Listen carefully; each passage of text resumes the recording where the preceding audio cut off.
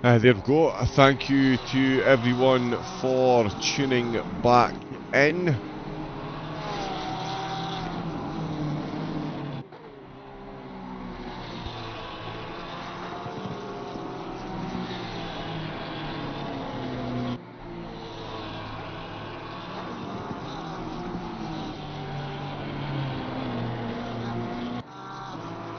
And yep, that is running absolutely perfectly now.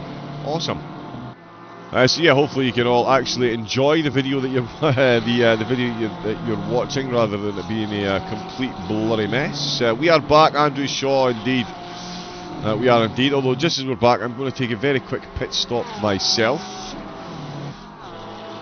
We're going to stay on board with Benjamin Eck, who's right involved in a battle with Verona and Rombod. I will be back in a very quick moment.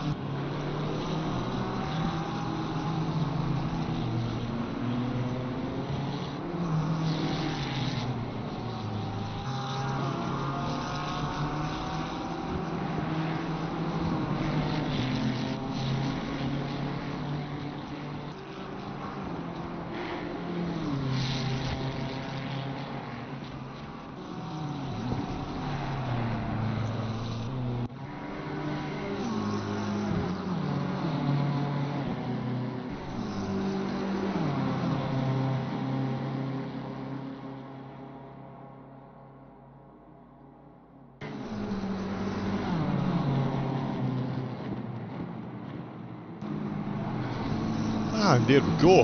I am back once again. If you are enjoying the vlog, do make sure everyone, make sure you look after yourselves as well. Stay hydrated, keep the blood pumping, moving about. We do have a team that does only have one name on the Team E-Tracks. Oh, who is he?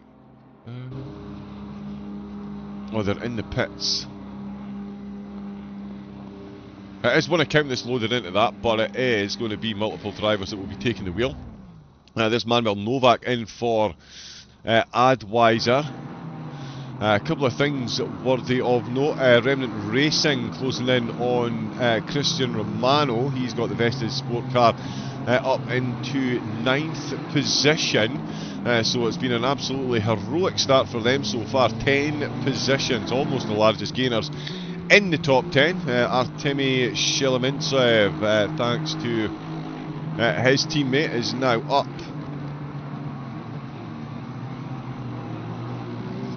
Car broke in your stream, number 73. Yeah, well, according to this, they are in the pit lane with no wheels.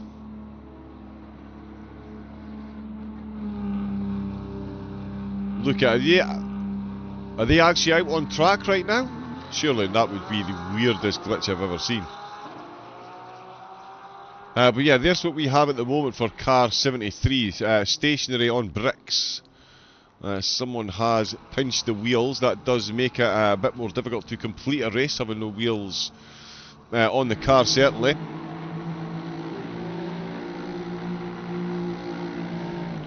There goes Josh Staffen, absolutely flying past. They're driving.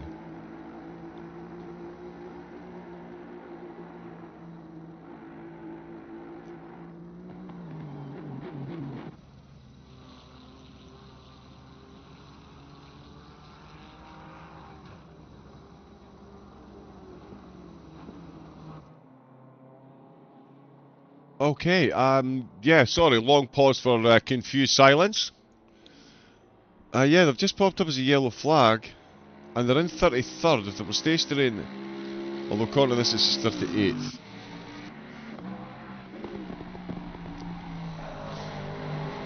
Ed Bay out for Global Enduro. Yeah, I'm massively confused by that. As you can see on my screen, they have no wheels and are stationary in the pits.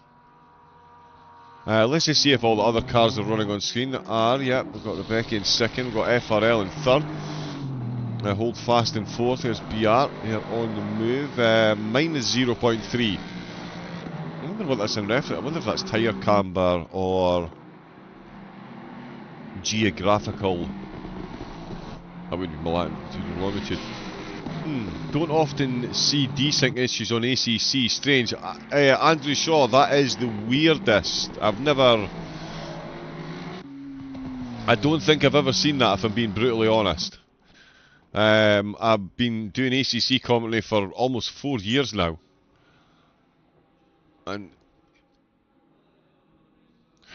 this has happened once before, actually. Sorry, this has happened to me once before, where cars were running but we couldn't see them. That's very, very strange.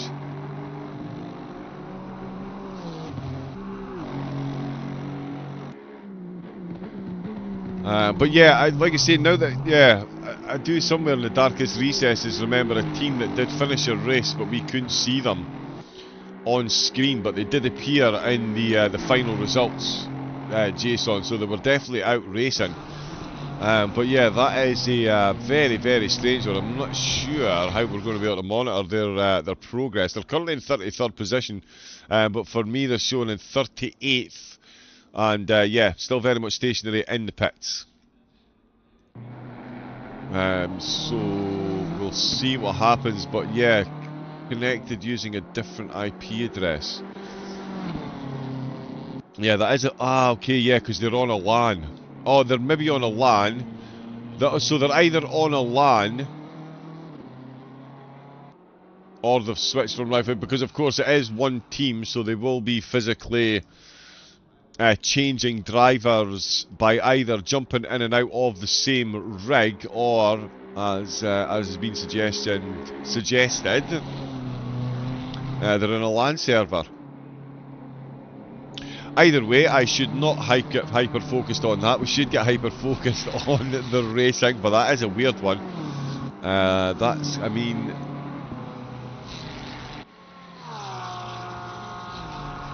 Yeah, do the other cars see them? so many questions and only 22 hours 35 minutes to answer them. We will see where they finish up with the 33rd at the moment. That's not bad for having no wheels. And 10th place is Nathan Pearce for Remnant of Racing, FNM.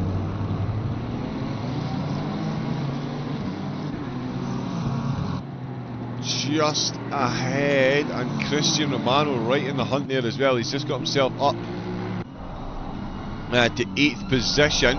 We'll see how Angelo gets on with the McLaren. We've seen that McLaren have quite a few sketchy moments with the back end, heading down towards the GP hairpin. Ooh, he's having to think about it. He's taking the inside line. Ah, okay, so the SimRig is in the University Workshop, and we are correct. They switched from Wi-Fi to LAN. Right. Wow. So there you go. So nobody will be able to see them. Wow.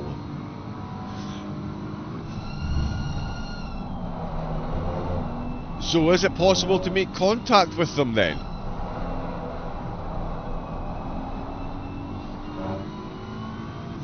That's my question, Andrew. Yes, there's still collisions because we saw a car that just seemed to bottom out and disappear for absolutely no place. Did it first ever endurance race. Yeah, I'd imagine. Yeah, stealth overtaking. That's the way to get it done. You can't defend from what you can't see. I'm sure they said in the Predator film back in the day. That's what he said, wasn't it? Christian Romano, he's got a rear view mirror absolutely bursting. Ah, okay, where am I? I am in cyberspace. Let me jump into a comms room. Where are the comms rooms? There we go, comms 1 VC. Excellent. And in preparation for his arrival, we'll take that off as well. Yeah, there you go, James, jump in.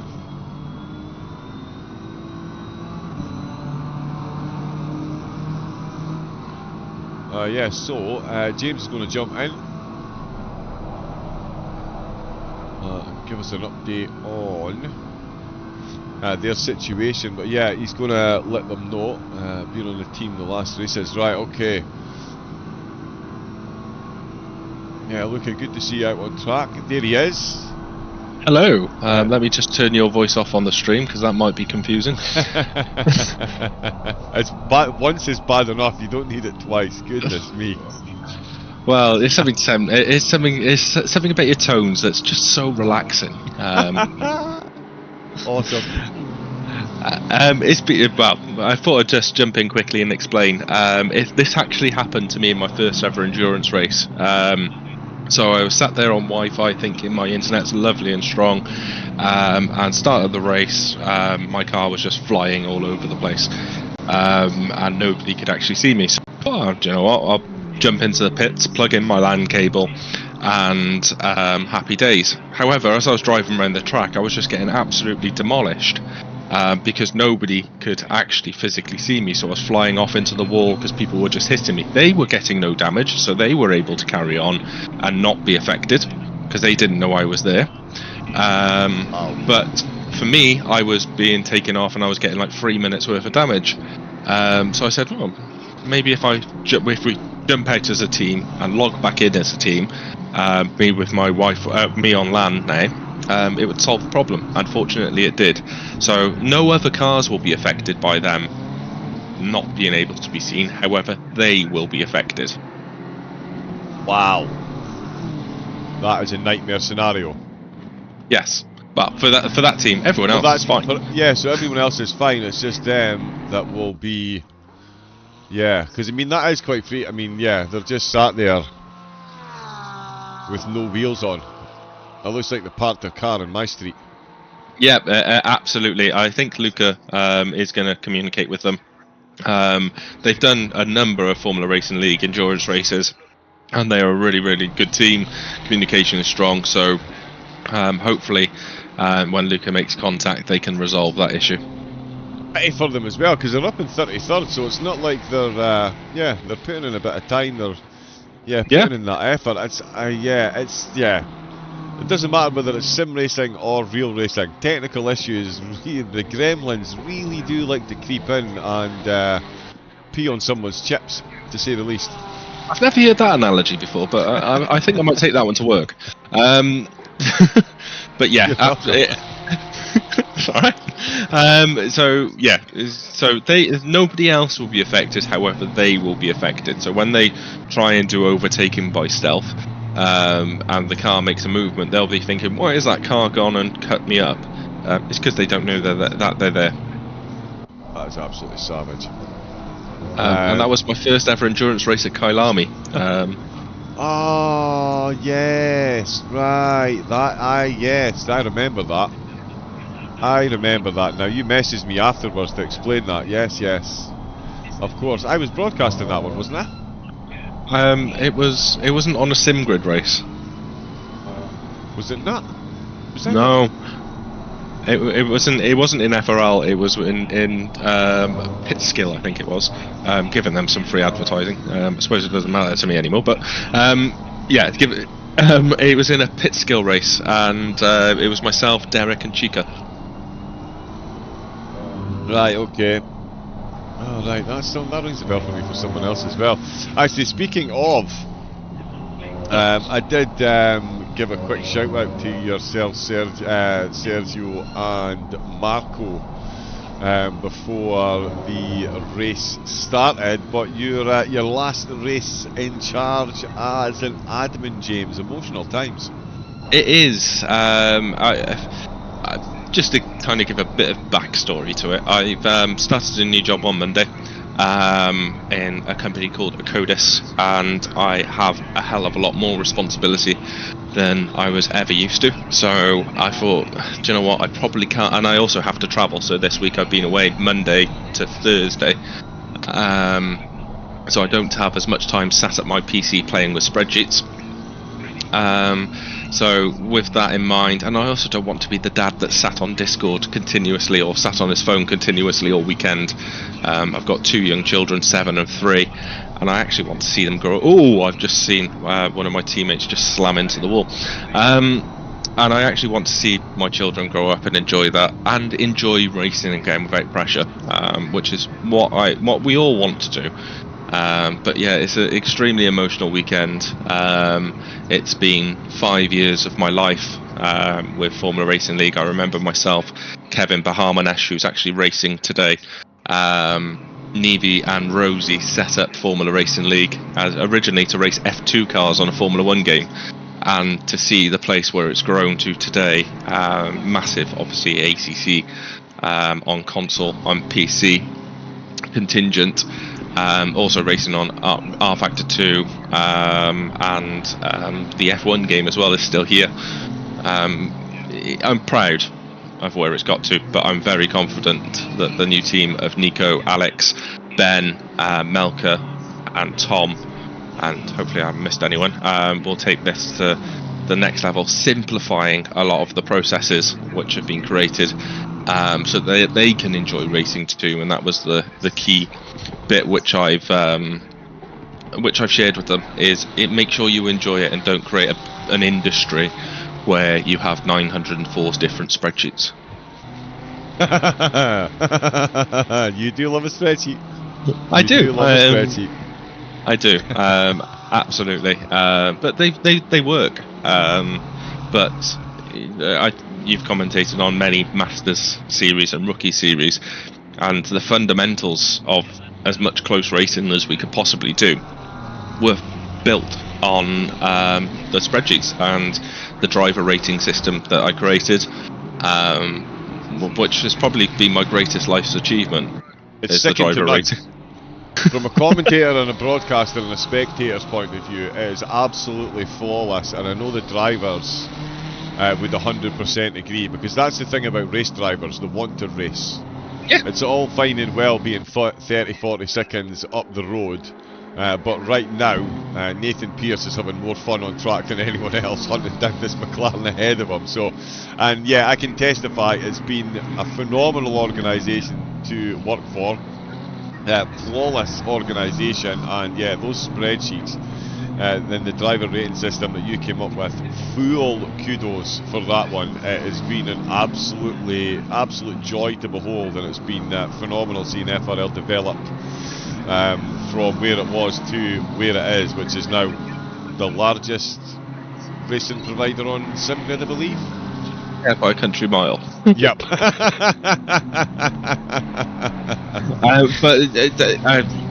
One of the, I hope you don't mind me talking over your broadcast as well, but one of the key things was Marco coming in with the designs and the forward thinking, trying to get partnerships together, Sergio coming in with the organising the stewarding and adding that element of common sense to a lot of the decisions that we were making. So Marco and Sergio have been absolutely brilliant. The PlayStation admin team have kept things going and continue to progress on their side of things. The F1 guys, was one of my biggest regrets, was completely leaving the F1 side of things. And when Kevin messaged me and said, do we want to play together again and bring them back into the main server, I was like, yes please. So I was really pleased that I managed to accomplish that before my decision. So that was great. The commentary team, yourself, Christian, Ricky, Aces, and many other commentators over the years have all helped put FRL in the place that it is today. So I'm eternally grateful for that as well. Yeah, and I'm sure the community of drivers are eternally grateful that you guys put together what you put together and have stuck with it, because it has just gone from strength to strength, and it's yeah, an absolute testament. 39 cars for 24 hours. What was it, 147 drivers for today's race? Yeah, something like that. That's not bad. And yeah, one of the things that struck me with this is I've had people message me quite a lot over the last couple of weeks saying thank you, not for the racing aspect, for creating a community where people come in and talk to each other. Some people, especially through COVID, went through difficult times mentally, and saw FRL or a server as an escape to being able to just be themselves, focus on something different, have a chat and have a laugh with some friends, and focus on something else other than real life. And that, along with the DR system, is probably a very big achievement from my perspective, is giving people an opportunity to relax and enjoy something and hopefully help their mental health as well, which I think is not just through COVID but continuing is a really, really, really big thing. 100,000,000% could not agree more. It's Right. absolutely vital. I know myself, I struggled. My daughter had just gone through open heart surgery and I was then separated from her for health reasons, just to avoid any possible, so I definitely struggled during COVID, and having places like this and races like this to commentate on definitely make things a lot easier. So, and if there is anybody out there, please do remember, it is good to talk. Places like FRL and every place, like, if anyone out there is struggling, please do reach out. I know taking the first step can seem the scariest, but it is the most rewarding because it can get you on the road to recovery. Your mental health is as important as your physical health. Take it from someone that very much knows. Like I say, my daughter's been through 5 open heart operations, so I understand just how important mental health can be. So please do, if you're ever struggling, please talk to someone, whether it's a random stranger, there's plenty of phone numbers out there, or someone within a community, or one of your friends. I know speaking to someone you don't know can sometimes be easier because you feel like it's less of a burden on your friends, but I can assure you none of your friends think it's a burden. So please, anything you're struggling, please do reach out. It's okay not to be okay. 100%, very much so. Completely agree with that. Dale pointing out in the chat, you can hear the pride in James's voice. Can't say, I mean, it's well placed pride. He should be very proud of what he's done. It is sad to see the pink pig stepping down. Nathan Pierce, bit too much in the backwash there. That's not the place to do it. He's just clipped the wall there. We love the piggy. I really hope we will not see, that doesn't mean we'll see the end of the pink pig livery, obviously, no. James. That will be making multiple appearances. That will be making multiple appearances. I still love racing. I still love jumping on the track. I still want to race wheel to wheel with everyone. I want to be the problem, not try and solve the problem. And yeah, so definitely the Pink Piggy will be on track. I will be tapping up Marco for some liveries of any cars I fancy. I've been doing a little bit of Formula B racing on iRenting. I did see that. I got excited. I thought it was the F4s on Racing. I was going to come in and teach you all a lesson. But I'm a Formula racer by heart, as in ACC. I'm sorry, I'm also watching the Nathan Pierce battle on my screen. He's getting very close to that McLaren. And I don't want to take away from any potential highlight don't on worry, track. I'll jump all over you. If anything happens, I'll jump all over you. So yeah, I always will be a racer at heart, and looking forward to seeing what the Team Nordic bring in the near future as well. I've nicknamed them Team Nordic, by the way. Team Nordic. Yeah, because so they're all Scandinavian. Yeah, so Nico is Dutch, Tom is Belgian, and the rest are Swedes. So I thought Team Nordic sounded appropriate. Yep, I like that. I like that. Oh, we're going to see an overtake here again. It's the Dottinger Straight. It's the slipstream. It's the BMW going round the outside of the left-hand kink. Are we going to see a clean overtake? Let's hope there's no curse of the commentator. We've seen a couple of contacts here already. The McLaren. Oh, he did well on the brakes there. It's like sliding into a tackle at football. If both contestants aren't fully committed, there could be serious ramifications there. Angelo half backing out of it on the brakes as he was on the curb, really doing well to hold in line what we know to be a bit of a sketchy McLaren. We've already seen his teammates struggle to hold the back of that thing, and Angelo pulling off an absolute world of a save. He's got the switchback. Oh, go on, James, talk us through it.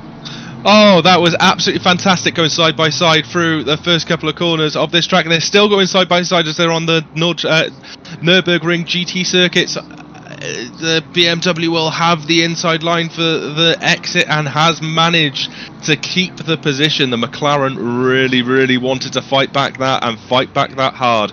No quarter was given or asked. Yeah, solid battling by both. And just to show how good a commentator James is, he was doing that with a 3-second delay. Oh, was I? You were indeed. You were doing that from the... Oh no, you're live on board, aren't you, as well? In the yes. Yes, of course you were. Sorry, I thought you watched on YouTube. Speaking of commentary, when I've been promising for ages that you and I are going to do commentary together, we really do need to. Are you going to be looking to do a bit more commentary now that you're not going to be organising quite as much? Depends on the opportunity and availability, but I feel my dulcet tones would be lost if they weren't heard. I love the sound of my voice. Ask my wife. She hates the sound.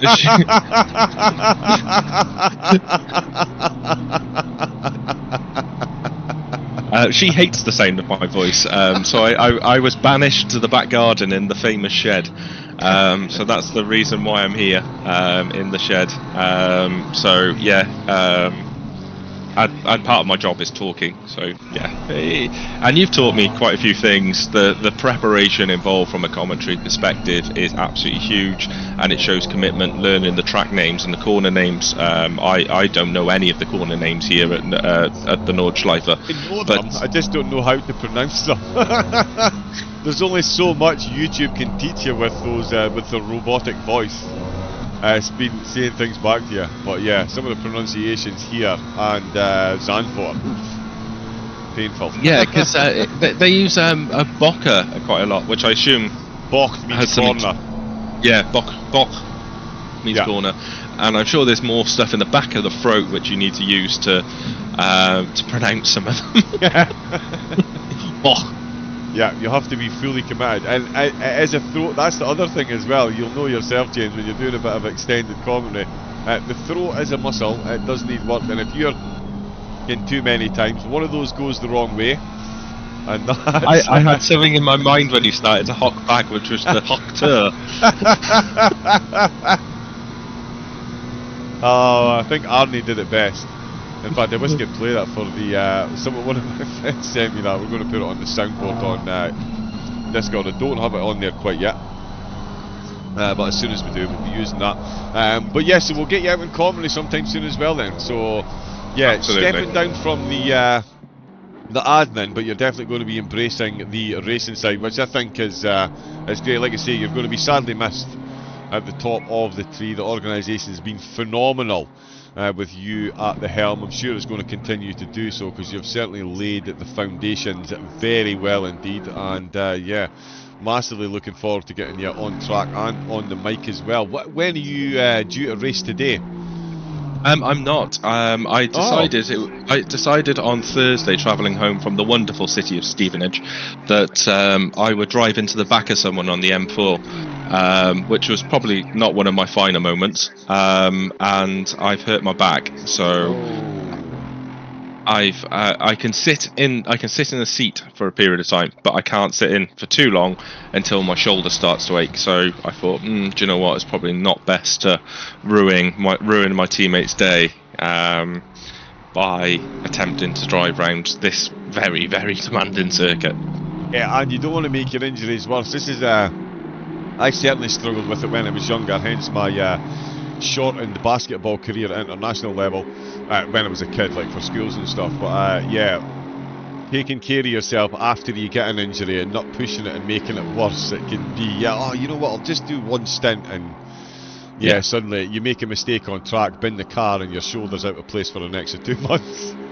Well, especially because I've had a shoulder reconstruction in that shoulder, so doubling down now. I like it. Yeah, I decided. I'm guessing it's the left as well. No, it's my right. It's my right shoulder that's gone. Okay. Oh, of course, so, driver seatbelt. Ow. Yeah, and I decided to get my arm caught in a mall playing rugby and my shoulder dislocated. Then I thought it was a good idea to pop it back in and carry on doing it. Multiple dislocations later, the consultant just go, yeah, you've got no rotator cuff anymore. It's just sliding in and out. And then had a lovely shoulder reconstruction. So anything when I get pain in that shoulder, I always get a little bit nervous.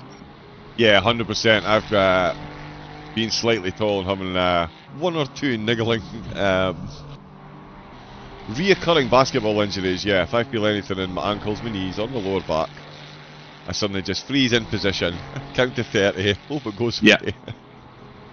Because when you've blown your back out opening the window, which you've done 3 months, doubled over, and all I did was bend over to open the window. Which was a painful one. It was a painful one. I'm glad you clarified to open the window when you said you were bending over, but there we go. Before I say anything inappropriate, I'm gonna wish you adieu, and I'll be tuning in throughout the number of hours. I'm probably going to miss the end of the race tomorrow, but yeah, really looking forward to listening. This track is absolutely intense and insane, and good luck to all the drivers out there. I will be the horrible person replying to you in the tickets. Or the nice person replying in the tickets, depending on which way the tickets go. Well, listen, James, on behalf of the drivers, the viewers, the spectators, the broadcasters, everybody, thank you for your commitment. Thank you for putting together Formula Racing League. It would not be what it is without you. You will be sorely, sorely, sorely missed. But as a fellow racer at heart as well, it's going to be great to see you out on track a lot, and hopefully in the commentary box as well. So yeah, thank you for everything. Best of luck in the new job, and yeah, all the best with your future racing endeavours. Absolutely, Dan. It's been my absolute pleasure to serve you all. Excellent. There we go. He's getting all teary-eyed. He's an yes, I am indeed. Legend. He is indeed. He's getting emotional. He's going to get me started. So away you go. Go and pee on somebody's chips by giving them a 30-second penalty. Make yourself feel better. Make myself useful. Right. Good luck, guys. Thank you very much, James. There we go. James Williams, ladies and gentlemen. The absolute driving force behind all things FRL. Hopefully that's not messed the audio up too much. And he is off to pastures new work-wise, so those commitments mean he will be stepping down as fearless leader. But the organisation will continue on in the more than capable hands of Nico Veldman and the gang. He did say another few of the names there, and he did put in notifications, so I should have access to them. But of course, that was on a different notepad for a different race. So there we go. Jan Barth in the chat as well. Yep, sad to see James go. But again, if it gets him, he's going to be out on track more, so always good. Always good to see. We are almost 2 hours into this, so we're going to see a whole lot of pit stops coming very, very, very soon. Best of Sport, who are leading the championship, currently find themselves in 2nd and 7th position. Christian Romano, who will be taking over the broadcasting in just under 2 hours' time.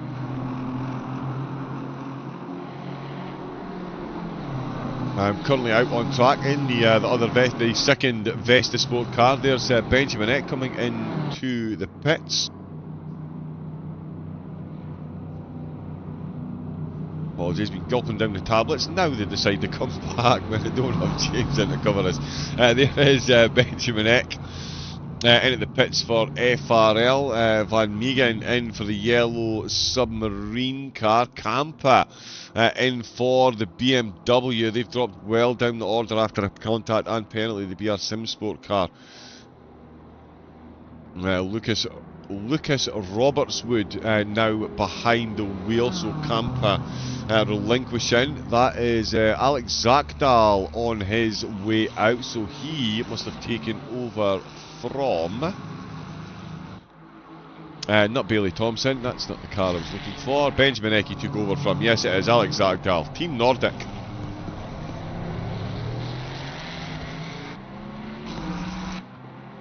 Back out, staying there 13th position. I think they're a couple of places down on that, we will see.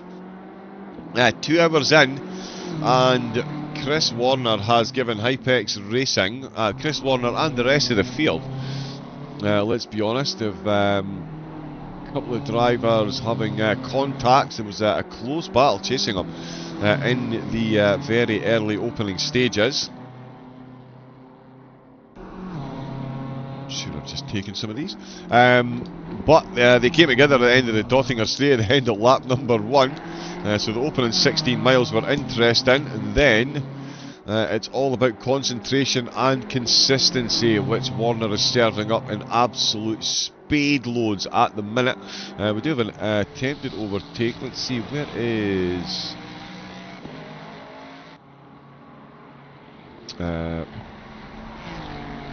Bellio? Now that has gotten a bit weird.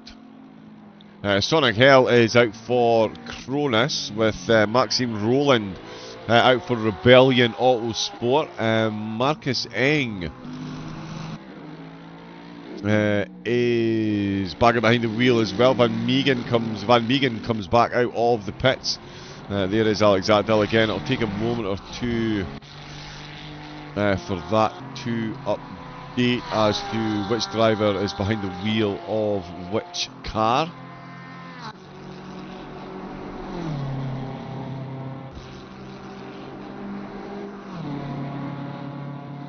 Oh, and there's a couple of penalties coming in then. I can actually get clarification on them. We've got the penalty sheet just stuck in. There's Bellio there for R&M flat out, so he's taken over.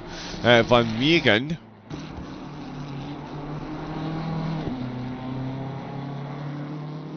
who is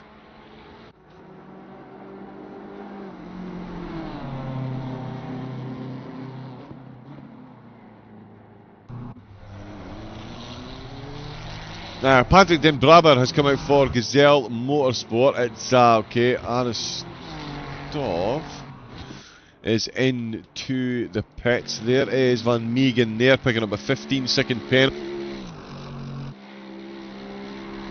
So we'll get an update on that. We've also got a penalty, of course, for the MSR car. So 15 seconds they're going to spend at their next pit stop.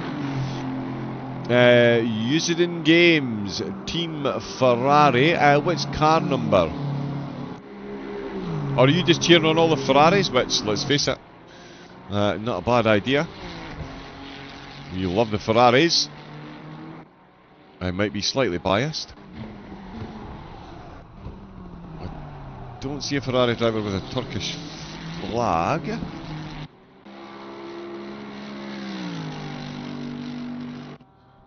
Yeah, Team E-Track's still stationary on my screen, unfortunately. But they are showing us 33rd place, which is confusing. I've got Hayden Harter in that position. We'll see where it all shakes out. TSC, of course, on a monster comeback drive, something that their team were relishing. Can we see the 297 cars livery, please? Says Bailey Stewart. 297. That is Sonagel. Yes, we can.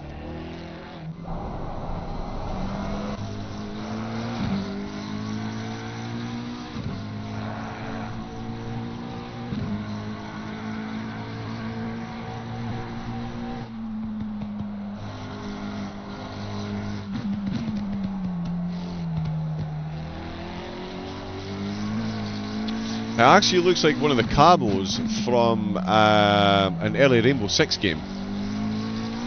Can we confirm that is the inspiration behind the particular camouflage pattern, or is there some place that, or is that a team colour?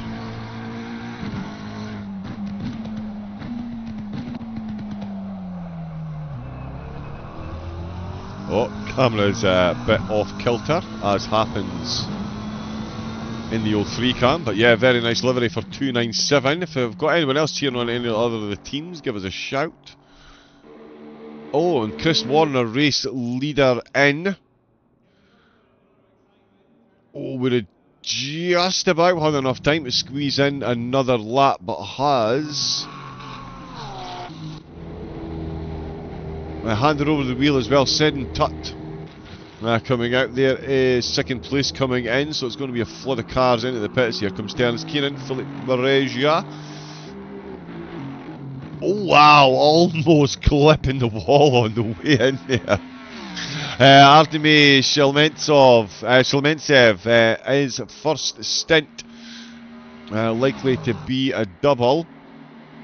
Oh no, sorry, I'm looking at the wrong thing.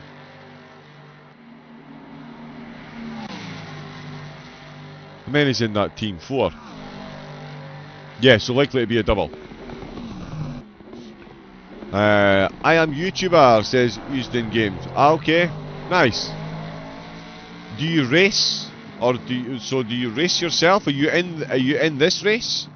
And if you are, which car number are you in? We'll give them a bit of a shout out.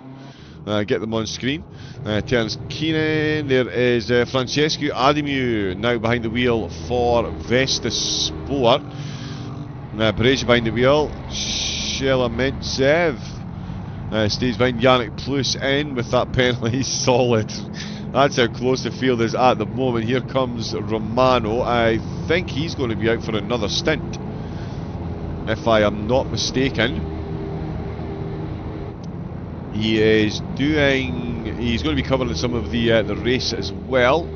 Quite a bit of the race. 8 hours of commentary he's going to be doing, as well as racing.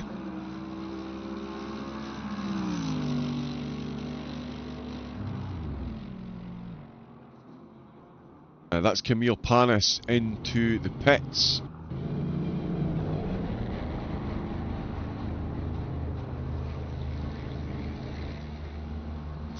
Yeah, so Camille Panis, just checking the timetable there. So yeah, I think Romano is going to do this in opening triple stint. He's got 4 drivers in his team. Santoro, Cusimano and Lataro. He'll be turning inside out, having to listen to my pronunciations. No, it is Matteo Lataro. Okay, so Lataro will come in, out, do a stint, come back in, and then Romano will pop another one in, and then he'll be in the commentary box. Absolutely wild. I tried that once in an 8-hour race, and I only had to do one stint after making a mess of it for my team at the start. Thankfully they managed to sacrifice something from it. We've got Thompson in the pits for FRL. Alex Zakdal has stayed out. It's going to be all change again, with some of the teams taking those early pit stops. Hayden Harter now 33rd position. And quick mention as well to Alan Palmer, sorry, the Long Smile team.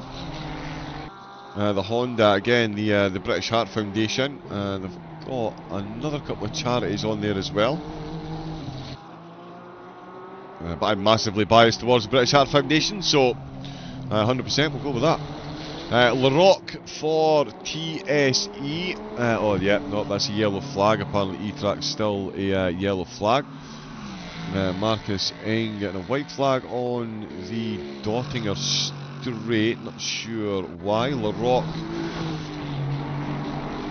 is closing in on Den Braber as Katzelberger comes into the pits from inside the top 20. So there's a couple of cars that we've seen obviously on the last pit rotation coming in a lap after.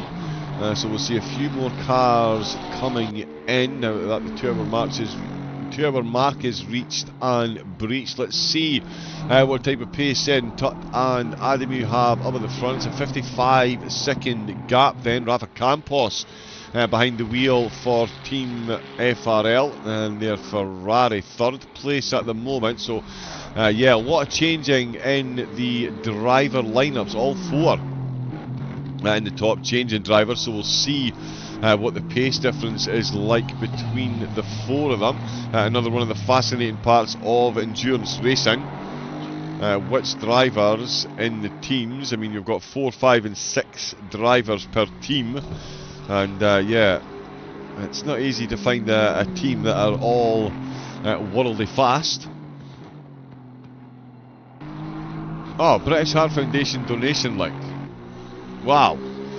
James Williams, thank you very much, posting that in the chat. There we go. Yeah, they do some absolutely incredible work. And another one as well, if I might be so cheeky, just if anyone is going to the McDonald's drive-thru or does go to McDonald's, they do have the jars that collect cash for Ronald McDonald House. Now, what Ronald McDonald House do? Sorry, James, it's your last insurance station. I'm hijacking it for charity purposes.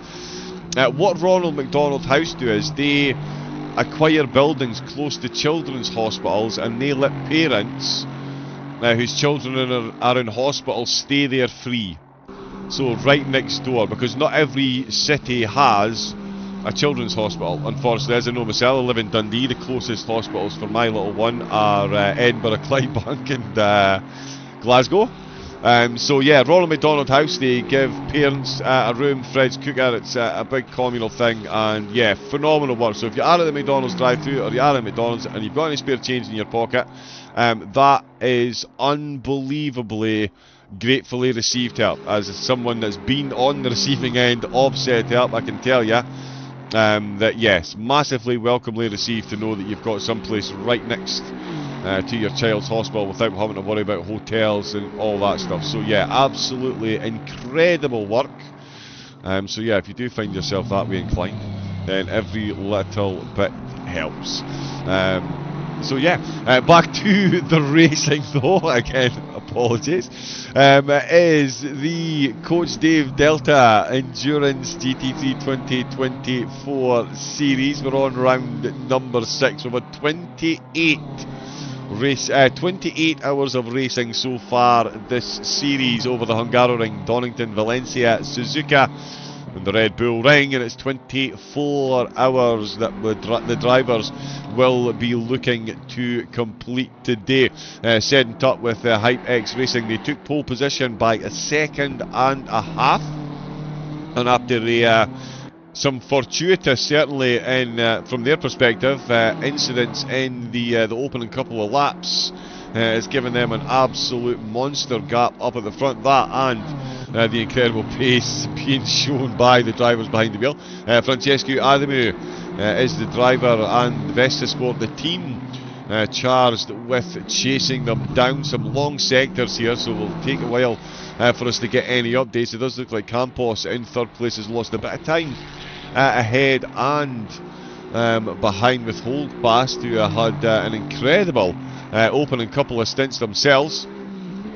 Up in the fourth place and definitely closing in on a podium. They are definitely going to be ones to watch over the full race. Henry Handy in 8th position, looking very quick, but it's actually Maxim Oberon that was looking for. They've taken over for Gilles Alleman in the MSR Esports Eternal car. 11th position. They got themselves a penalty just before the last pit stop, so that 15 seconds has seen them drop down behind Simulation Esports, who were on the receiving end of a nice hockey body check through turn 4 of the GP circuit.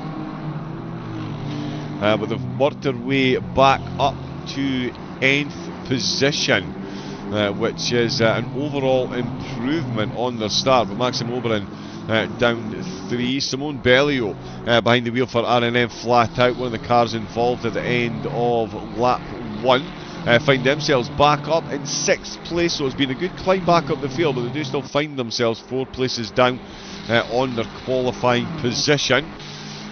So yeah, definitely got some pace. And Ilan Wenzel for the minus 0.3. Oh, he's got a blue flag car ahead of him. That is one of the Mercedes. That's Van Meegen.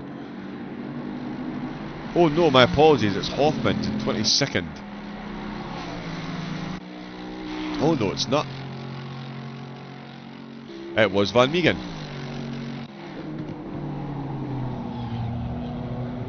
Mercedes really not happy on the track at the moment. That's not gone well there, and my apologies, third time lucky. It was actually major for BVB in the Borussia Dortmund colours. It does seem a bit fitting, but yeah, that's 2 Mercedes having incidents. Now, Team E tracks, they are racing. There's been a weird desync issue. Oh, strangely, they are carrying a bit more damage than the last time we looked in on them. So at the moment, they've desynced. No one can see them. Yeah, it's a complicated situation. They're in the race. They're up to 32nd position, though. Despite what we're seeing on screen, Hayden Harter and Major both in the pits. Major in, I'd imagine, to get some of that damage fixed. There is Fabian Karner, who is closing in on Larocque, looking to get an overtake done there. That is Larocque, who's got Denbraber just ahead.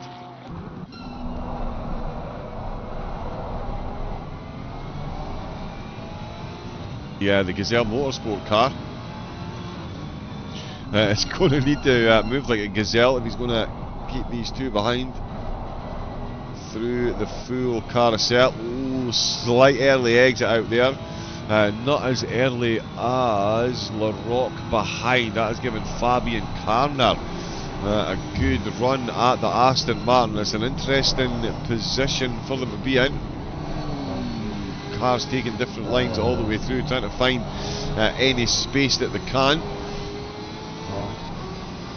I keep looking down and catching sight of that yellow flag. It is because that car in the pits has desynced. So yeah, at the moment, strangely, they won't be seen by any other car on track, and they won't be able to make contact with any other cars. If they make contact with another car, it won't affect the other car, it will only affect them because of the desync process. So yeah, a fairly unfortunate state of affairs, to say the least. There is Cronus Racing, Sonak Hell. Now I'm confused by that. Have they not long come in?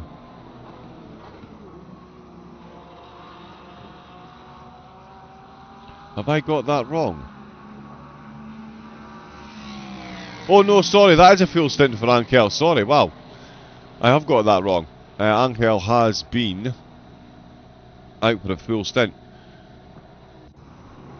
Yes, we're still running. Julian Mertens now out behind the wheel of the Wild Things cars. Used in game. The rejoin on next pit stop. Okay, says Johnny. James, you're an absolute superstar. Thank you. Yeah, donation links there for British Heart Foundation and Ronald McDonald House. So thank you very much, James. Every little helps. So if anyone is that way inclined, two phenomenal charities that can definitely use the help, and it's help that I know reaches where it needs to reach. Yes, so thank you. We've got Yevgeny Gamov for the Crazy Squirrel car. They had to return to the garage. Their steering was left at 6 o'clock trying to get back to the pits. They have to jump back. They now find themselves 28th position. Which is a big drop on where they started, but still plenty of time to make some places back. Same too with Xander Jacobs, the QRT car. Starting the course in 6th position, now down into 22nd. Son Angel is handed over to Christopher Notins. He's taken another stint behind the wheel, another car down quite a few positions, just like Craig Hill for the back marker team. Down 3 spots, which is not too bad. They made up quite a few spots. So the penalty certainly affected their overall running position, given where they were, but given where they started, not too far down. So still could be considered a good start. Maxim Oberon has gotten past Matthias Kinzelia. That overtake has been done. Kinzelia now in 10th position.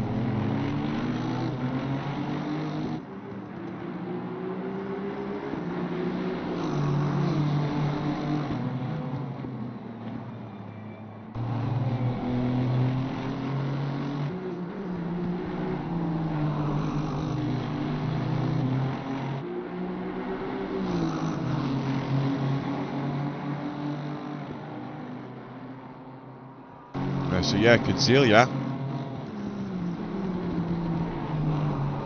has been overtaken. That will update on the screen. Maxim Oberon is ahead. Jabudal showing some good pace for FNM. We'll see how well he's able to handle the back of that McLaren. Certainly been a couple of sketchy moments with those back tyres so far. We'll see how Timothy gets on. For a 24-hour endurance, of course, you really do need to set the car up, I mean, as generously as possible, given the potential for changing conditions. The amount of cloud cover.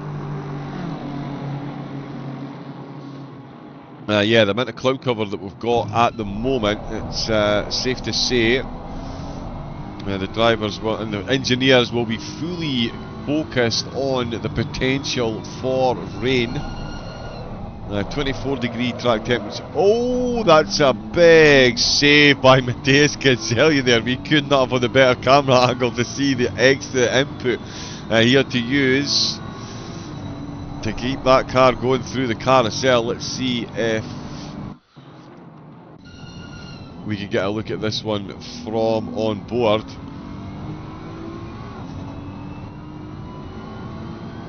Yeah, so we can see the feet go as well. And here we go into the carousel. Car almost loses it. Oh, let's keep going.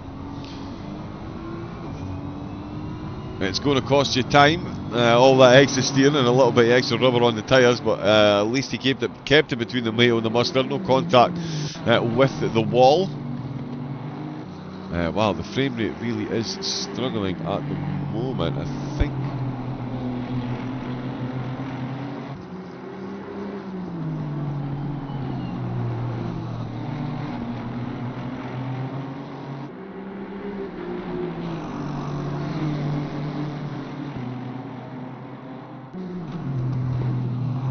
Yeah, we'll close some of this stuff down, trying get it running a bit smoother. The Northlife is an absolute monster of a track. There is a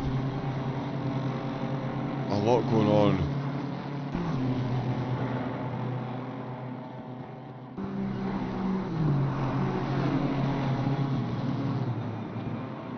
Yeah, there is a lot going on the sides as well. I'm just having a look through the penalties. There's not been that many. The ones that we've seen so far. Bailey Thompson.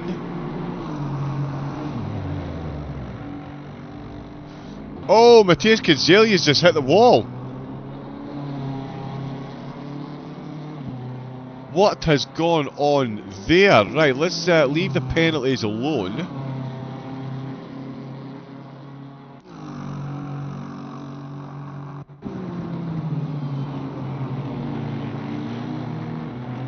So that's out of the mini carousel.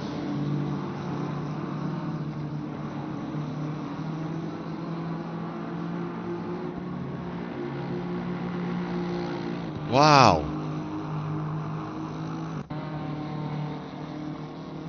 Oh yeah, I see. Yeah, I was looking at the. I was looking at that as well. I've absolutely no idea what just happened there.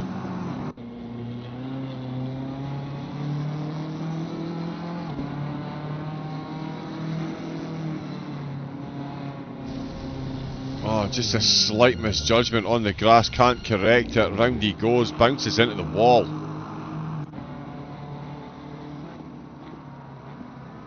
Yeah, big hit there for the simulation team. They were definitely looking good. They were giving Max and Oberon a run for their money for MSR. That's given Oberon the green light to start heading towards Henry Handy, who is fairly handy, it has to be said, behind the wheel of the BMW.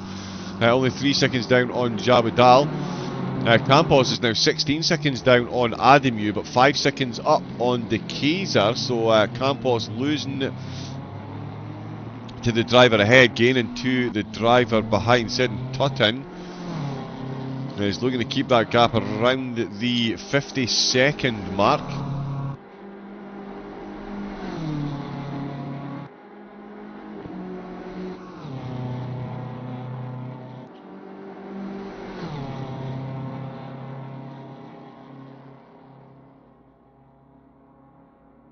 Oh, the rolling logo. Oh yeah, no, we wouldn't worry about them. Yeah, I think it's just it doesn't help that I've got the graphics for this turn to absolute max, every single aspect, including the foliage, which yeah, there's a lot around the North's life. There's a lot going on.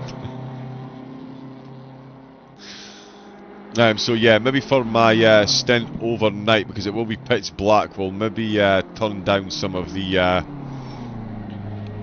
bits and pieces on the edge of the track, just to make sure we can keep the frame rate at somewhat of a respectable level. Hopefully it's running okay on the stream,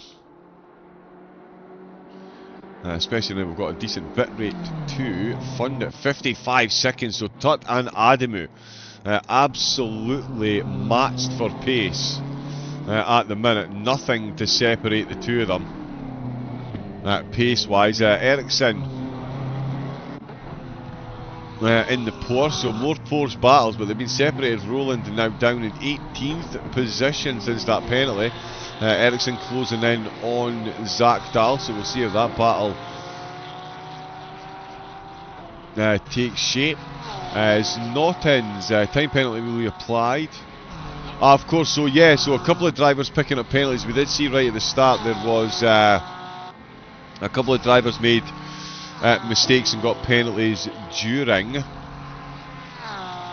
qualifying. There was some specific rules about how to start, end your lap during qualifying, and for driver swaps. Obviously, the length of this course, there's the short cut around. Was also a couple of entrances to the pits. If you take the Northlife entrance, you will then cut the course of the drivers looking to do their short warm-up lap. I'm explaining that terribly, my apologies, but yeah, so a couple of drivers found guilty of that. Can't quite read what the full of that one says. Penalty highly unpredictable situation, no yellow flag by the game. Okay, so one of the penalties was reduced because for some reason no yellow flag was shown in the game. Van Meegen. Yeah, that was the one that we saw on stream for car 531. Made contact with the back of 888 and sent them spinning. So that was the penalty received for that one.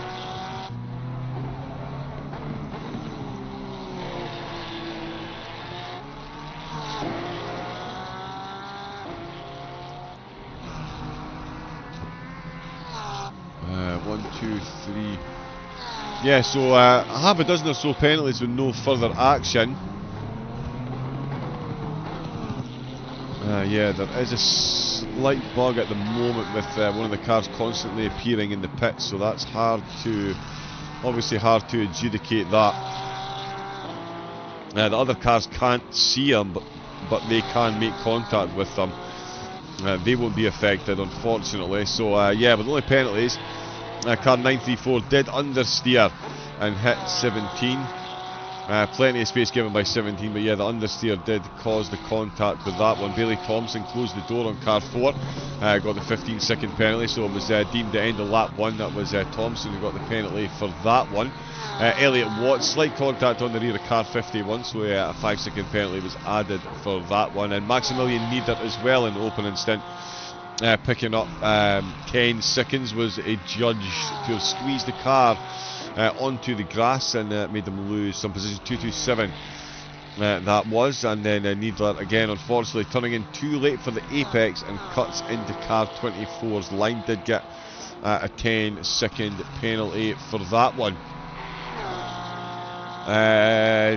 Timothy Bull, steam looks great, mate, perfect, as long as it's running okay for your good selves. It's running slightly below 60 FPS here, so hopefully, yeah, as long as you're all getting a nice smooth video. Just want to jump on and check Alfonsi. That is not what I'm looking for. There we go.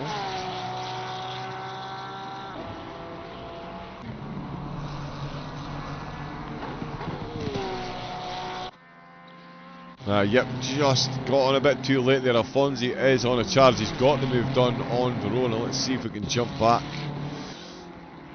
and have a look and see how this overtake unfolds. R&M flat out, of course, qualifying right up in the top. Right up in the top 3 rows. The front 3 rows, in fact, we're battling for 2nd position. And yeah, too many trees to see the action. Oh yeah, the Ferrari absolutely, just destroying them, apex on apex. It really can exaggerate itself, the pace difference between the drivers. There was a big difference between some of the qualifying times as well. And of course, the replay cuts us just short of the actual overtake, which is exactly what you need. Said no one ever. Finding a second on Ademu. 2:27. It really does look dark, even for this early in the afternoon. 2:30. That double cloud cover really will be playing on the drivers' minds.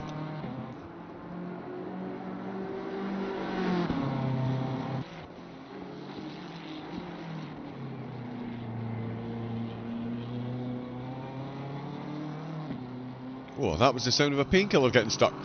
Ademu still putting in some incredibly quick laps. That, of course, evidenced by the fact that 3rd place is now 19 seconds down. The Keys are finding some pace now in the Aston Martin over Campos. So some long-range battles going on. The drivers will be keenly aware of those gaps. And because of the fact that they have just split this into effectively 3 timing sectors, it does take a while for them to update, and so it can seem to suddenly spring in one driver's favour. We do still have 38 cars out on track. Now in 31st position, this is Team E-Tracks. They have wheels! Now, they did desync, unfortunately, which means that they've had to. They were the car that was invisible to everyone else, and probably they were on the receiving end of a few contacts because no one could see them. They were made aware of that. It is a team that operates on the same rig, so they've exited and rejoined. Hopefully that will sync them. They will lose a bit of time because rejoining does incur a 2-minute penalty. But they are 31st position, 21.5 hours to go. They'll see this more of a challenge rather than anything else. They'll be absolutely chomping at the bit to get back out on track, and we'll make sure they get plenty of camera time. There we go! Team E-Tracks for the win. They have wheels, they have a driver, they have a presence out on track. Team E-Tracks, take a bow. We were just about to witness an overtake, but I'm massively excited at the fact that they've made it back in. They're out on track. We will gratuitously be watching this BMW as much as possible. There we go. Can we see car number 70? Yes, we can. Chris Warner. Okay, yes, stream is awesome. Nice angles too. Chris Warner, would you be the Chris Warner that's just given your team a 55 seconds lead up at the front of the field? I would guess so. That is quite the drive. I did say though, I don't think in your wildest dreams you would have imagined the lead would have been quite so big at the end of lap 1, given the way it was playing out, especially lap 2. But great start for the team. Hypex certainly living up to the hype. 55 seconds up the road. Campos losing a bit more time to Adamu, so just goes to show Adamu and Tut really are flying up at the front, putting in fairly similar lap times. Tut is up on this one as well. That may be me. Brent Minion, can we see car number 70 please? Is the magic word that we're all looking for, Milliken. Position 18. 17. Maxim Roland, of course we can. The Porsche has been involved in several battles. Their main nemesis now well slightly further up the field, but yeah, let's have a little looky. Rebellion Autosport. Oh, that's a wall. There are the drivers there. Minin, Roland, Reju, Jair and Ferreira. That almost looks like the lineup of the quarter-finals of the Euros. Or the second round of the Euros at least.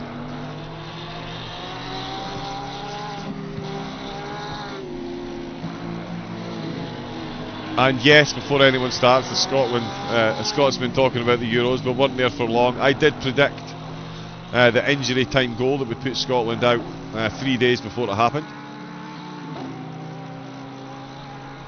Oja Blanco, Libreria. There we go. So yes, Rebellion, very, very, very nice lemonade. There it is, Fabian Kamler. Oh no, Kamler in the chat. Best content, thank you very much. You're only saying that because you mean it, I'm looking.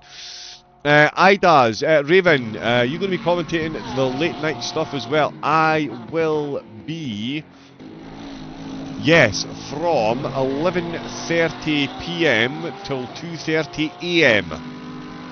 I will be on. So yeah, I will be the late night host. It will be darkness, so we will change the filter slightly, we'll change the contrast slightly, and we'll take down some of the trees so we can actually see what is going on. Off Samin Sim Racing Belgium, they were only allowed the last 5 minutes of qualifying, so effectively won. I think they might have got 2 laps, but I think I might be overreaching on that one. They've got Ericsson ahead of them at the moment. I tell you, Sim Racing Belgium are a very quick team indeed. And then we can see the livery on the side of the any excuse to jump on board with the Ferrari, really. Oh, and I tell you what, Ferrari versus Porsche, that dragon on the side is going to have to breathe some serious fire if he's going to keep this car ahead of Samin. Another one of these, it just looks like the car behind has just got that little bit more pace. And in fact, Alex Zagdal about to get an overtake done inside the top 10. Oh, half a wheel on the grass there. That definitely makes it interesting around this course. I've made exactly 0 successful laps of this course in my life, which means I've got an average lap time of 0, which means I'm 8 minutes quicker than anyone else, obviously, because my lap time's 0. Surely? No? Or the fact that I've never completed a lap, does that just mean it doesn't count? It probably is that one. Christoph Semin chasing down Ericsson. He's got a bit to go until we get to the Dottinger Ho. But through the carousel we'll go first. I've got the mini carousel as well. Now the mini carousel has been a fun one for the racers so far. We've seen a few of them sliding sideways when not too sure-footed on their way through there. They're definitely going to need to keep that tidy. Track temperature on the way back down. So we started at 23, went to 22, back up to 24. We're now back down to 23. Air temperature has stayed at 18 degrees. No rain on the horizon, but the clouds are still there. We've got a request in the chat. Can I see the fight between, let us see, the 73 we will do, and P17 Brett Minnan, 17th and 18th. Oh indeed, they are very close. Well spotted. I've been busy watching 11th and 12th. Yep, we'll get the livery for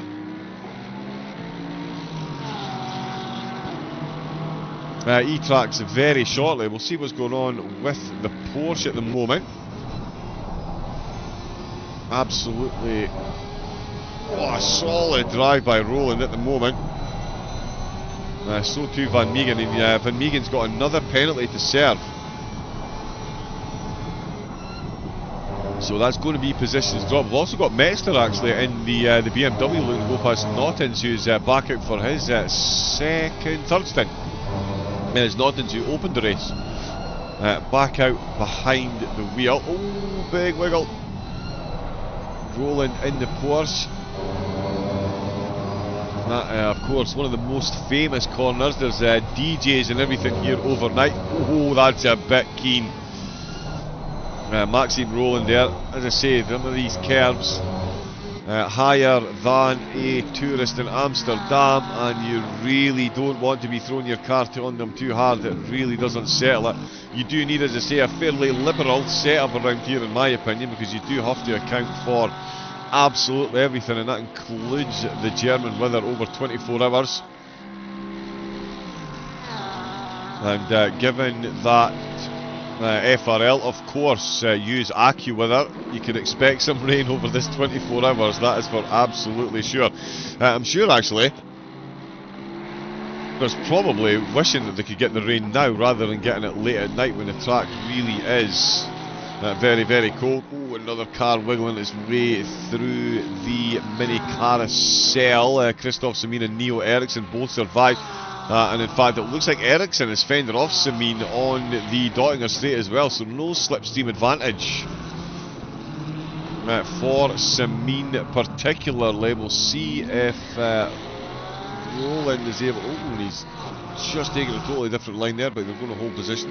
We'll see if Roland, and the Mercedes ahead does look like it's carrying damage visibly, but that it doesn't always mean there is damage there. It can sometimes be a graphical glitch after. Oh, and he's going to get very close. And when I say he's going to get close, they're going to go side by side. The Porsche is going to go shooting on up the inside. He's absolutely flown past. Here comes the Mercedes as they get to the pit entrance at the Nordschleife. Heavy on the brakes, nowhere near. And yeah, the Mercedes. Oh, and that is Crazy Squirrel. Is that Crazy Squirrel? For some reason, that's not come up on the telemetry. But to me, that looked like the Crazies. That is Michael Elms. Van Meegen's come in to the pits.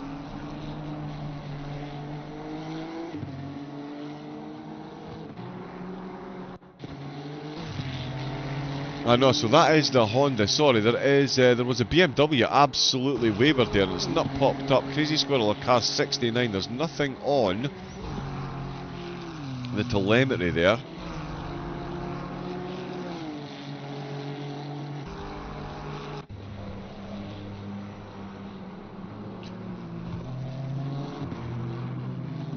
Wasn't Team E-Tracks, thankfully. They are currently in 34th position. Of course, they've lost a couple of spots, having to disconnect and reconnect, and now find themselves in 34th position. Let's see when the... Oh, it was Team E-Tracks.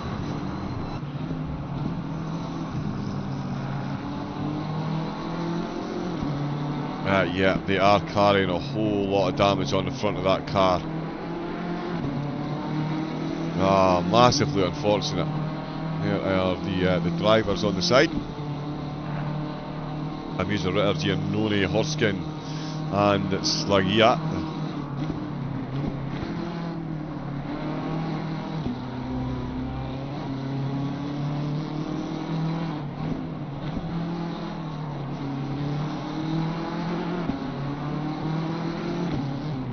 There we go, car still looks good.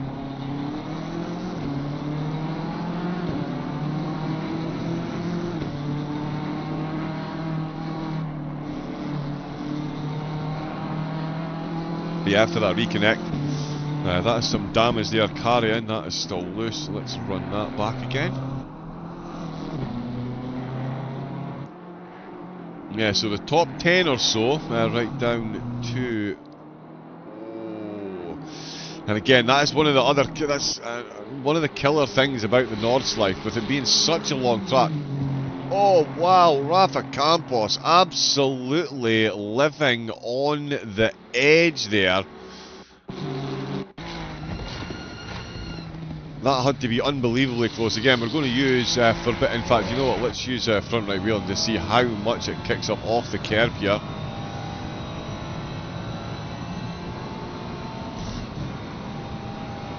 Oh, is the replay even going to show this part? I think we're going to get sold short once again.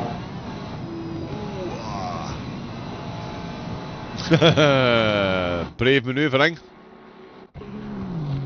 Brave manoeuvring to say the absolute least. Campos doing his best to try and hang on to third position, but it's going to be a short battle if he keeps making small mistakes like that. Amadeo De Keyser for Hold Fast is on a charge at the minute. That gap now down to 2.6 seconds. Still got 23 minutes before the next stints fire up.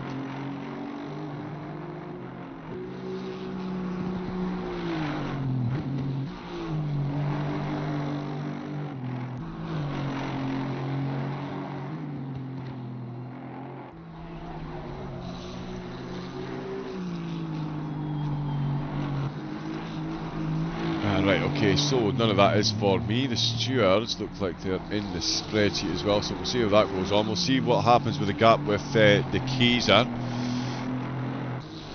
Yeah, and we'll see how David Metacarreta is getting on the TSC car on a comeback drive. Got a bit of time to make up to Elms and De Jong ahead. Of course, they're trying to get up to Yannick Petch for the Advisor team.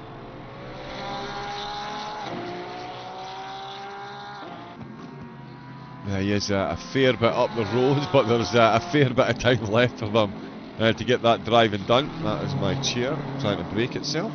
LFR find themselves at the back of the field at the moment with Brandon Marshall for BVB in 37th. Then it is BR Simsport in 36th position. It's Global Enduro after an early penalty find themselves in 35th place.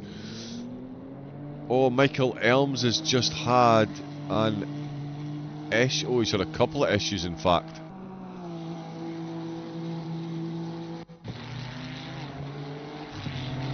So this may be the one that started them. Let's have a look.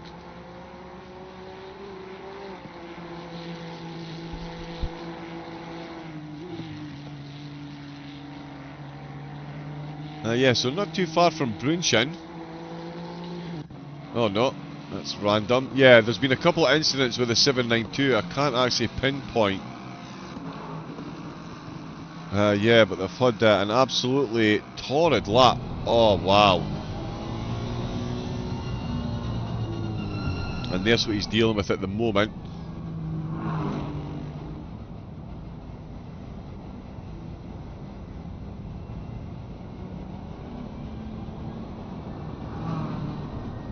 And yeah, unfortunately, the long smile team perfectly highlighting exactly the issue with making a mistake at the Nord's life. You've then potentially got 14 miles to make it back to the pits. They're on the Dottinger straight. And oh, you can see the front of that car completely separated.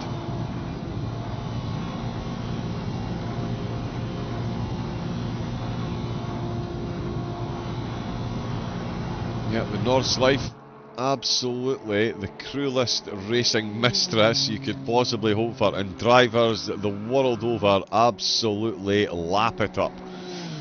You're all slightly bonkers in my opinion, but there we go. Demarcus Kiss, 27th position, a couple of penalties for the FRL car already. He's got Hazio Horman ahead of him, out for the QRT car. Another car on a monster of a comeback drive, down 20 positions from where they started after getting caught up in incident. So yeah, plenty of pace there. We'll see if Demarcus Kiss can tag along and catch up. Carl Van Hoorn is out for the Astro Racing team in the Mercedes, another team that have had a good start. On the slide overall, Gamov for the Crazy Squirrel team. They are down several positions. They started in just on the top, just outside the top 10, now down in 23rd place. And there's Notins as well for the Cronus Racing team, another team. They started inside the top 10 and now find themselves running in 19th, so they've definitely got some pace. We're going to see some change-ups over the pit stops as well, and I don't think it's Corsa the commentator to say we're going to see a few more incidents. The North Life really does keep you on your toes for every single millimetre of the 16 miles the drivers need to traverse. It's almost like breathing a sigh of relief as you come through this part of the GP circuit, but even then, it's not the type of track where you can take your eye off the ball for even a millisecond. Dominic Ellinger not taking his eye off the ball at the moment either. He is fellow Ferrari. Let's get a look at this through the Schumacher S. Oh, good stuff. Carl Van Hoorn with the yellow flag there. Oh, and Dominic Ellinger's got it done on the exit to the Schumacher S. That's an absolute flyer there. Gets it done very easily against Christophe Samin. Samin, is he going to try and fight back down through Ad Van Bogen? He'll get a lot of slipstream here if he's going to get it done. Oh, he's had a wiggle on the exit then, so Ad Van Bogen and the final chicane of the GP circuit going to be nice and clear for Ellinger in the Formula Racing League car. That's them up to 11th position. Maxim Roland in the number 70 coming into the pits. These staggered pit times, pit stops really starting to show now through the field.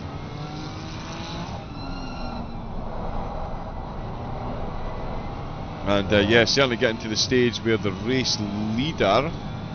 Oh, now I'm saying that, the race leader coming into contact, 17 minutes left. So 2 more laps, potentially. Yeah, so they're going to avoid.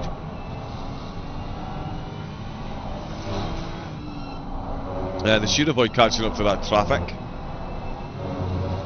We'll see how they get on though.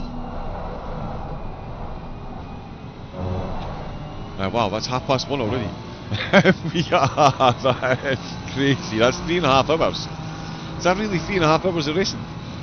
It really is. No, it's not, sorry, it's 2.5 hours of racing. I'm getting overly excited with myself. Sorry, 21.5 hours. Basic maths abandoned me there for a second. Oh, we've got a yellow flag up with Timothy Jabadal. Oh no, he's stationary at the side of the road.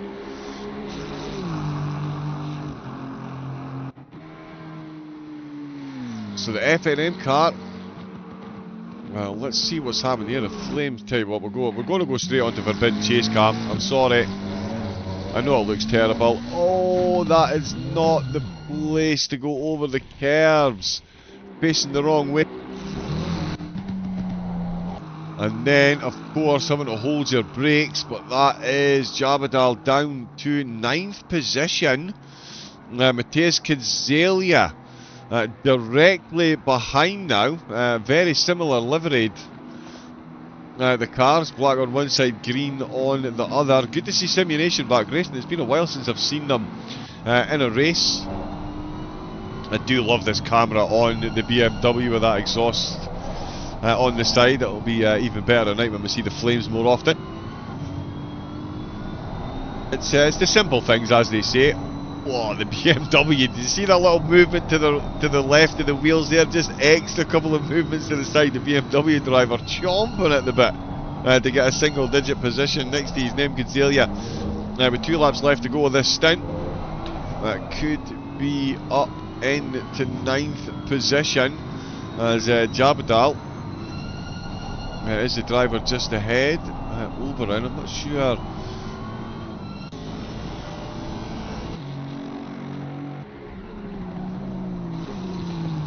Oh yeah, of course, yeah, sorry, Oberon got the overtake done and I was already away and up the road. That's just not quite updated on here yet, because that is Caselia trying to go past Jabadal.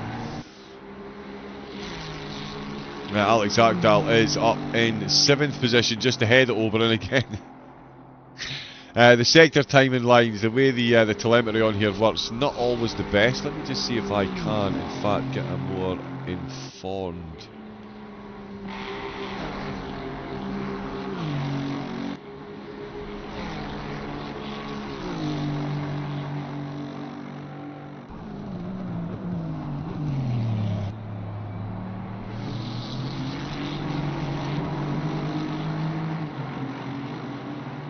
Yeah, so Zagdal's is in 7th, it's over, and there we go. That is that's them changing there as they come through the carousel.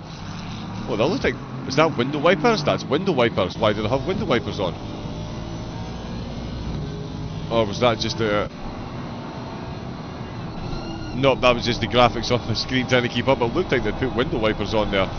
There's no rain falling. The air temperature has dropped. The track temperature is still at 23, so not been any huge changes so far in the climate conditions for the drivers. It's Metzner that I was actually looking for there. He's out for the Wild Things Racing on the back of Samuel Jair. Rebellion Autosport not long out of the pits.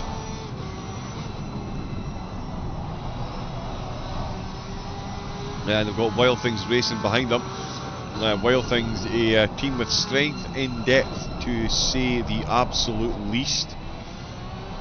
So they'll be looking for a big charge for the rest of the race. Again, still a lot of time left to go. Samuel Jair doing a good job to break away at the moment. It's all about the Dottinger Straight. We've still got half a lap to go until we get there. Karl van Hoorn most recently out of the pit, so too DeMarcus Kiss. These two have swapped positions on track, though the Mercedes is now ahead of DeMarcus. And Van Braber as well. Josh Staffen taking the wheel for the TSE Project D car. Good to see Josh back out as well. Deschamps comes in to the pits.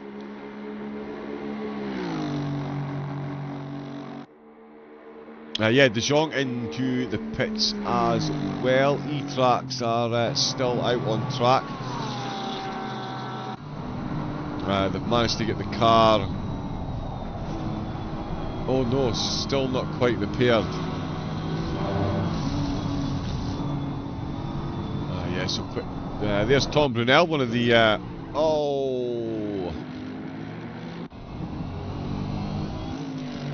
yeah, the Honda not having a good time at the Northlife at the moment. Tom, one of the new overall admins at FRL. A slightly inauspicious start to his stints in the 24-hour race.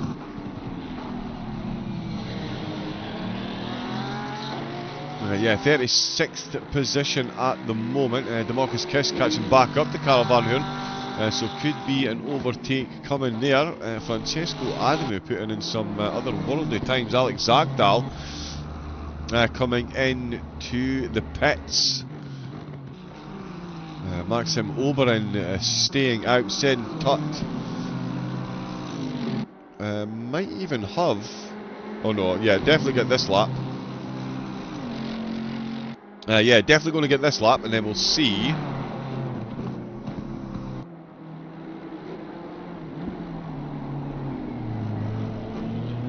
We will see what happens from there. Ademi with a marginally quicker time on that last lap than Tut, 8:15.067. Tut's previous 8:15.087. 2 hundredths of a lap. These two are head and shoulders quicker than the rest of the field. Dominic Illinger on that last lap though, putting in a very quick time. With that. No, of course that would be an outlap. But yeah, quick time coming in down through the field as well. Of course, a couple of the quick teams and early incidents and now on comeback drive, so we've got some quick battles and quick drivers down through the field. Gamov being one of them for Crazy Squirrel.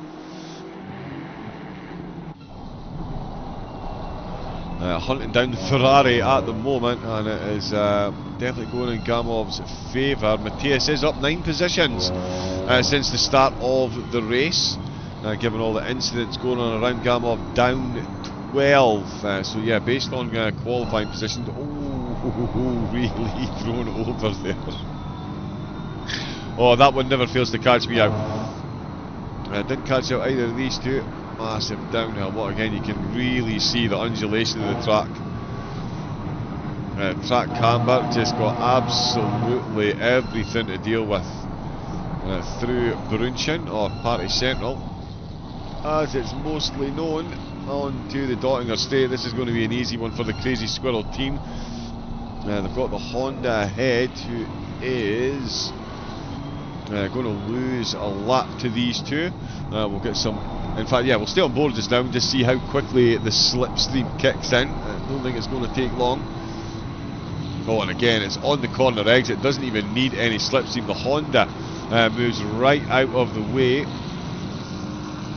And we'll see. Let's get that one. Yeah, you can see the BMW absolutely whizzing past. Oh no, he's not. My apologies. He's got that one wrong. He maybe should have stayed in the slipstream. The Ferrari's moved right over, so the BMW's got no choice. He's got the inside line at the moment through the left-hander. So going through the stadium, it's the Ferrari that's got the prime position at the minute, and the Ferrari's going to keep his front wheels just ahead. No, here comes the BMW, the Ferrari. Big lift there. And Gamov sails on through. Matthias obviously didn't fancy the side-by-side on the way into the stadium section, and Matthias for the Assetto Racing Team B, a bit of a lift there as Crazy Squirrel come into the pits. So Gamov comes into the pits as soon as he gets that done. That might be why the Ferrari backed out with that one. Just let the car ahead do what they're going to do. Maybe the new. I didn't see any indicators on. Perhaps I had indicators on to let them know they were going into the pits, but either way, that one is done as they do come in. Matthias Kinzelia still trying to get past Dominic Illinger. Illinger with some good times at the moment. So too Kinzelia. More gratuitous use of the front right camera. You can see the heat in that exhaust pipe as well. Absolutely working these engines. We've got a bit of time left on the stints actually, because the drivers, most of the opening stints have been around the 56-minute mark. So they've been about 9 minutes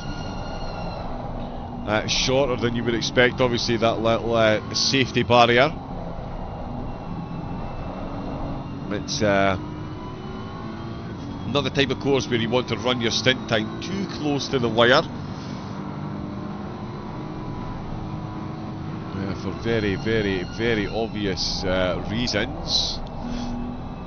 Maxim did a great job as always on the livery. I wish I could unlock rave lights, strobes and music at night. Shot in frame, they do have that. Apologies to everyone in chat, by the way. I've been that busy focused on the action, but we'll say hello to everyone. We've got a couple of livery requests as well, which we can get to.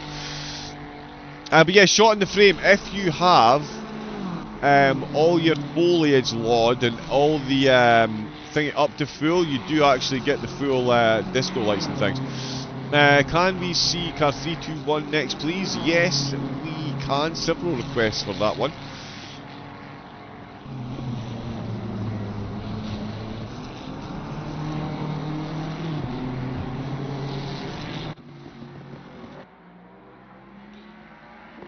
There we go, bit of a classic take on the livery.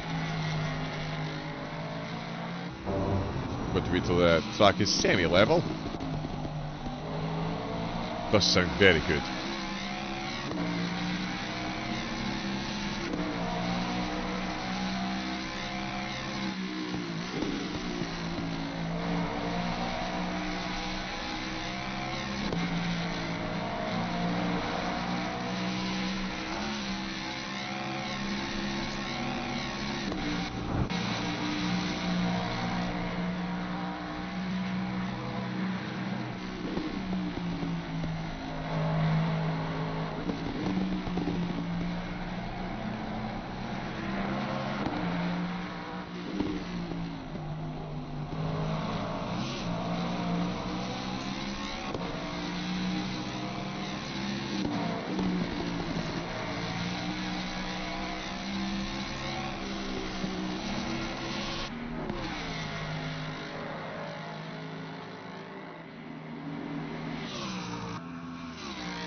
How do you do it? You enjoy commentary on night. It can be difficult to see things, but yeah, there's just if there's going to be racing action, then I'm here for it. And around the track, like the north side, ooh, they've stayed out. Adamu Campos and the Keys are all in. But yeah, it can be difficult at night unless, of course, you put your contrast down. That makes it a lot easier. It makes the place look floodlit. I can actually show. We've got a couple of drivers in the pit. Tell you what, massively unprofessional. Let's have a quick look while drivers are in and out with the pits. There goes the Mustang coming in. So for night time, what you want to do is change image contrast to 0.3. I think, yeah, switch that as low as it goes. 0.2, and that will account for evening. And to get all the fancy stuff at the side of the track, you need foliage load quality at epic and material quality at epic and foliage at epic. I'm sure it is as well, because that is where DLSS shouldn't be on. That's where the problems are.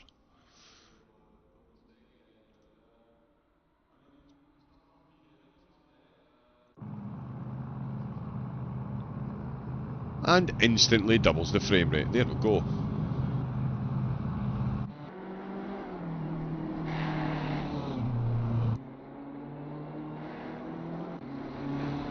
In fact, maybe it didn't. I apologise. I keep forgetting this is the North Side. So yeah, maybe DLSS on. Sorry.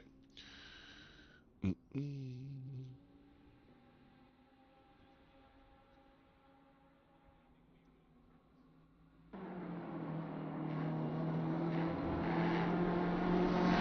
we go. So yeah, apologies to the race purists, and yeah, you're welcome to all the geeks. That is yeah, the settings that we use for this. Basically everything maxed out. David Sparks has taken the wheel. So they did come in and take a pit stop, sorry. Still showing said at the top. There we go. The names are changing over now. They've been in and out. That is 3 hours done and dusted of the race. Adamu out for another stint, so too Rafa Campos. De Keyser has stayed behind the wheel. It's Anton Bulak who's behind the wheel. Of 5th place, minus 0.3. International Racing Club. A couple of drivers, a couple of people in the chat asking for 321. Is there a specific reason for the name, or what is the thinking behind the name? Sorry, minus 0.3. If anyone has an answer to us, yeah, because that's an intriguing name to say the least. So if there is anyone that knows where that came from, that would be some information gratefully received. That is 3 hours in of the Coach Dave Delta Endurance GT3 2024 series from Formula Racing League. It is a year-long championship. It's one-off events, but there is final standings, which Vestas Sport at the moment are leading. They're in a podium position at the moment, but there's still 21 hours of racing to go. And as we've seen, this track, everything that can change in the absolute blink of an eye. Speaking of the blink of an eye, I'm going to get myself a very quick pit stop as well. Oh no, Team E-Tracks have picked up a stop, go 30 seconds for speeding in the pit lane on top of more damage. The Hart absolutely braked. The desynced on the way into the server, so we're invisible on track. And they got themselves up to 31st position. They've had to disconnect from the server and rejoin, so that they could actually be visible. And yeah, it's not gone well since they have. There is Bela Gadjan. No, I've not seen Bela behind the wheel for a while now, actually. Behind the wheel for the Yellow Submarine Squad. 18th position there, running in as Metzner comes into the pits for the Wild Things Racing. They'll get that damage repaired, no doubt. This is definitely not a track where you go any half measures on any damage repair, that is for sure. Kinzelia's just got himself past Ellinger, in fact. Let's see if we can. Well, the framing is actually getting worse.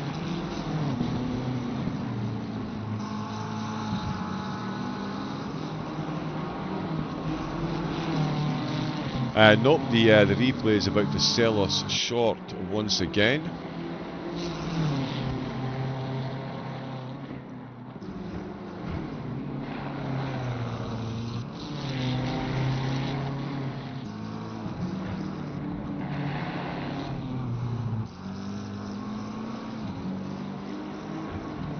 So yeah, I'm going to try and close a few things. Oh yeah, we did get to see the overtake, sorry. Or yeah, you all got to see the overtake. I was busy looking at the telemetry for the pit stops. But that was Matthias Kinzelia up into 11th position. It's actually Waldneil that he's gone past behind the wheel for the Sim Racing Belgium car.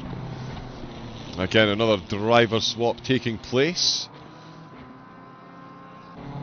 The wind really low as well, only 1 kilometre an hour, so nothing that the drivers will have to contend with at all at the moment. Which will definitely be helping things on the Dortmunder straight. I'm not sure how much it'll be helping the front tyres though when they're looking for grip from the aerodynamics. Adamu and Sparks matching one another sector for sector at the minute. Yeah, they really are.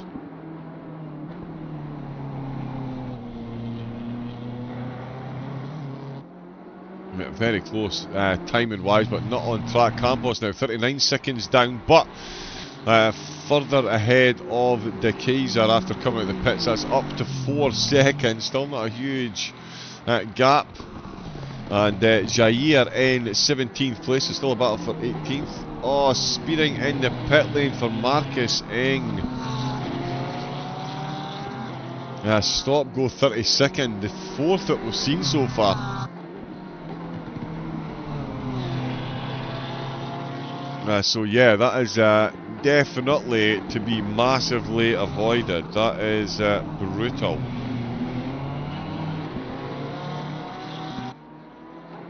So yeah, a couple of penalties for them so far. And now an extra trip into the pits. Samuel Jair looking to get past the BMW. Oh, the steering input going in as they go through the roller coaster. I think we've got a little bit of a minute before this one fully kicks off. So yeah, I am going to take this very quick pit stop. I do need to yeah, very quickly run. And yeah, we'll be back in a moment. In fact, I'll be here for about 35 minutes after that, and we'll have Christian Romano taking over, fresh from his endeavours out on track. He'll be broadcasting and commentating for a couple of hours, going back out on track, and then broadcasting and commentating again, and then going back out on the track, and then coming back and broadcasting the end of the race. So he is a busy lad at the moment. But yeah, enjoy the battle between the Porsche and the BMW, and I'll be back in a moment.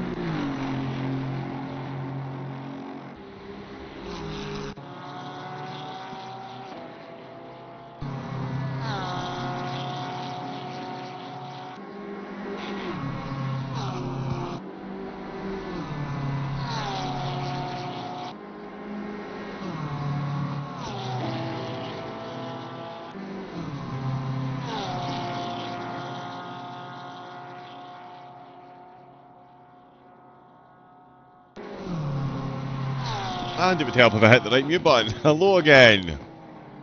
There we go. So as I was saying before I rudely muted myself, before I went for a pit stop, David Sparks still very much getting the job done up at the front with Francesco Adamu making slight inroads, going marginally quicker than Sparks up at the front. The gap now down to 54.3 seconds, but the two of them absolutely flying compared to the rest of the field. They did jump past Rafa Campos and go straight to De Keyser, who is on a bit of a charge himself. Campos losing a lot of time to Adamu ahead, and just as much to De Keyser behind. The Holdfast Motorsport car is absolutely shifting.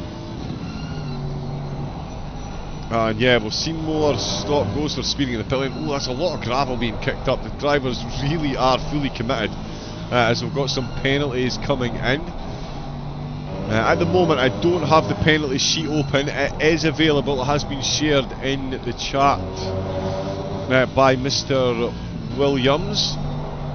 We'll get that reshared as soon as I can find it. But yeah, I'm just limiting what I've got open at the moment so we can get some decent frame rate. It's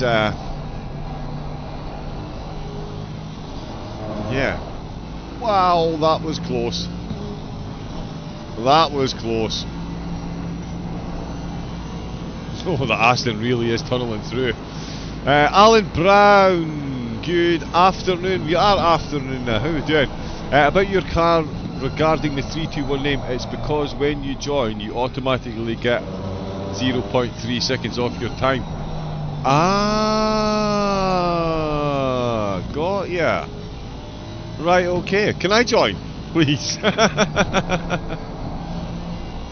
I would happily take 3/10 of a second off my time. So yeah, if you are signing up. Hello there, Taylor Motorsport here. Great race so far. Lap 1 was very spicy. It was a very spicy meatball, I think it's safe to say. Again, Christian Romano is going to backhand me when he gets into the commentary box, given my brutalisation of some of these Italian pronunciations. But yes, indeed, Nomad. Safe to say, lap 1 was fairly spicy. It is the North Life. It is a spicy lap, if we are being honest. It is the country road.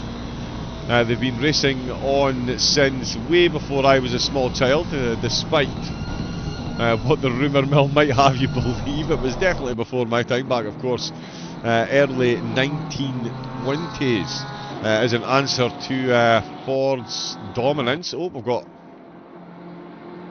Corsa just having a connection issue there. That is a strange one. We'll need to keep an eye on that. Nurbs M4. They're just dipping in and out of the server there. That's why the camera jumped to a car in the pits. Ah, you know what? They're maybe lining up a new driver. They're maybe lining up a new driver. Hopefully that all runs okay then. Nico Waltney allowed for Sim Racing Belgium. They've got a 15-second penalty. Still doing well though, up 6 positions despite the quali ban. They were allowed to qualify for the last 5 minutes. I've mentioned this a couple of times. They did get a lap set, and they are certainly trending upwards. There is Nico Veldman out on track.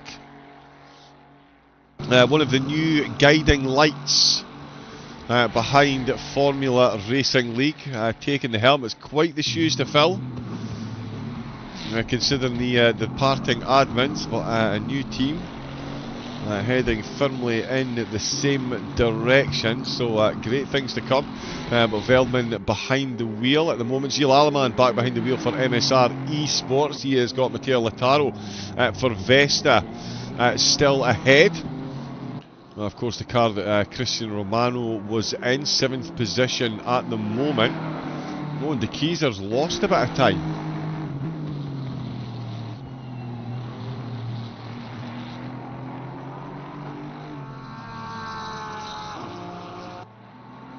So yeah, the Dottinger straight not working in the favour of the Aston. Campos has stretched that one right out. There's Brogan Dyer back behind the wheel for Wild Things Racing. Tom Brunel. Another one of the new incoming admins as well. I think I did mention that when he got behind the wheel already. But he is back at the Honda. Had a good solid start and just seemed to pick up some damage. And again, not to harp on about it, but this is just, it's green hell for a reason. If you make a mistake at the start of the lap, you've got 14-15 miles to go before you make the pit entrance. That's no mean feat. Sven Corvin got one of the Mustangs from the top 15, just going past Corvin very handily out of the way.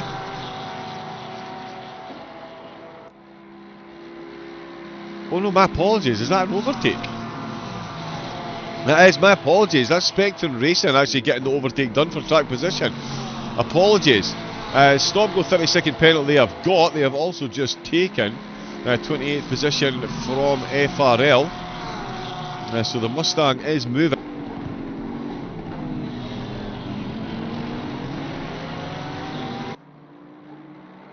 Now I believe that's the QRT. Oh no, sorry, Advisor. My apologies, Advisor. Similar blues, but that is Advisor. Yannick Pet's just ahead.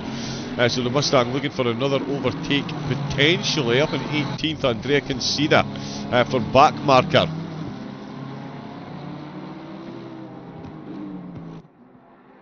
Going to be a name they're going to have to consider changing, considering the way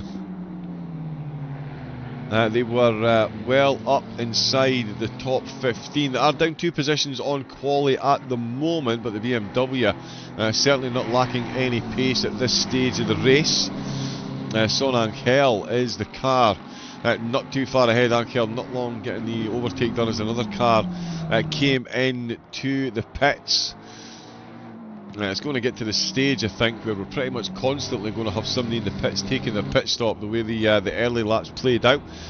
Right on cue, QRT coming at the pits, Hajo Horman behind the wheel, the car looking pristine now compared to where it has been. They're down 15 positions, of course, starting up in 6th place. So a long way to go. They're going to lose another couple of spots here, and Petch has just lost time. Petch has had a moment. Let's see, because that's Corvin going past as well. So here is Yannick Petch.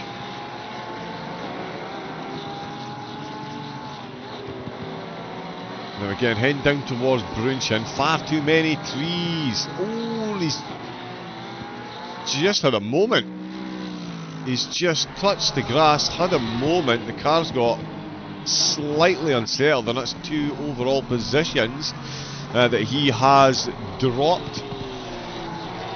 Corvin, as you can see, just ahead as they come squirting out. Oh, the 2 Porsches come squirting out with that mini carousel. That really is a terrifying corner. It is incredible what you can do with a similar corner, how similar corners can be so wildly different. The carousel and the mini carousel, they're just so just completely different propositions, given how similar they look. Exactly the same type of brickstone and everything, just that slight change of angle and elongation of the actual curve, and really does throw a spanner in the works. If you try and take them both the same way, it definitely won't work. Anton Bulak, he'll be claiming his minus 0.3 seconds every lap if he can.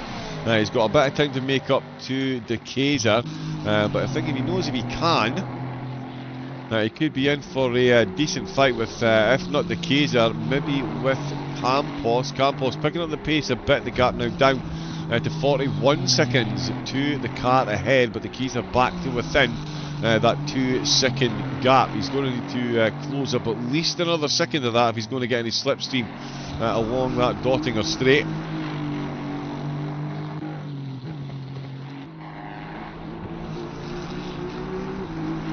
So we'll see if he is capable of getting that one done. Brandon Marshall for BVB and Mercedes has absolutely been in the war so far this race. And it's going to be another pit stop, and again it's so near the start of the lap. I think if we jump on board we'll see just how tentatively he's trying to nurse that Mercedes. You can hear nowhere near full throttle. that sounded like it could have been close. You can see the bonnet just flapping in the wind there. We're still out and running. Diego Souza for LFR Endurance.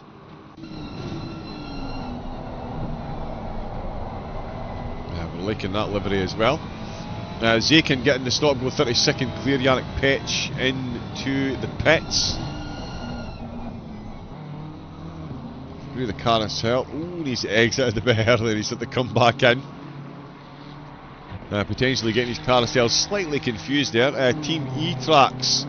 They have the car fixed. Let's see the pace that they've got within the team. We've got Robertswood. In fact, yeah, Team E-Tracks. How many drivers? Sorry, you do have it on the side of the car actually. Is it 6 drivers you've got for this race? Will there be 6 drivers taking part?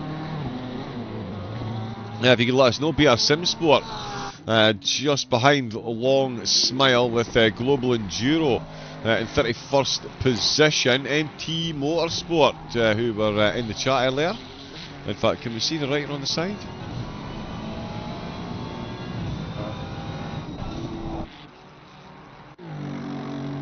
We've got Hayden Harter, TSE Racing. Back up to 29th, Yannick Petch is handed over to Jan Barth. They're in 28th position. Zakin, after serving that penalty, still in 27th position with Corvig and Finema for Astro just ahead. Then is Den Braber, the Gazelle Motorsport car, in second in the arms with Jerome Jongen. Oh no, sorry, the lead arm car, is it Josh Staffen still? Yes, it is. It is still Josh Staff. So yeah, the lead arm car at the minute, 23rd position. So a good showing from them. Still ahead of Jongen. He's shown 23rd there and 24th there.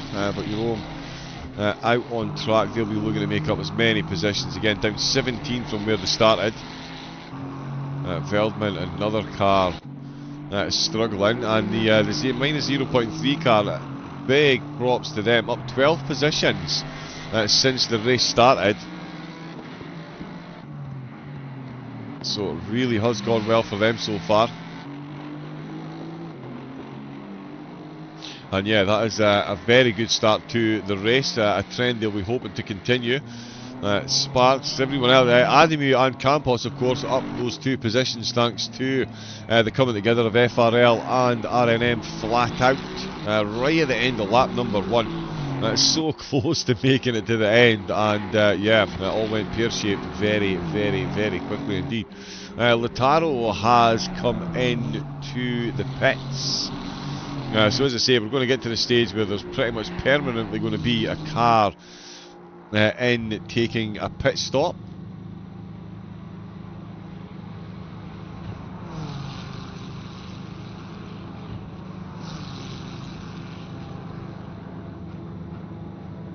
That is Christian Romano getting behind the wheel. Let's keep an eye on De Keyser.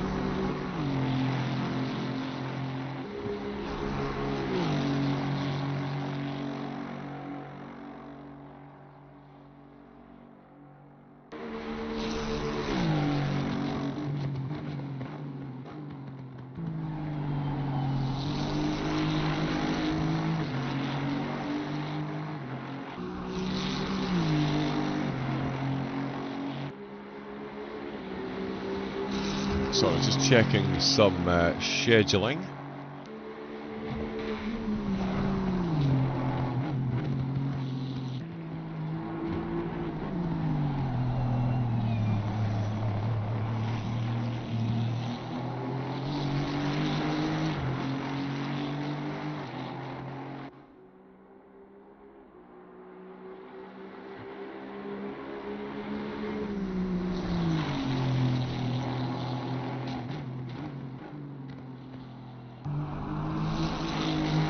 Yeah, sorry, we'll keep on board with this De Keyser battle. It's beginning to really heat up. He's caught right up to the back of the FRL car.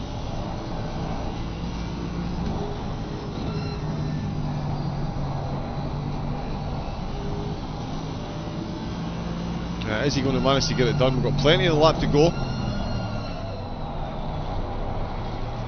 Oh, and he's lost the bag of it ever so slightly then. Aston Martin properly deciding to step out there.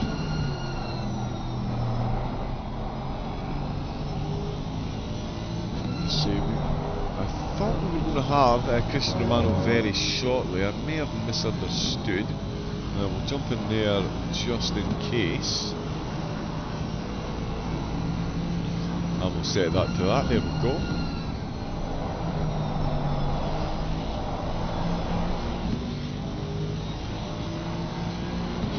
Can we get Scottish to English closed captions? You actually can. You actually can have Bonehammer, yes. There is a setting on YouTube, and FRL even moved their sponsor logos and things at my request so that we could get the closed captions up. But yes, there should be closed captions on the video to make it a bit easier to understand. Also for those with hearing issues as well, so they can enjoy the broadcast as much as possible, or at least as much as you can when it's me that's waffling utter nonsense, we say north of the border. But yeah, there is close. Oh, stage exit right. That's a mini carousel move in the carousel, and that is a signed, sealed and delivered overtake there. The keys are no way he thought that was going to be that easy. Campos then stage exit and right out of the carousel, and that has put the Keezer and Holdfast Racing on to the podium. What a race they have had. 7 positions they've made up since the start of the race, and they now find themselves in the 3rd position, and it's a terrible rear wing camera that you get on the Aston Martin, unfortunately. So we'll jump on to the front of... Oh, he's gone sideways. He's absolutely lit up the back tyres, and he's held on to that. How has he held on to that? That is incredible. Hopefully we get to see this. Let's watch this from far chase cam. The car goes all the way sideways there. I think Campos just absolutely backed out of it. You can see there Campos, full stage exit right out of the carousel, and it's a smooth one by the Aston. Hopefully we get to see what happened to the Aston here, because Campos was closing back up. He's gone through that curve on the left to right, over to the right, and has the car just oversteered?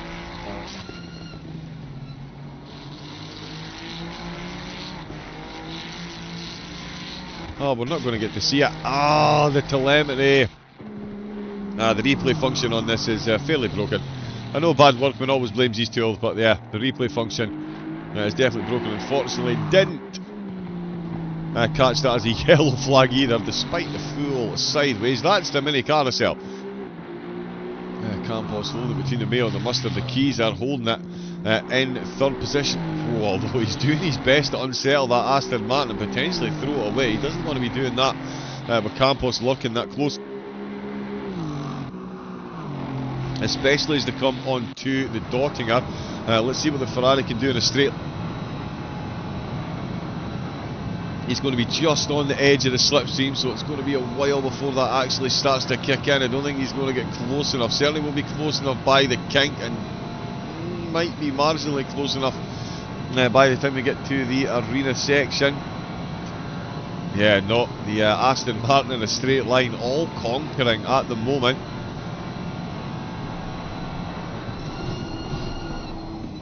Yeah, I'm into the stadium section on the brakes. The Ferrari getting close with the Aston Martin. Just too much get up and go, and it's get up and gone on that Dottinger compared to the Ferraris and the Porsches so far today. Maybe just as well. Well, it would be interesting to see actually an Aston Martin up at the front battling with the Hypex Racing N24 car, who have had very little camera time so far, but it's because they have been light years ahead. This gap has sat consistently now at 55 seconds, so Sparks and Adamu putting in absolutely identical times.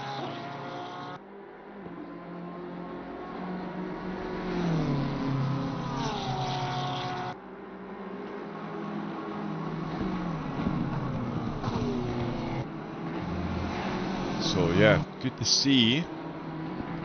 The battle of the top. Sparks certainly not having it all their own way at the moment with the lap times that are being put in by the teams behind. We'll see if the Kaiser can close any on that gap. Angelo back behind the wheel for FNM. Nico Veldman still out for FRL. Senatore out for FRL as well. 2 cars in the top 6.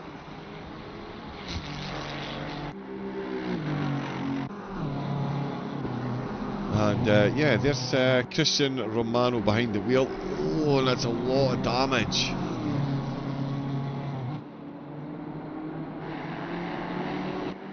Couple of yellow flags. Vesta Sport, they were right up inside the top 10 as well. So the car here in absolute pristine condition.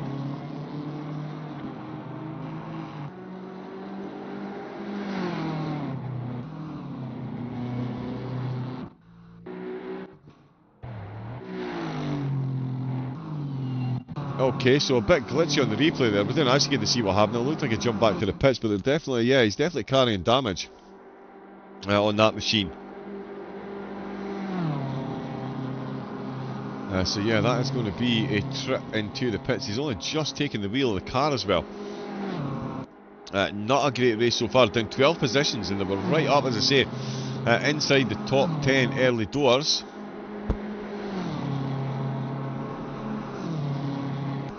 That is still running.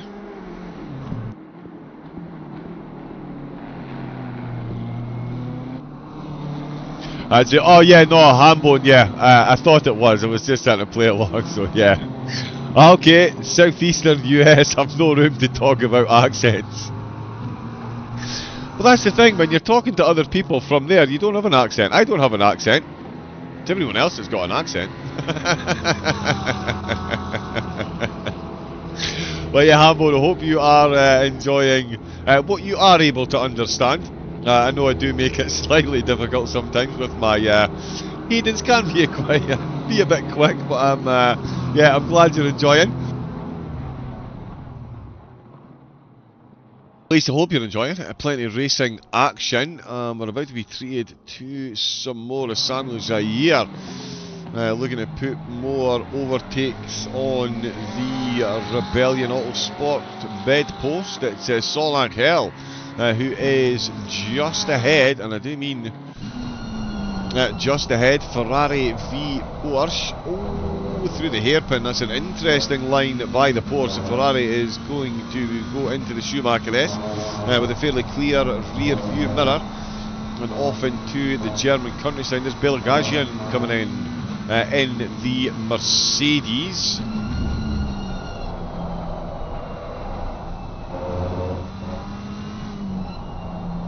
Angel. Yeah, a good couple of apexes there. Won't be in any fear of giving away the slipstream through Advan Bogan. So that is job done. Now just needs to keep it neat for the next 14 or so miles, and they can start all over again. Henry Handy looking for an overtake at this point in the race as well. In fact, I think he has just got it done. He has indeed. He's ahead of Conceda. So that was done through the GP circuit. The back marker driver freshly out of the pits. Jair and Angel are the 2 cars ahead. They are still pretty close as well. David Sparks catching up to some traffic now. In fact, he's already been through some traffic. So that'll be it pretty much constant now for the race leader. To be interactive with traffic. As you can see, there's about 5 cars ahead before the Dottinger Straight, and that is the FRL Porsche just ahead. Campos still hanging on at the back of the Kaiser. 1.5 seconds down the road, but the Kaiser not wasting any time at all. Ademu as well, still running very well behind the wheel of the car. But that gap's still at 55 seconds. There is barely a tenth between the lap times that Sparks and Ademu are setting at the moment. It's an incredible battle taking place in the in the timing tower and in the margins, that is for sure. Samuel Jair still trying to find a way past Son Angel, although Angel starting to break away a bit. Henry Handy in the BMW for Remnant is breaking away from Conceda as well, getting a good gap.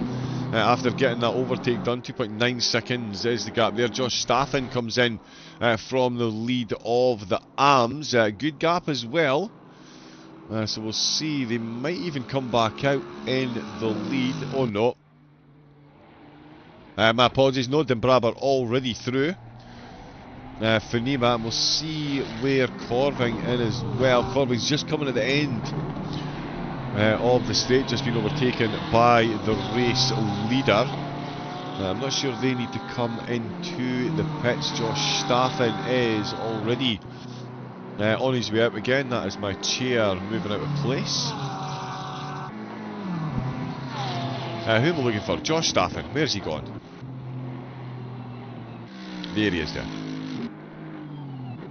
It's Alexandra LaRocque, that's why I couldn't find Josh, because it is Alexandra that is behind the wheel. Back out in second, so this does stay ahead of Corving. So that is a good drive for TSE Racing in the Arms so far. They will retake the lead when Dembraber comes into the pits. The Gazelle car just about to head off into the countryside. Oh, the M-Team Motorsport just having an off-track moment there. Big yellow flags popping up. But I would guesstimate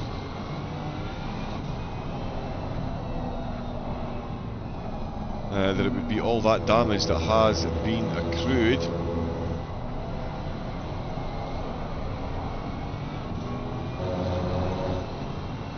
Yeah, it has. That is a painful drive back.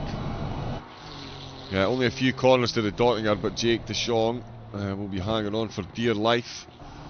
There's going to be a couple of cars sneak past. Should be able to do so fairly effortlessly.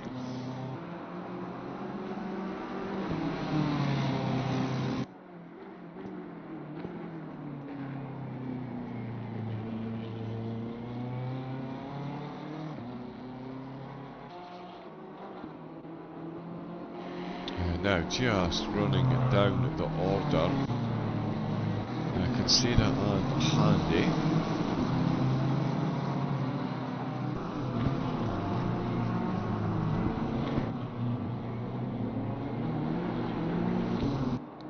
And there is MSR, sorry, so they've got a big gap front and back as well. Nico Feldman in the same boat. Thomas Angelo for FNM back out behind the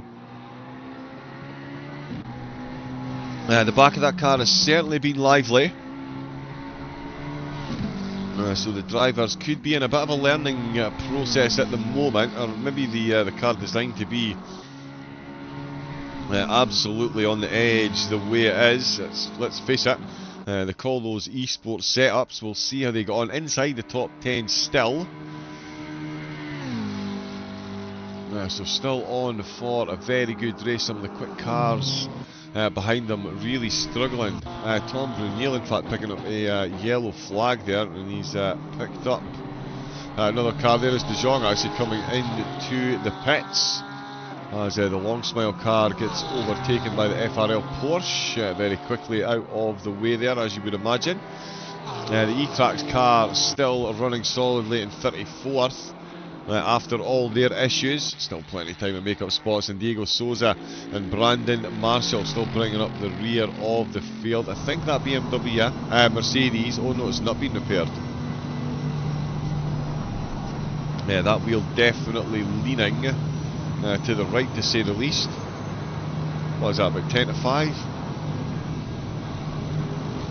That is, yeah. A bit of a painful one for the Mercedes driver to try and hang on to.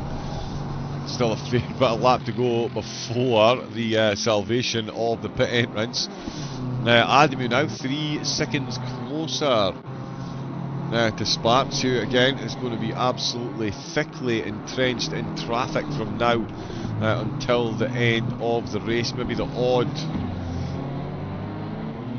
respite during the pit stop phases on the way in and out of the pits, but certainly it's going to be a long strategic race for here, but it is something that the rest of the drivers will be dealing with as well. So we'll see how they get on.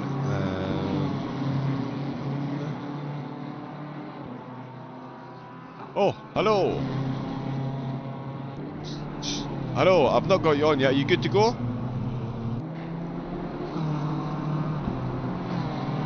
Yeah.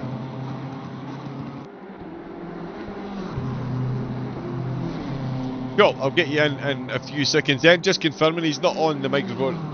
You won't be able to hear me in a minute, but Christian Romano, fresh from his endeavours out on track, will be taking us through the next few hours of the race. Then he'll be getting back out on track. Then he'll be commentating. Then he'll be getting back out on track. Oh, P4's off. Oh! Yeah, let's bring up a replay of that while I let Christian see what I can see for the moment. Indeed. Well, let's just get him in as we... Oh, the back of the Ferrari has just said no thank you, then said yes please, then said no thank you. Wow, there he is. Talking about Corsa the commentator. That's how to make an entrance. Absolutely thrown under the bus. But here he is, Mr. Chromatics himself. Of course, Christian Romano, fresh from his endeavours out on track, ready to take us through the next couple of hours of action on track, which is coming thick and fast, Christian. You're going to be on your toes for the next couple of hours, it's safe to say. Today is going to be a busy day between driving, commentating, maybe sleeping, but that's actually still being contracted. Let's say it's still in questioning. Still in question. My lawyers are trying to get me to sleep. They are failing, but they are trying. Negotiations are underway. Yeah, there I can is confirm. sweat on the brow. Excellent. Oh, excellent. Well, yeah. Hopefully you do manage to get yourself some rest. I know you've got a very busy schedule. I'll be back to take over from you 11:30 this evening. But if you are good to start up your stream whenever you want, and I can, because we're on separate stream keys, so if you want to start, and then I can share the link in the chat and get everyone over to your good self. Technically it is the same key. Technically, so it shouldn't, maybe? Like I shouldn't cut the video, since I have the same key. Ah, okay, perfect. Perfect. Well, tell you what, bear with us a second. I'll take the microphones off. Christian and I will slickly transfer over, and when the broadcast come back, it will be Christian Romano taking you through the next few hours. Myself, John Wright, thank you very much to everyone that's kept me company so far. I will be back in 7 hours time to bring you another 4 hours of coverage. So until then, enjoy the rest of the race, and thanks very much to everyone that's been involved so far. See you all in a bit.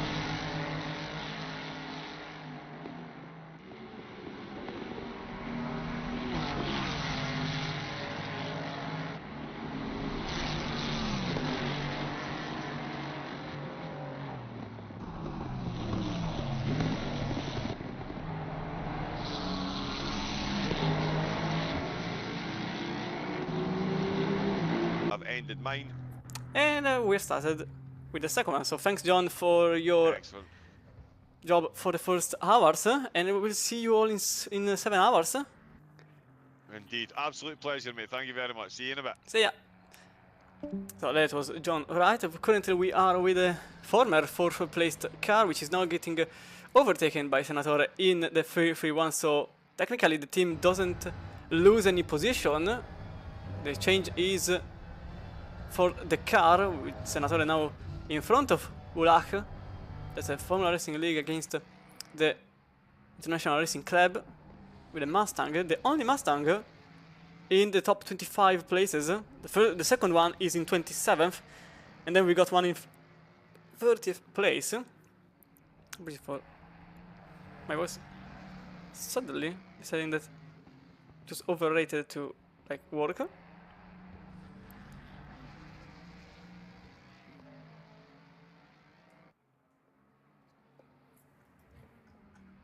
There's also another battle here. That's for 18th. That's for apologies, 17th place, because 17th and 18th are battling each other. Oh, the 162 also is showing yellow flags, huh? And a 441 too. Can't find a 441. Oh, there is Campos, obviously. This point with the car completely ruined. And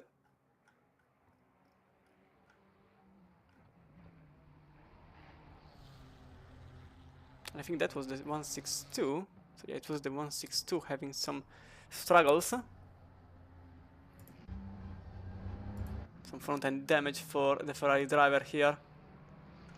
So back in 12th place, because these two are still battling. There is Valtniel and Angel. Oh, side by side between the two, and that's a perfectly executed overtake for Angel in 297 Criminals Racing team. With a side by side that now gives the position to the 297 in 12th place. So Valtniel behind.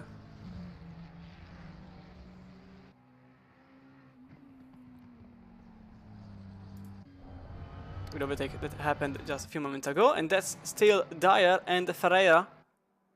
Battling for 17th place, that's the number 70 against the 24, with Wild Things Racing just behind the Rebellion Autosport in these beautiful colors. Boxer engine, which is very quick in terms of top speed. The BMW can't really match the Porsche, so the German platform, well, the front-engined German platform, struggles a lot in the straight and has to make the majority of the time in the technical part, as the 441 is now just approaching the Dottinger Hu with Senatore, and the 331, remember, he is out of sync. Team 331 is out of sync and so requires to pit roughly 2 laps prior to everybody else. The area for Wild Things Racing is still behind the park. So as John mentioned, I'll be here for the next 2 hours and sharing the double duty with also the driving seat. So that's why maybe you can also see me on track. As always, if you have any question or anything else, oh, the 192, no, 392, apologies. No,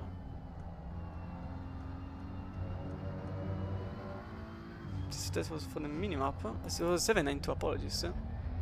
Something happened here. We can have a replay of what happened to the number 792. Oh, they were just, I think they just lost the rear on the chicane and came back on track without hurting anybody. Oh, the 292 also struggling. Roberts would there for a beer sim sport. That should be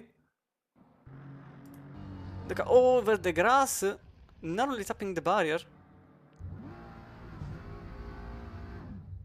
So don't think there is too much damage for the car in yellow and black colors. So Brunel also has that stopping of penalty.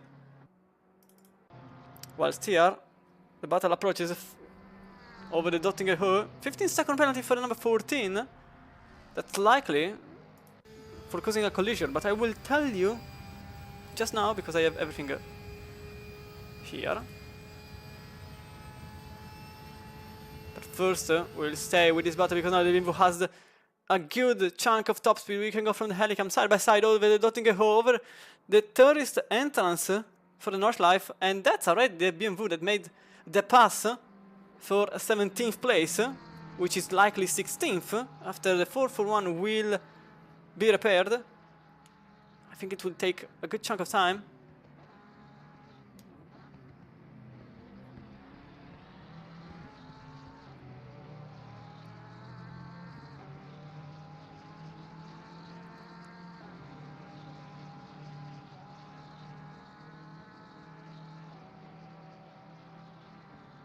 But Porsche doesn't surrender. I think they still want the position they think they deserve.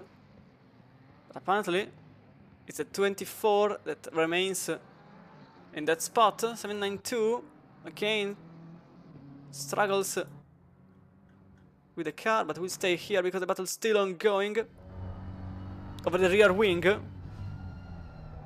That's a Porsche which has the upper hand over this part here where the BMW struggles massively. Bit of lift and coast.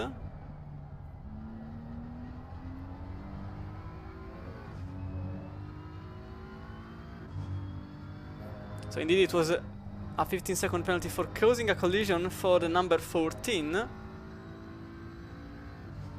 with an incident with the car number. I can't see the number.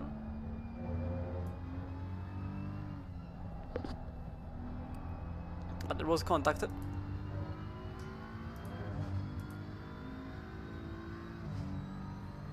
Triple 8 also struggling now. Oh, it's the car in 15th place, direct rival of these two battling, and it's just at the very start of the notch light. Oh, that's the reason there. It's the rear end spinning out. It's like contact with the barrier, but I don't think that will be too much of an issue. It's certainly a loss of time, but I don't think it is going to be a huge loss in performance points. See, these cars are very sensible. Oh, there's a Porsche over the grass, over the barrier too. I think they touched the barrier slightly. I think they did. Not only missed on an effective crash, but I think they survived it, and they are still behind Dyer. Porsche has to take every advantage they can. There's a mistake, a double mistake for the BMW.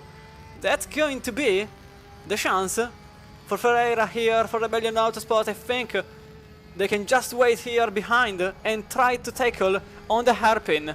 This could happen, but it's very difficult to make an overtake here. We saw many attempts in the real Nürburgring 24 hour before the fog arrived. It's very narrow. It doesn't seem like it, but it's very narrow as a place. You just have two cars of width, essentially, and you kind of get pushed on the outside when you push the car to the limit. As Parks in the number 84 is now into the pits, and that's the leader.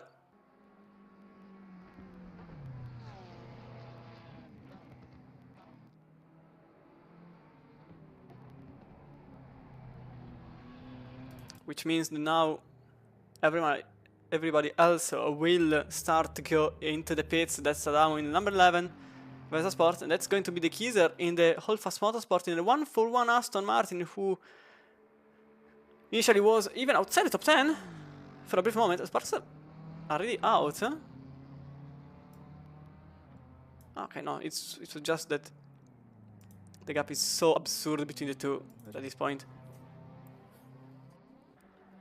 I feel like there was a mistake, but I felt like there was a mistake, but it's a perfectly executed pit stop. The gap is very large between the 84 and the 11. They're still in second place. Remember that this race here gives you a ticket to the SRO Grand Final qualifier event, and the qualifier event will then, well, it has a chance to take you to the effective SRO finals. And I think, apart from possible issues with disconnections or similar, I think the 84 is going to have a good time, and it's Grossart in 88, completely wide over the carousel, missing completely the banking, and going even over the wall. I'm not sure about that. I think they went into the wall, or you can see starting to accelerate a bit too early. They didn't collide with the wall, but they lost the position on Handy, which is now in 13th place in the 787 car. That's Remnant Racing against M4, effectively. And Ferreira here is now trying to go for the overtake. Doesn't It doesn't fit the car there, it really doesn't fit. They're trying their best. The slip team is helping. The car has a better straight line advantage over the BMW, which is actually struggling a bit compared to the usual. I think the BOP here is really tying the car down in the straights because it has a very important advantage over the turns, especially in the technical phase. You will see on the next sector that this beamer here will create the gap. So the straight line will be the moment when it actually goes the other way around. 441 still in the pits. They've been in the pits for the last 6 minutes and a half. And they are in 29th place overall. So I think it's really not their day. There isn't much play for the BMW to make a mistake. The second the mistake happens, I think that's the second we see the overtake here for 16th place.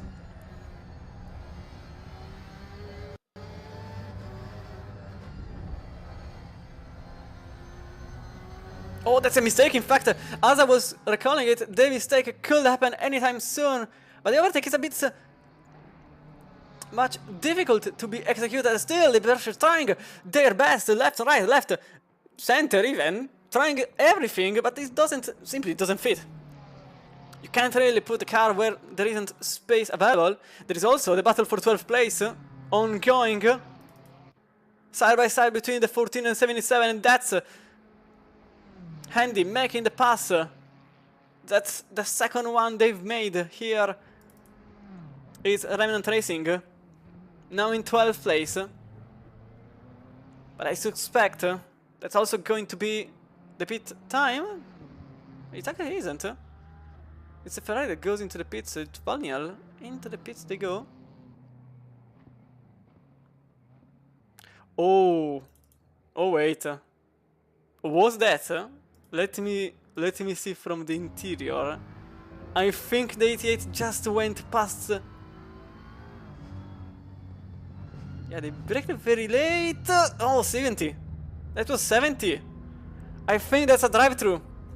I think that could be a drive-through for exceeding the speed limit. I don't think it's a stop and go because it was under 20 kilometers per hour, but I think it could be a drive-through, which means 30 seconds more on the timer for Grossart. And obviously, that doesn't translate to the stint reset because it's not really a stint reset, it's more a penalty. So obviously it doesn't count.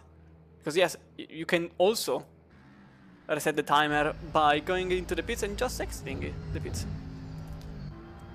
So now Dyer into the pits, even for him, stint limiter way earlier, just to be safe. So this promotes the number 70 in 13th place. 1 minute away from Handy, but apparently we are starting to see the first desinks in the pits.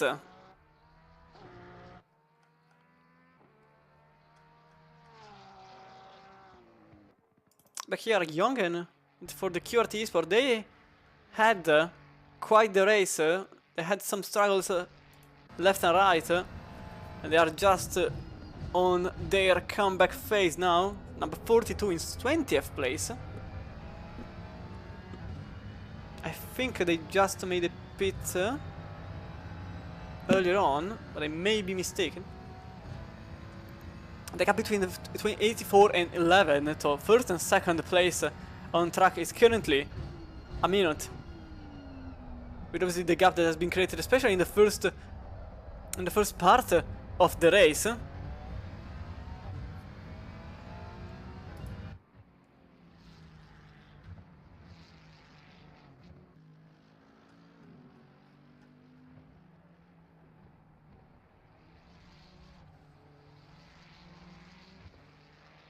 Then there is another minute to the car in third place, which is Holdfast Motorsport, the Danish driver currently. Oh, I was right. It's a stop and go 30.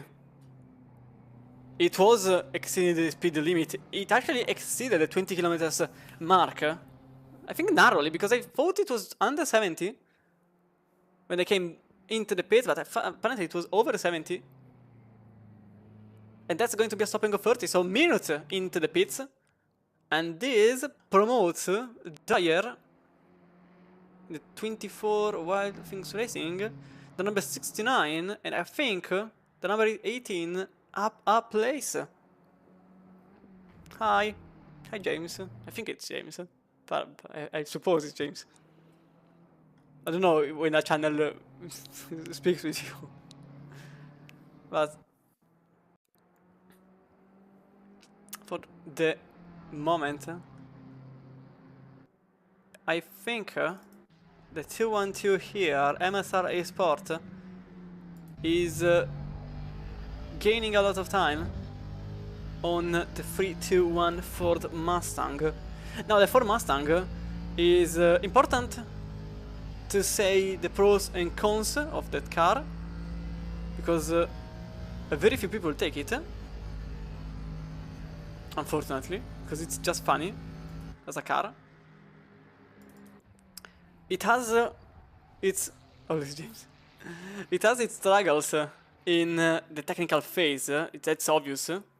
But in the straight line, you gain probably half a second just in the straight alone. Imagine behind another car, what you could gain over the others, and that's the pro of the Mustang. The cons, unfortunately, is that you can also see by the fact that very few Mustangs appear. The bop is quite heavy, and you really struggle in the technical phase. And if you can't really keep control of it, well, it's just wasted. And also many people are more, let's say that they feel more, they feel safer driving the main car. I actually don't have a main car now that I think about it. Just every car that I not really like, I like, and if it handles, it's okay, I guess. So here we are with the bottom for 17th. Curtin here in number 81 Assetto Racing Team has been battling with the QRT behind. They are currently in 18th. Last lap it was an 8:16, whilst Curtin made a 8:24. 8 seconds between the two.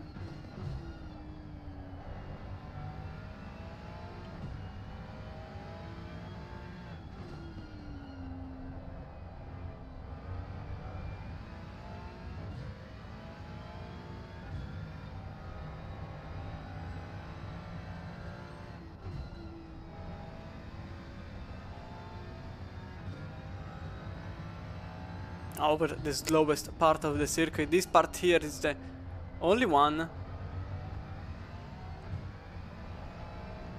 which is made at 60 kilometers per hour, because I don't even feel the first two turns are as low as this one here.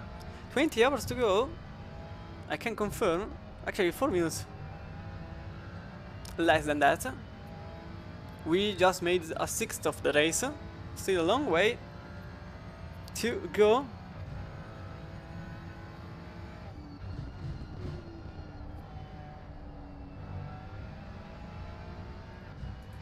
Obviously in these hours it's going to be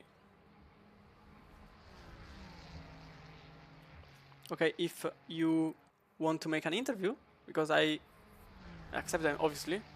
If you are a member of a racing team currently driving, you can simply ping me on Discord or give me a message in the chat, and then I will throw you into the interview room. You can see Young and struggling to find an overtake place. Steam 2, no force feedback. Okay, yes, definitely force feedback. I think force feedback here is important, just slightly, with the fact that every single turn is made with a curb or a bump. So not feeling them is not really good.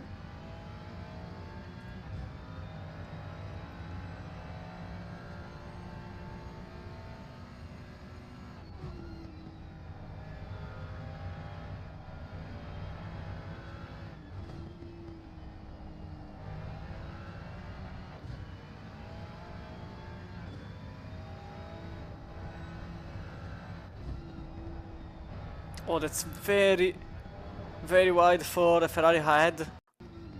Picking early. Go over the split account. Now this car has been gaining places since practically the very start of the race. Now they're in 18th and still making places. Their pace is obviously good. 8:16 was the last lap. Their best is at 8:14. Very even between the entire grid, to be fair. So just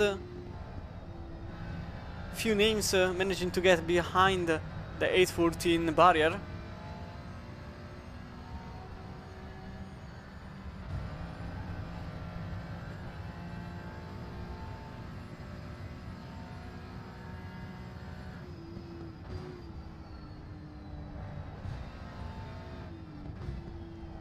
The straight line will be the, I would say, only place to try an overtake, because at this point the car ahead is just covering the entirety of the width of the track. And I think it's going to be here on the dotting or even earlier than that. In fact, you can see already going over the right and making the pass there for position number 17. Number 70 just made the team personal best. That's an 8:17.1.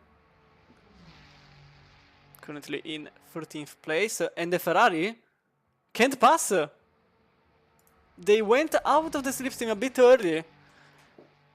And they couldn't keep the speed. And this means that Jongen will stay behind this Ferrari here, unless, and that's what happens, the pit stop happens for Curtin in the 81. So clearly, Jongen has a very heavy car on the rear, with a lot of downforce being applied there. And ultimately, I think with the one of the lowest top speed.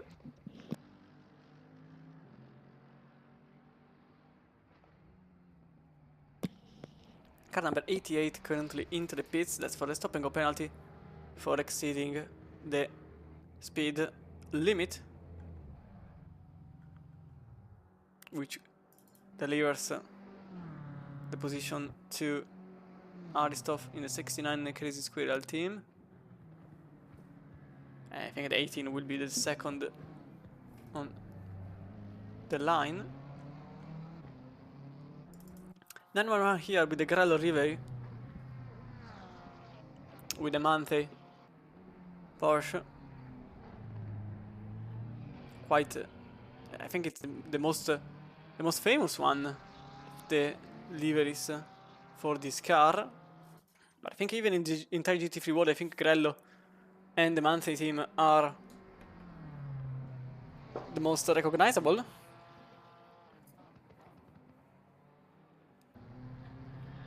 Especially for their drivers, which usually are represented doing crazy things, like Estre overtaking on the grass, or on everywhere, to be fair. Like, that man can really overtake you wherever he wants.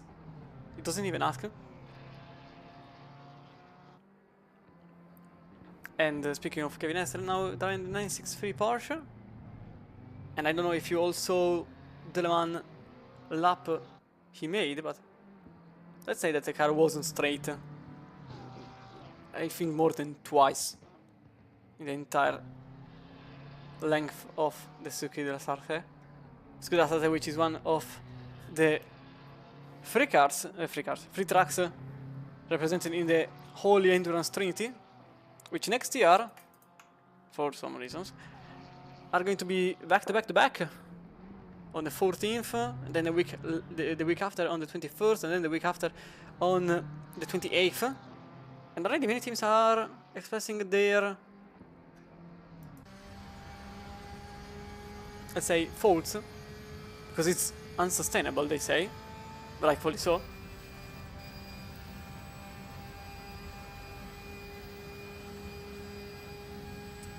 Rover Racing, for example, is one of those teams which is actually going to struggle for the triple stint, because now LM GT3, which is essentially GT3, is in WEC instead of GTE, so this means that GT3 teams will have to do 3 endurances without a single break. It becomes difficult, whilst here is the MT Motorsport 197 on the grass. Oh, that's a huge hit over the barrier. What just happened here? I want to have a better view of this, because that was heavy. So this is the in cam.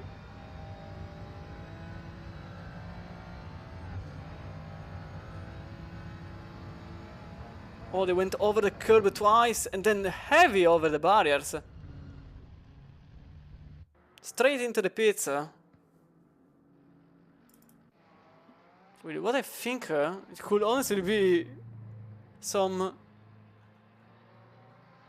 damage wrists for that car there.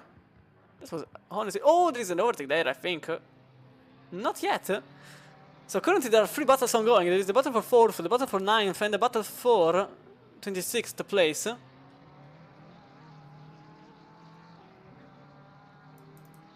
As a matter of fact, now the Mustang with a 1000 horsepower given by Freedom, overtaking without really any particular struggle the Ferrari, which is simply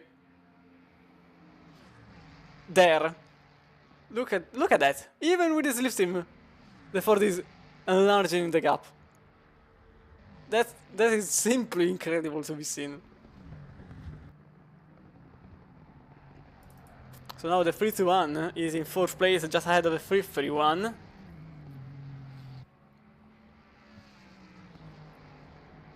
And Daniel Berezovsky for International Racing Club now has to simply exist, because the Ferrari can't really take them over the straight.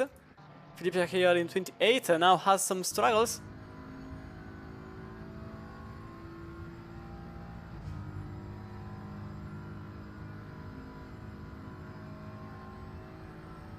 And that's Grello going over the left. The Porsche really has a lot of straight line speed, and that's going to be Chris Pica.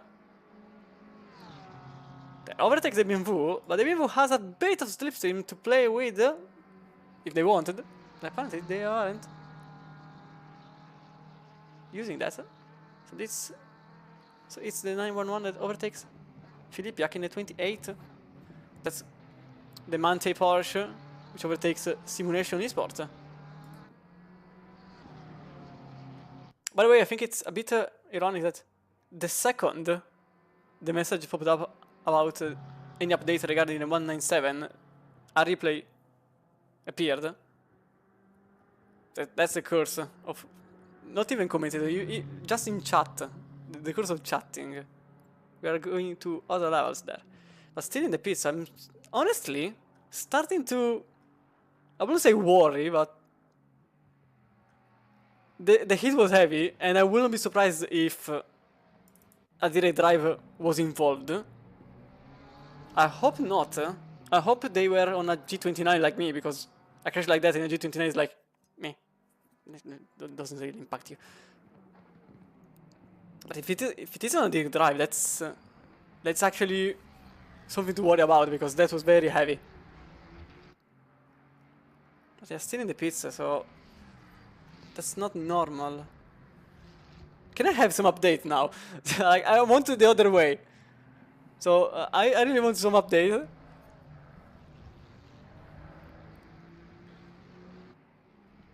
Here Gary now losing some time to Berezovsky.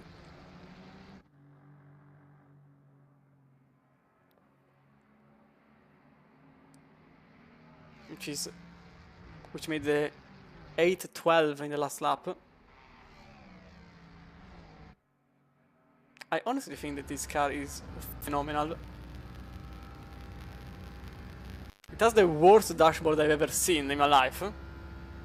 It really shouts 1979 in terms of modernity, layout, but if it works... Oh, that's Bilotti in number 18, losing the place on Zoranovic.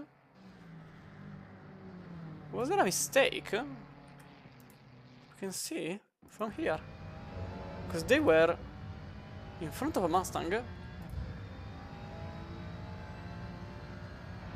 think they went wide there. Oh, they just lost the rear. Over the grass. Keep it. They kept it.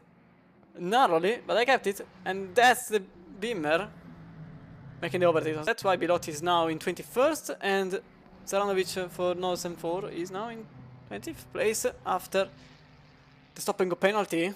And drive through for Hoffmans. I think that's also for exceeding the speed limit in the pits. But I will check now. So yes, it was speeding in the pit, because I don't think you can really get a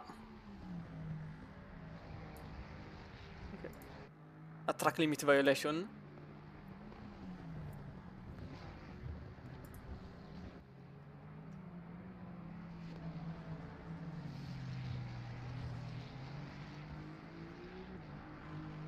And I'm on 42 into the pits and exiting. Just in front of the 88.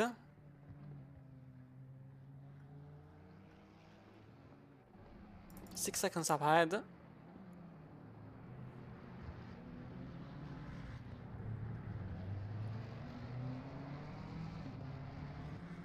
So, back into 9th place, because now simulation car just behind the Picken and 1-1 has to follow and has to gain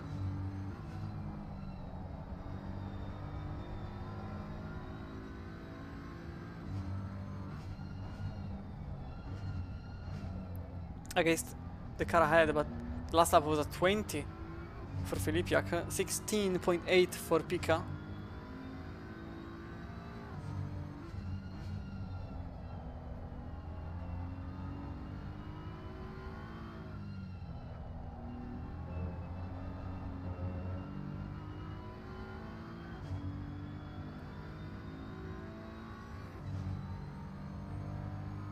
So now the gap enlarging between the two.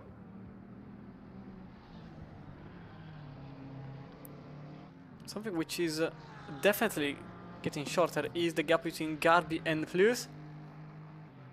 30 seconds only. Behind is, I suppose it is the car number 441 in 29th place. I can confirm that.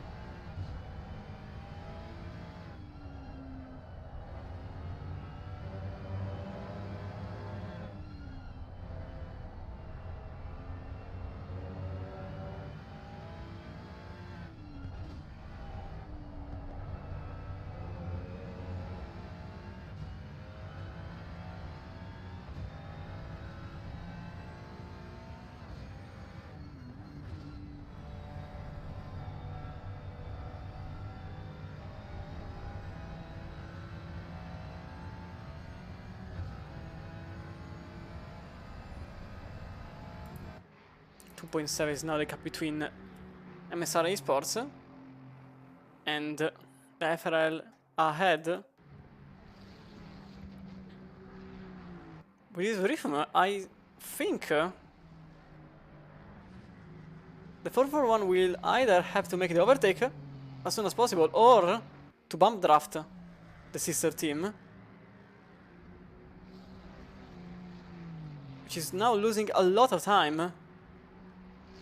The gap is down 1.6 that's for fifth place on the standings. I don't know, you couldn't even see this Aston Martin. And the gap has been halved in practically 2 sectors.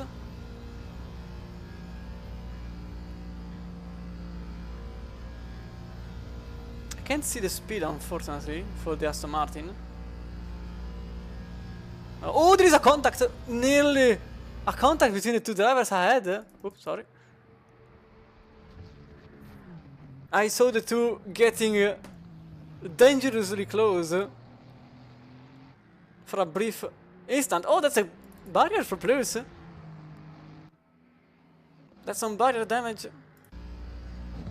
That has to be considered. I think if it's just side damage, it's not really that impactful.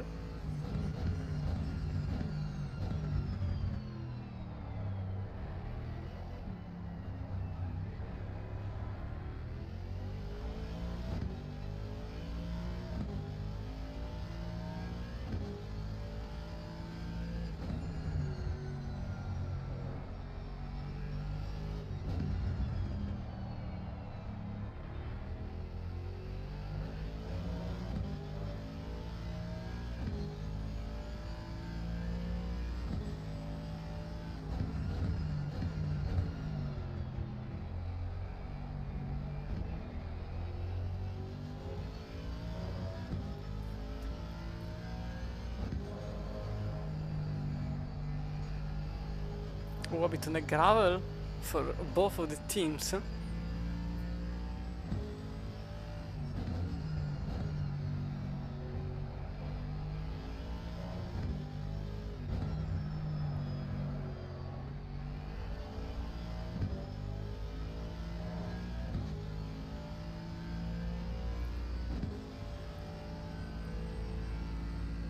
As the 787 goes into the pits, they are heavily off sync compared to everybody else, which is now on their. Oh, that's a bit wide for Plus. So as I was saying, all the other teams are half an hour into their stint. But 77 is now into the pit lane, so this means there is a half an hour difference on the stints for the team in 12th now. Okay, I done the mistake there. And another one there.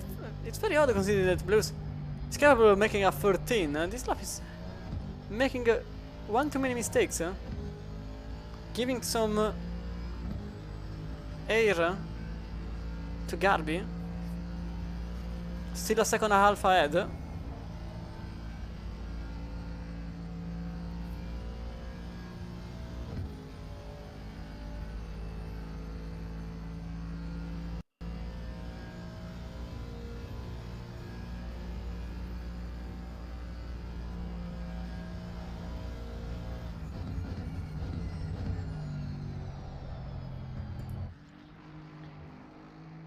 Every single turn, this British car is managing to gain some very little time, but it's a very long track and everything counts.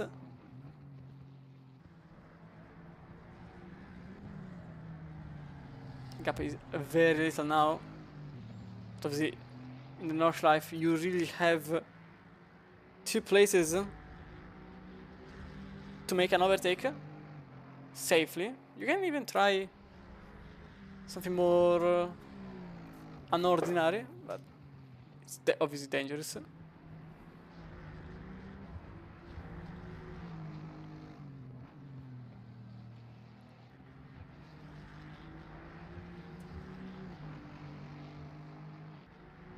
Considering the car 14 in 14th place, just made the team personal best, 8:13.6.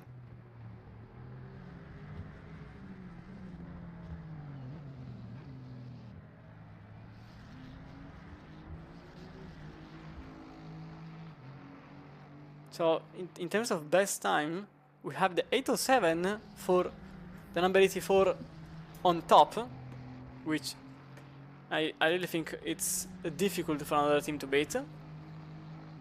We've got then the second best, I think, is the 11.2 submitted by the 141 team in third place.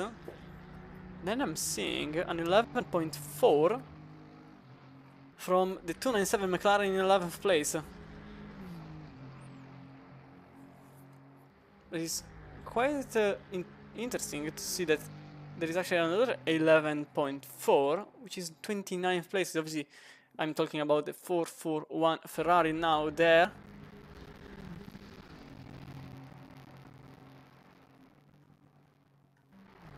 And all around I'm seeing 11, 12, 13 at best. The first off time is in 15th place, which is a 15.3. And it's... no, apologies, it's actually... the first off time is actually in 9th place, because Picca made a 15.4 earlier on. And there is number 70 with a 16.4. So it's actually important to notice that even if you are... if you have one of the fastest drivers in your team, it doesn't translate in a best position for your team. Obviously this will go into effect later, more than now, the gaps and the positions getting stabilized, but it's important that a well-balanced team actually works better than a just fast one. Hi Jan, I'm noticing that your team is in 27th place currently, trying to get closer to 26th, which is the 41 in third place in IM class. Sergio Osorio currently driving the car.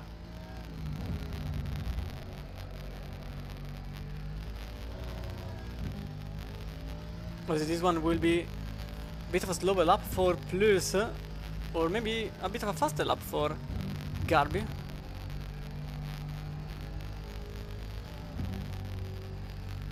But it's quite certain that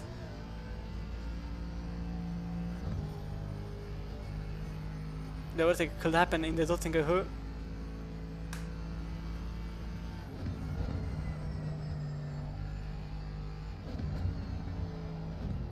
One of the longest straight in the motorsport world, which is not in an oval, because otherwise I can just give you Talladega or Indianapolis or Daytona.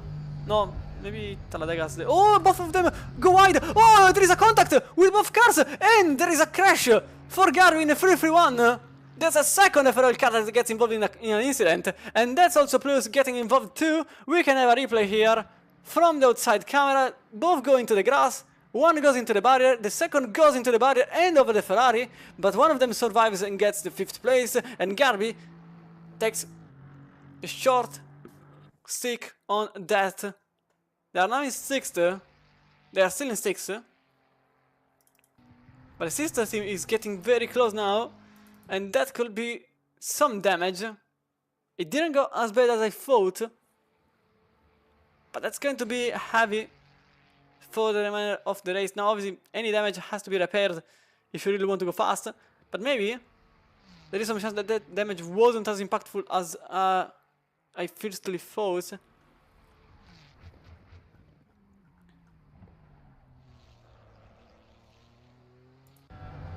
Obviously they will not go straight into the pits, they will continue with it, but I don't know how much impactful was the damage in terms of performance point. Certainly someone who is happy with it is the GT1 behind in 7th place. Now gaining a place, no, not really gaining a place, gaining 20 seconds nearly, 20 seconds on the sister team, and just behind is 227 for Fiat Nothing Moto.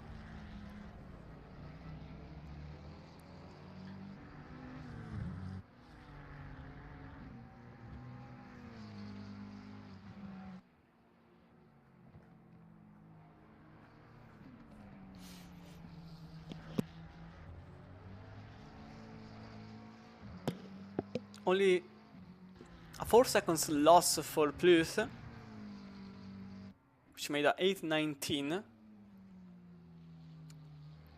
compared to the Berezovsky in 4th with a 8:15.7.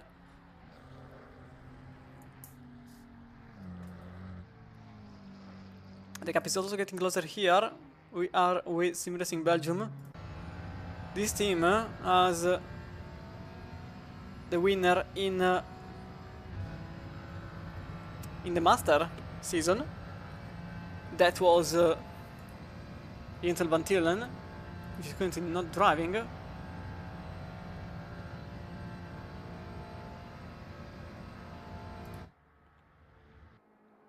So currently the number 70 is here in 12th place. 7.4 is the gap from Pierce behind, and 77, which just lapped in 8:27. Ah, because they went in repeats, obviously. They are off sync, I have to remember that. And Samin lapped in 8:15.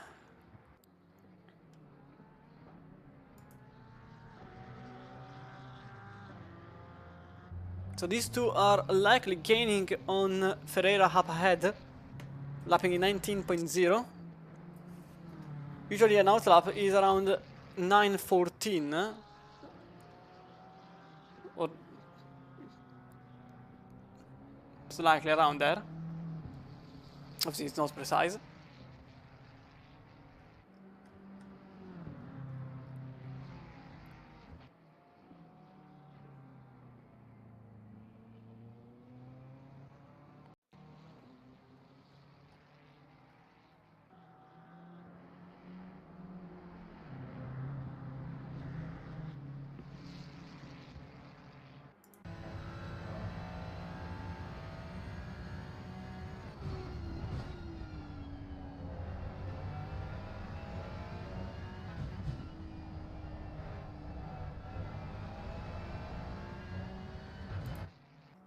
The gap still remains over the 1.4 seconds.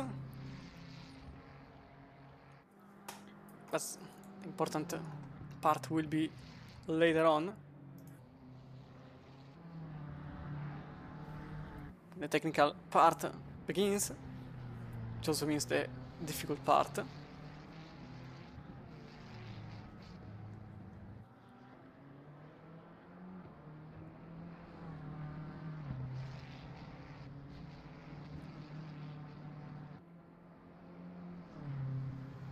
Oh, a bit over the grass there.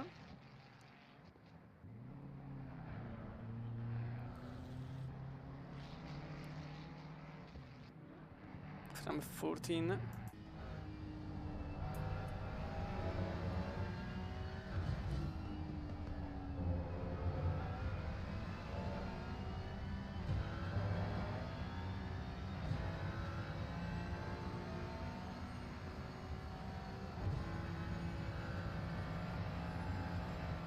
Ooh, 292. It's currently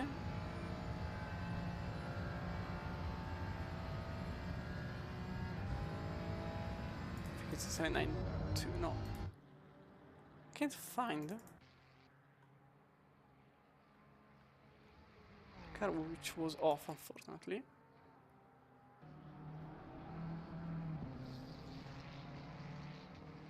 Ah, it was here in 32nd place. So something happened here to move in gold and black colors. I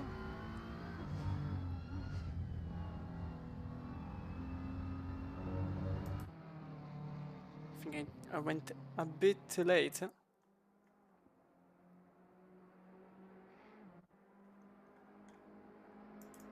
Something happened to that car there. This is a Ferrari driver in 14th place in the 296 Ferrari. 296 Ferrari, which in real life won for the first time in the history. Oh, that's an 934.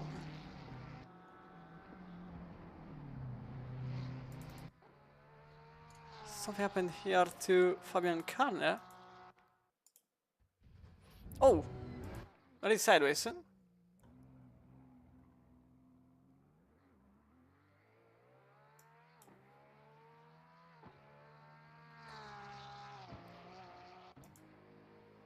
So, what exactly happened here? So they were over the turn. Suppose some curb.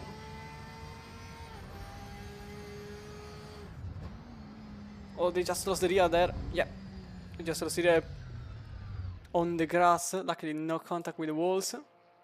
As here, Iapello is for QRT Sport battling with a 531 Mercedes. That's for 18th place.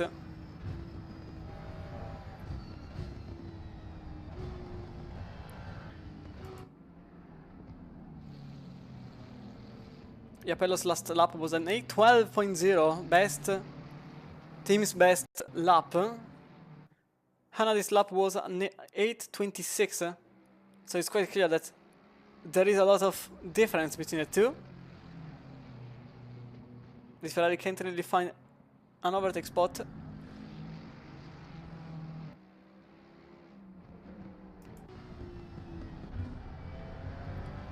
I think that any overtake will happen, but I think this time it may be well before the main straight. Between the grass for the Mercedes there.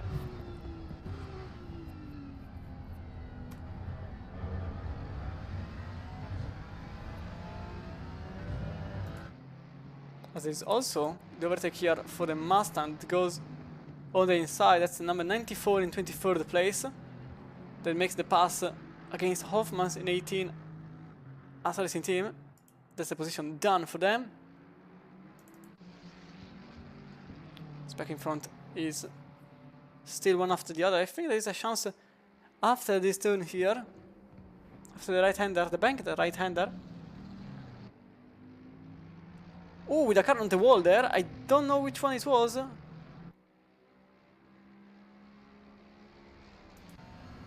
Do you say with this battle here?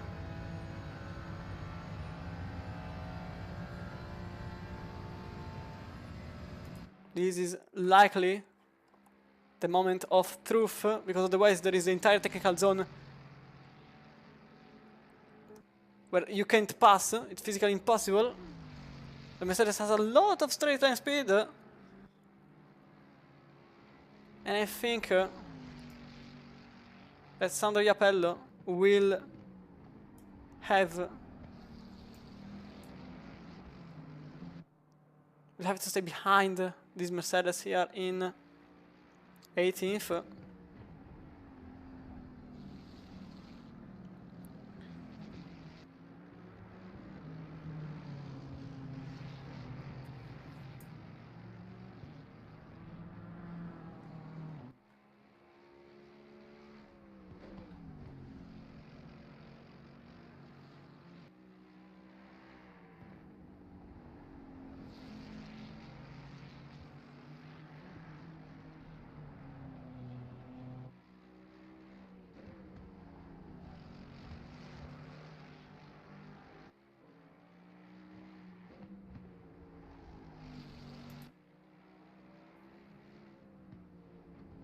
You can see the Ferrari behind, trying to find a place to create the path, because at that point it's actually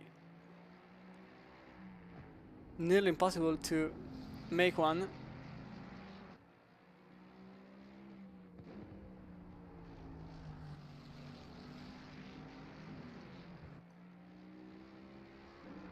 Ooh, maybe side by side, that was clearly an intention.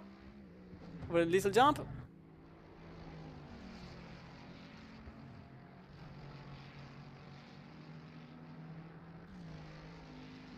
Still struggling behind. You can see from the cameras how close the two are.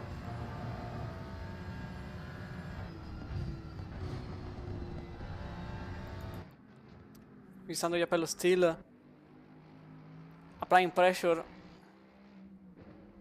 Whatever had now, there is the chance that that the Ferrari doesn't have the straight line speed, because the Ferrari isn't really the go-to weapon for the straight lines.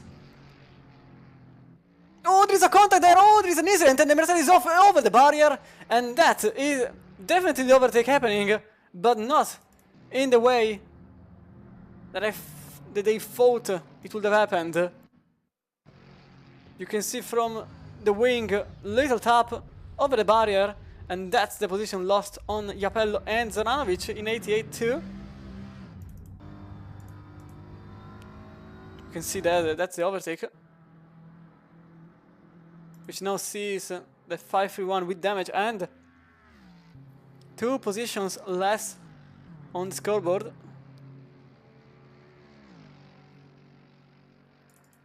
Meanwhile, the Aston Martin team is now battling not with the Ford anymore, but with the Aston Martin, number 93. Staffing driving it, that's the TSE Racing. With some front end damage too, I can see.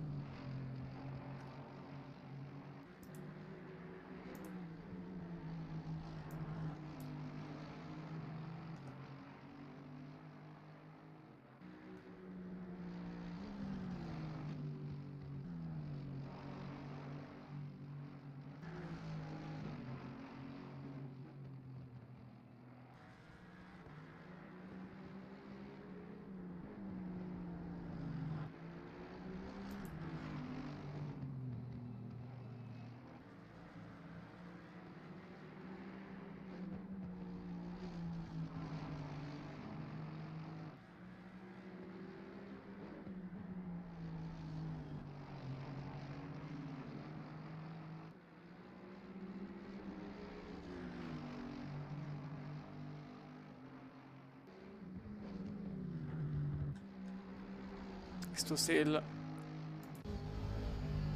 Oh, there is a car going very slow. I can't pinpoint which one it is because I can't see the flags on the race control. I think it was the 934 again over the carousel. I think it was. Stuff in here. Just, oh, that's a car going over the grass. That's Hoffman's in the Assetto Racing team, keeping it straight away from the barriers, but that's clearly not the line. Going over the second carousel a bit wide, way too wide over the grass, but the important thing is keeping it out of the barriers, and they made it. Narrowly, but they made it, which is the important thing for the car, even if some side damage doesn't really hurt them. Luckily.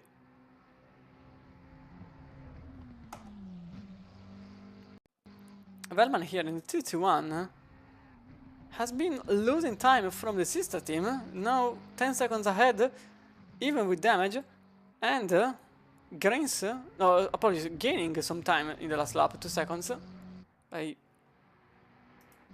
mistakenly switch the 2 teams. But as Grains also gaining another 2 seconds for a total of 4 on the 331 in 6th place.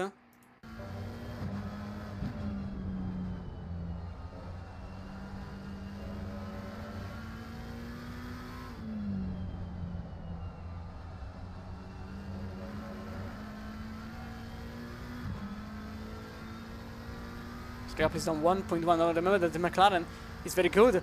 Practically every part of the circuit, but especially is one of the best on the straight, because on the straight line, Porsche, McLaren, and obviously the Mustang are the best cars.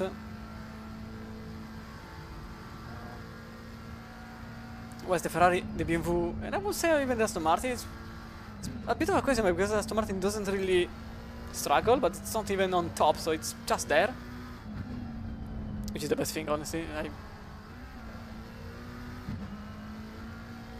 I take anything that goes. Oh, that's low fuel. I think that's the alarm for less than a lap to go, which is not anymore there.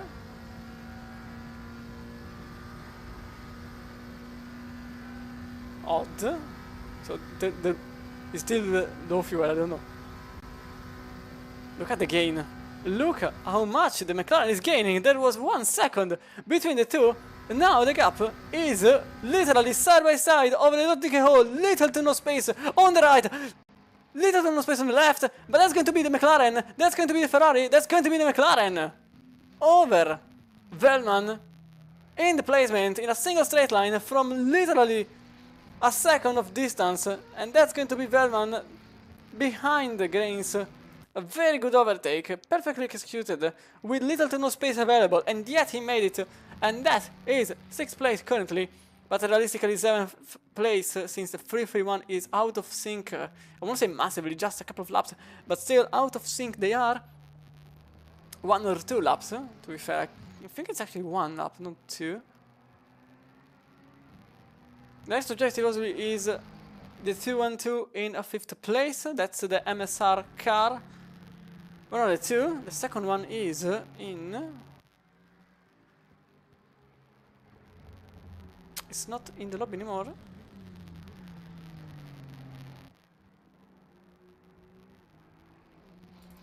Unless I'm mistaken, there weren't 2 MSR cars to begin with. Ah no, here it is. No. I can't. I was sure there was a second. Okay, yeah, no, I'm crazy.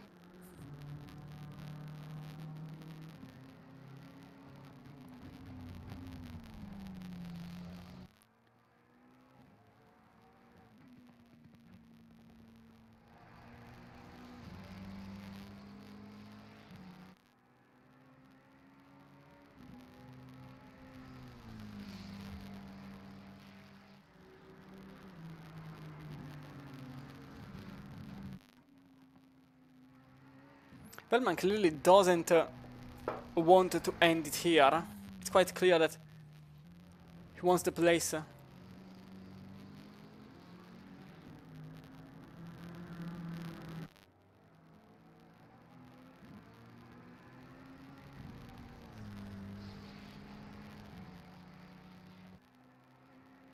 Oh, both over the grass.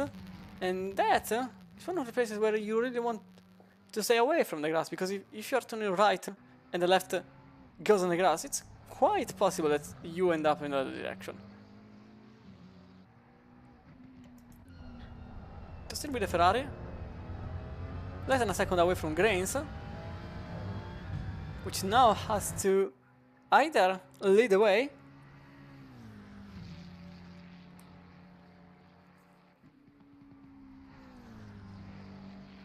or to give them some time to get behind. Although the 212 in 5th place is a very, very quick.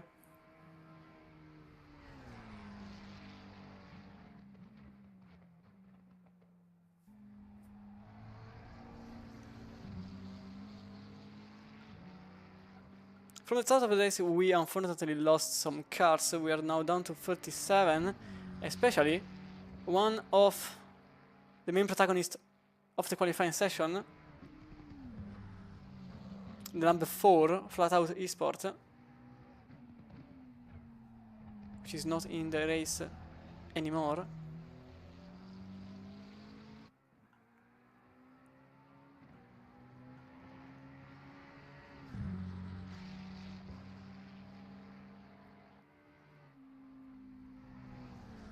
Clearly, the 177 here is now in a 1-for-1.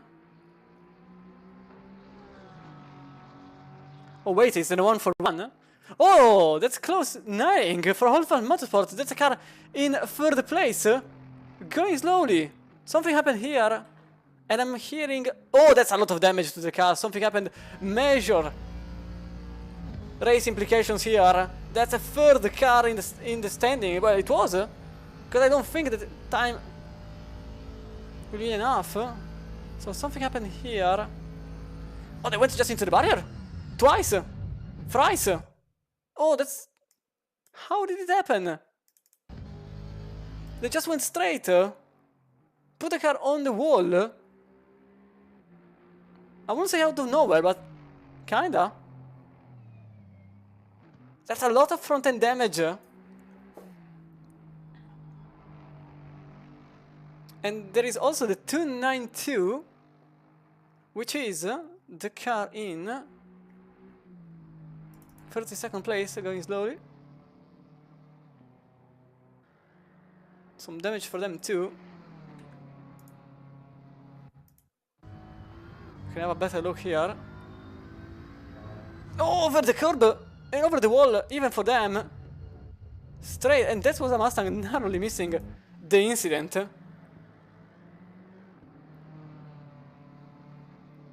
Currently in 32nd place.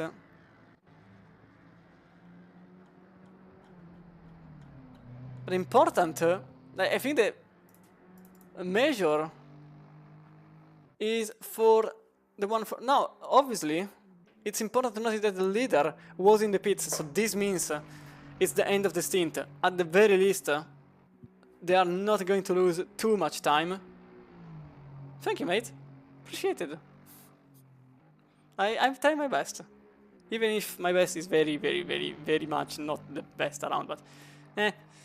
So as I was saying, the 1-for-1 is currently going to go into the pits regardless, because you can see that Zachary heads for the pit lane, and that's going to be the same for the 1-for-1, so at the very least, this car here will not lose too much time.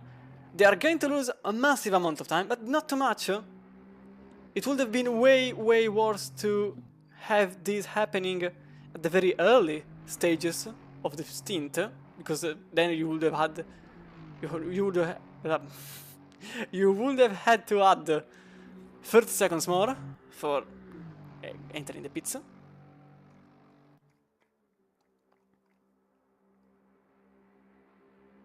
It was very odd. You just went straight into the barriers. It was a very odd situation.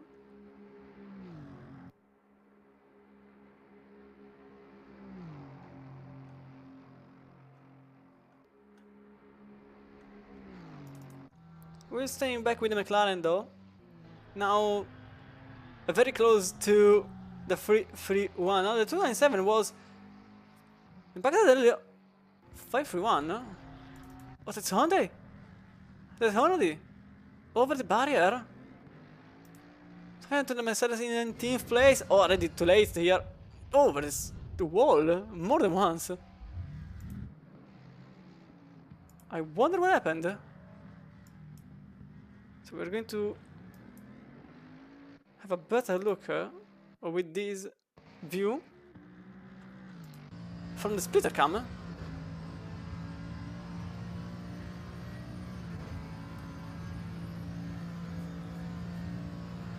So over the curb, oh, they just lost the rear there, and then just bouncing over the walls. That's going to be impactful for their car, the 531, apologies, which was on... Okay, it will take a while. 20 minutes from the start of the stint, so practically at the beginning. Well, 1/3 of the way in, but still not great. And that's going to be Kronos Racing Team 297. They were struggling earlier on. Oh, there is a Porsche in the middle. Playing the team game, very likely. But that's also going to give some slipstream, maybe, to the car behind. No, it will not, because they will back down. And that's 15-second penalty for Iapello for the incident that happened earlier on. Just at the beginning of the Dottingham, this race line here, which led to the Mercedes 531 to the other side of the road. And ultimately with some damage that had to be repaired. Now the Ford is off sync, apparently. Oh no, wait, it's just out of the pits. I was looking at the left. It's just that the Aston is still in the pits.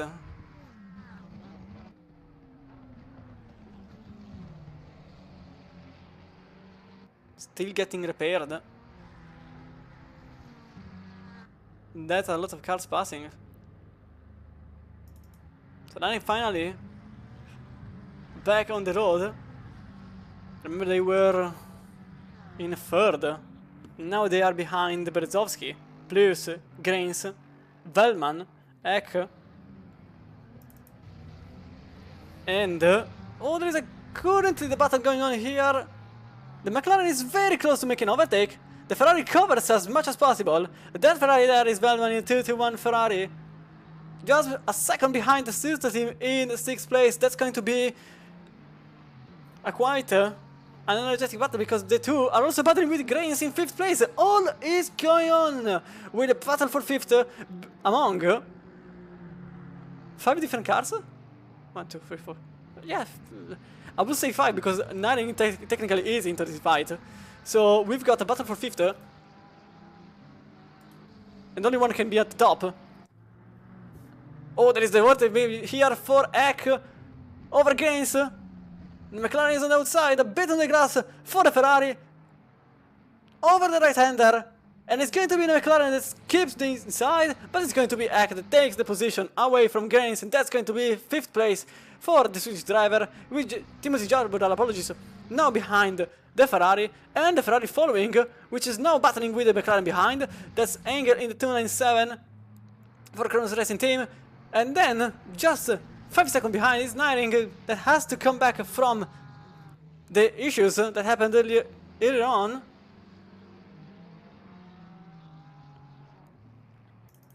Now we can go with X-Wing.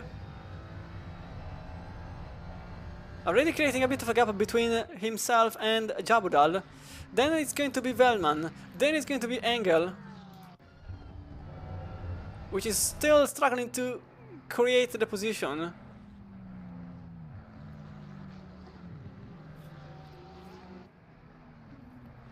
It's a freeway battle at this point because there is already a second point 2 from Eck.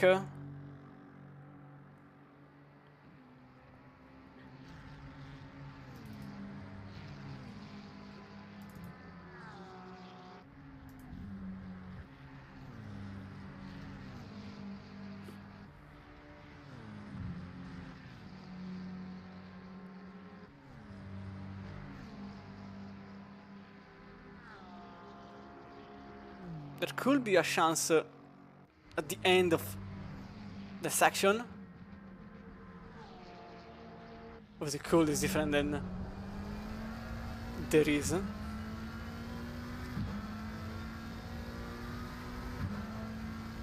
The issue for this McLaren here is that they have to make the pass before the technical phase. If that starts, they will stay behind, no matter what, because you don't really have any particular point where to make an overtake. But here, well, not here in particular here, but there was a mistake by Jabudal. He went wide on the left-hander. So now in a single second there are 3 cars. 3 different teams. Obviously the aim is 5th, but you can see from the distance, you saw it for a brief moment. It was a very, very short-lived at the moment. Again, I saw some pixels. Already, they've gained a second. And they were in 3rd. And they were lucky to make the incident at the very end.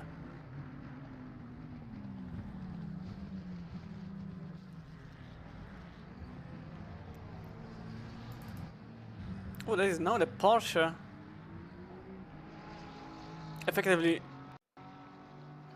putting some gap between Nyring and Engel. The Polish driver here. The 297 McLaren. So now we are into... no, not yet. Now we are into one of the fundamental zones for the overtakes. And you can see how good the exit was for the McLaren driver. They have to choose between left and right, and it's going to be Left? Maybe right? Nah, the Ferrari is just covering the middle. There isn't much space there. Keeping it behind at this point to avoid any incident. The pass will not happen there. Quite definitely. And this is just gifting Jabudal the chance to expand the gap, which is very little. But more importantly, Ek is just benefiting from all of these. Oh, maybe on the left. That's definitely an unusual way to make a pass. Oh, that was close. But still nothing happens.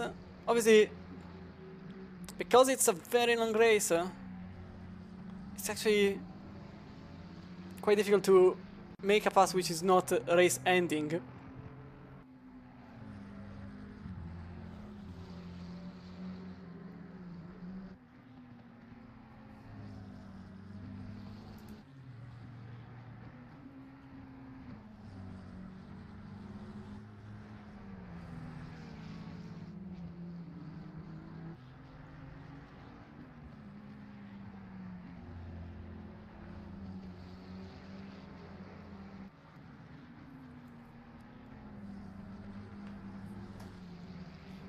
The number 2-1 struggling from the very beginning of the race to make some terrain. The best lap they have is an 8-11, but they were involved in an incident very early on. And the last lap was well, obviously it was very slow for obvious reasons, but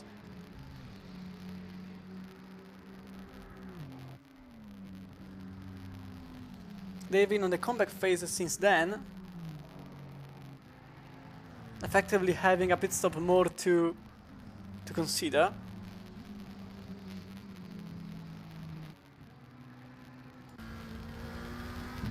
With angle really starting to fall. Oh, that's a 911! The 911 is going slow! We will have a replay later on, but that was the 911 going very slowly. I think a spin already had a crash, but that's going to be a question for later, because now there is the pass for position. That's the McLaren, that's Bademsi going behind Engel on the leaderboard. But Ferrari now has some slipstream, which can help them. Over the left, that's going to be an answer from the FRL team that goes very much on the right and gives no room for the 297, which remains behind. Backing out of the deal, because they are going to go into the pits, so they decided to go for either another cut, which is actually likely, or just to stick to the strategy. But I think they are going for another cut, maybe. They are actually off sync quite a lot. So about the 911, something happened to them. We're going to see if this is the place. Oh, that's definitely the place. I don't think they collided with the wall. Oh, that was very close. That was insanely close, but they survived it. So that's the 911, keeping it on track in 9th place.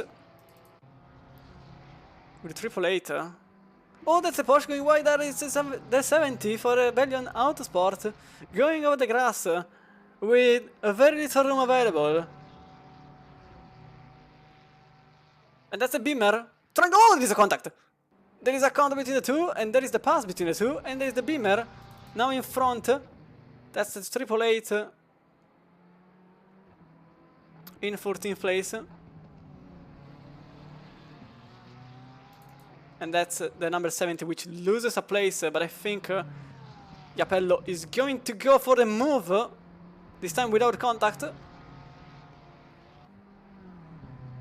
Although this overtake realistically doesn't give them any placement, since they have a 15-second penalty that has to be considered at the next pit stop.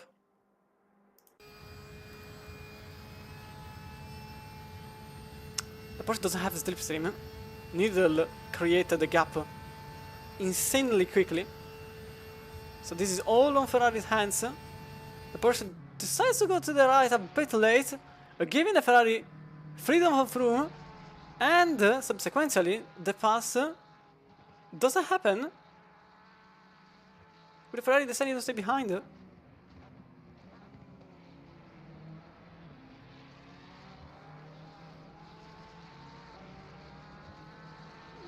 It's very, very close between the two. The Porsche has a better speed over the straight. But the Ferrari goes over the inside, brakes late. And that's the overtake done for Japello in 15th place. Naring now going over the right side of the track. And that's going to be the pass over a very difficult place. Over the outside he goes. And that's the pass for 7th place for Naring in a 1-4-1 Aston Martin. In a very peculiar place of the track. Next objective, Jaudal 4 seconds ahead. And then Eck, another 4. And technically, Oberyn just ahead.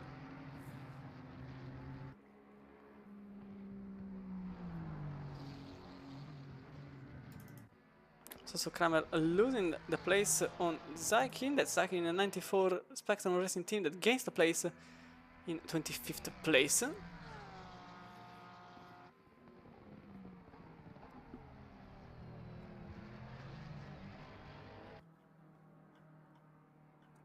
Back on the very top of the leaderboard, Oberyn is now struggling a bit compared to Eck.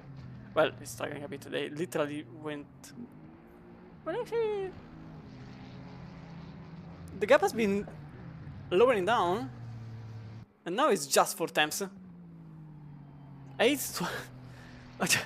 I just read the time. 8:12.9. That's a very good lap time for Eck.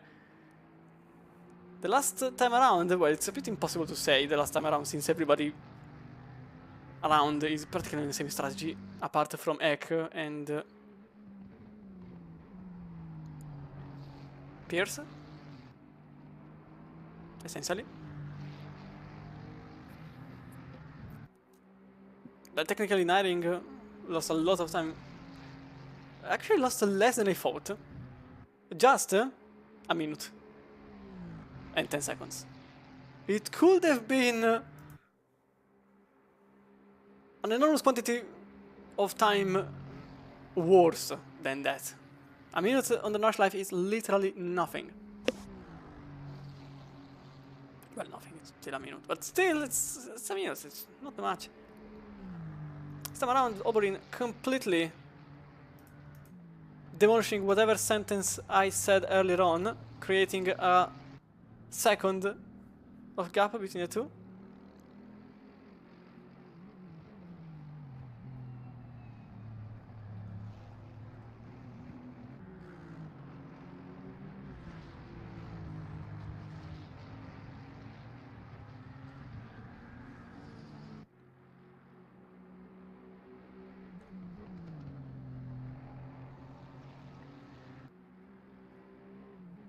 But like it's still there. 8:12 is an 8:12 is very difficult to keep the pace with. It's not really.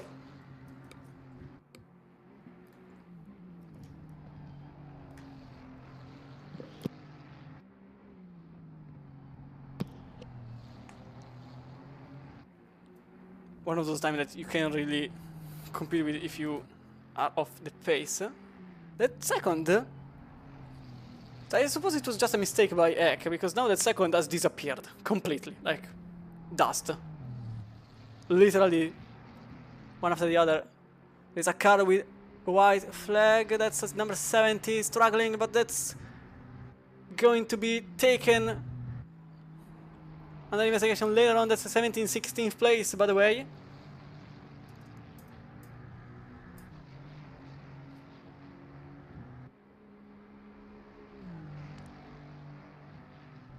It's obvious that it's going to happen over straight with his rhythm. It's also possible that he wanted to create the second simply to have a better management on the pace, being sure that the gap would have been lowered. But I have to make this turn correctly. Or I don't think I heard the long straight, nearly 2 kilometers long.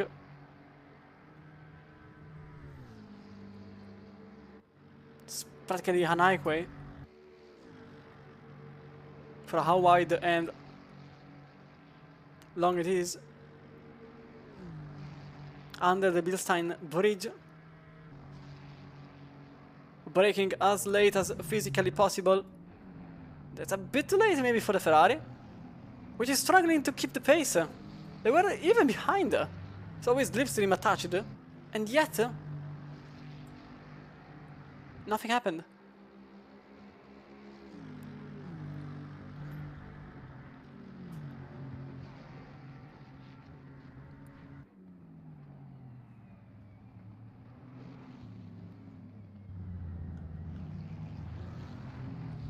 Oh, there is that's a bollard flying over the screen. Someone cut the first corner.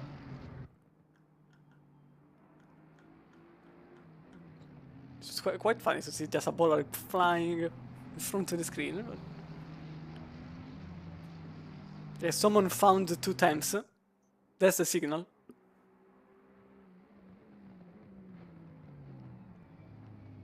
It's a very nice livery. I think it's the number plate. Oh, the 292 is.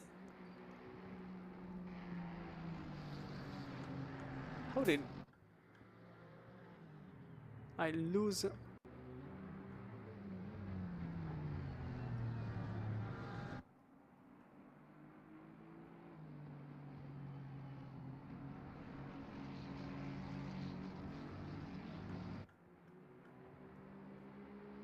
Okay, I don't have the number 292 on my race control.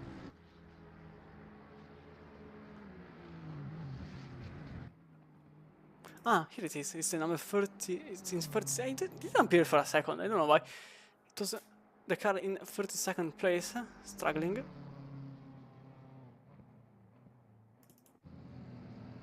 It's a bit too late to go for a replay now, unfortunately. So we'll never know what really happened there.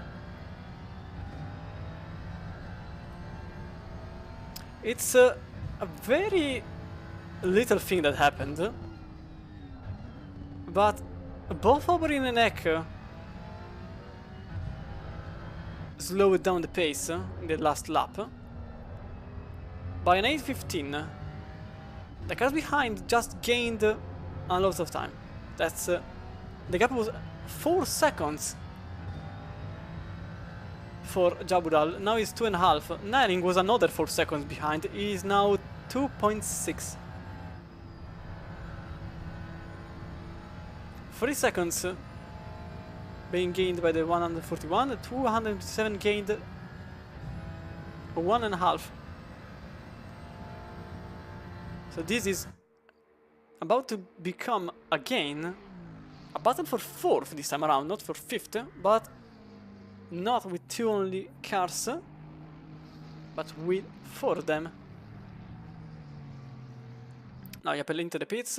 They will also stay still for... Oh, that's number 17. Over the gravel. Oh, they lost the rear. Went for a 360. But they kept it outside of the wall, which is the important thing. And they will be able to recover their pace. A rear driver here, battling with Maxim Obrin. Jabural now getting gapped madly.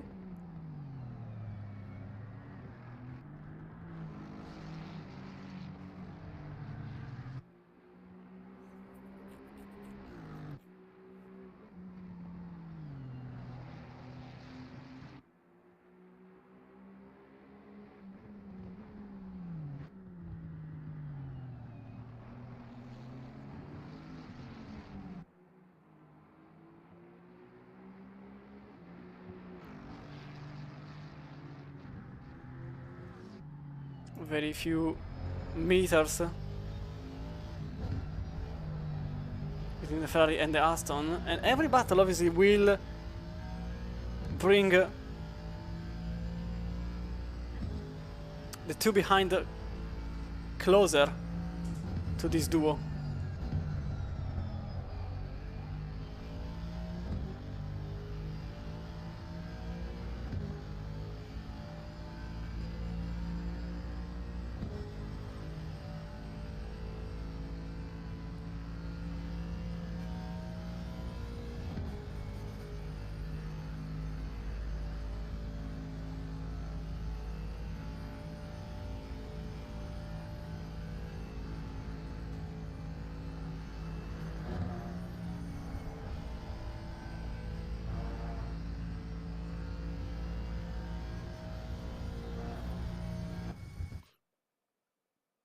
Oh, that's...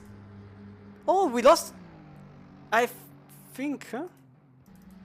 Yep, that's a disconnection. No, he's back ish.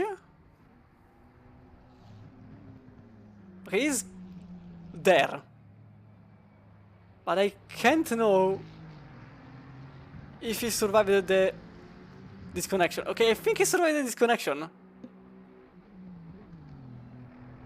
That's very lucky for Oborin. He got disconnected for a brief moment. Then he's back. Oh, 52. Struggling on the chicane. Just over the bump. And finding himself in the other way.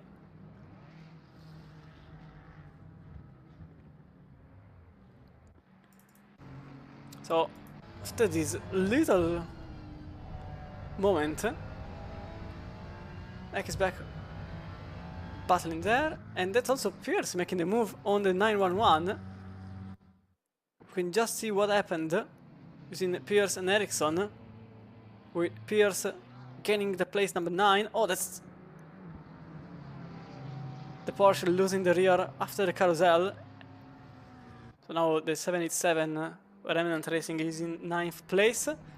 That's also Needle overtaking Vaniel for 13th place. We stay back here.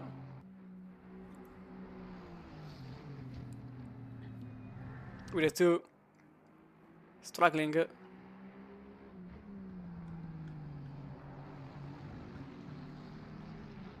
to create a gap between themselves. That's what remains ahead. And Nying is now just a second behind Jabural. But they have to work together. Because I think it's way more important to keep the distance close to the tube. Because when, I'm not saying if, I'm saying when they start to battle, they will lose a good chunk of time. And that will be the good chance to get back to the duo, which is now in 4th and 5th place.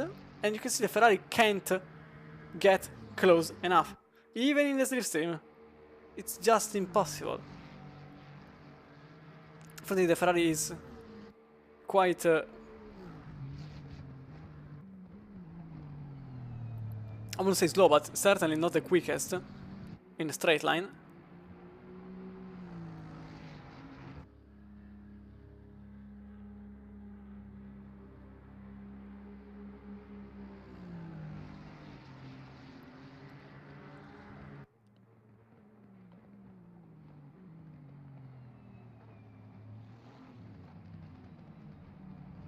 Oh, there's a Porsche in the middle. I think it's the Riser Racing Team Porsche there in 934 colors number. I would say two things at once. I failed miserably. Jabural is 4 seconds behind, and I think you also narrowly that the Aston is now very close to Jabural.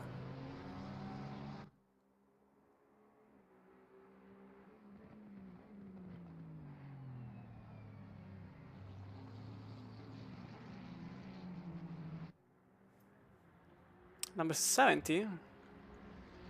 It's again struggling. Oh, we just saw the final part, just in front of another car.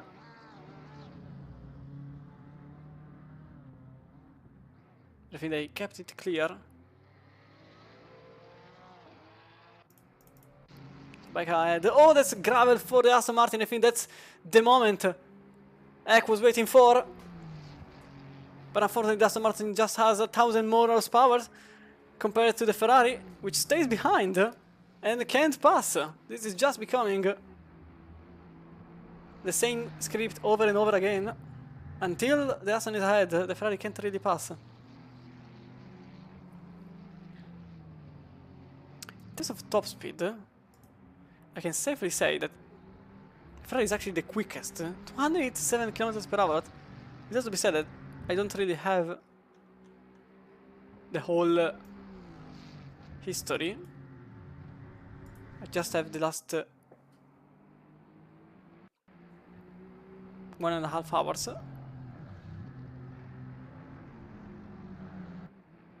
Nari lost a ton of time here. He's now nearly 2 seconds behind Jawdal, who is now 3 seconds behind the duo. So it's good that Jawdal gained a second and Nari lost some time.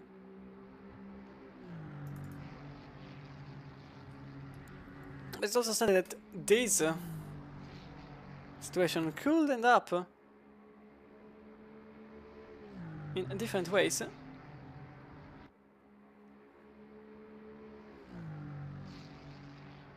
Oberyn testing the lights for some reasons. Ooh, going a bit over the crest with the rear wobbling a bit more than the usual.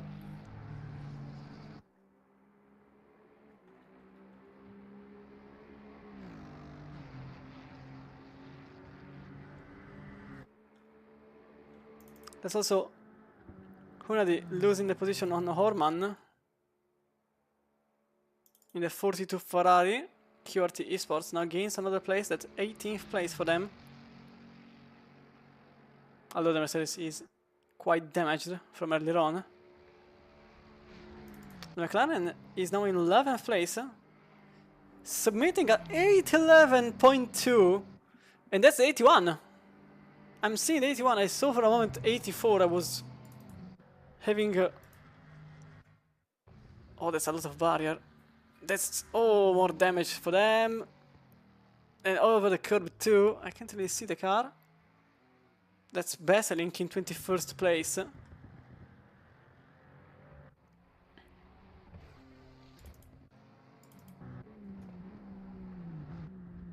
Slowest part of the Nordschleife.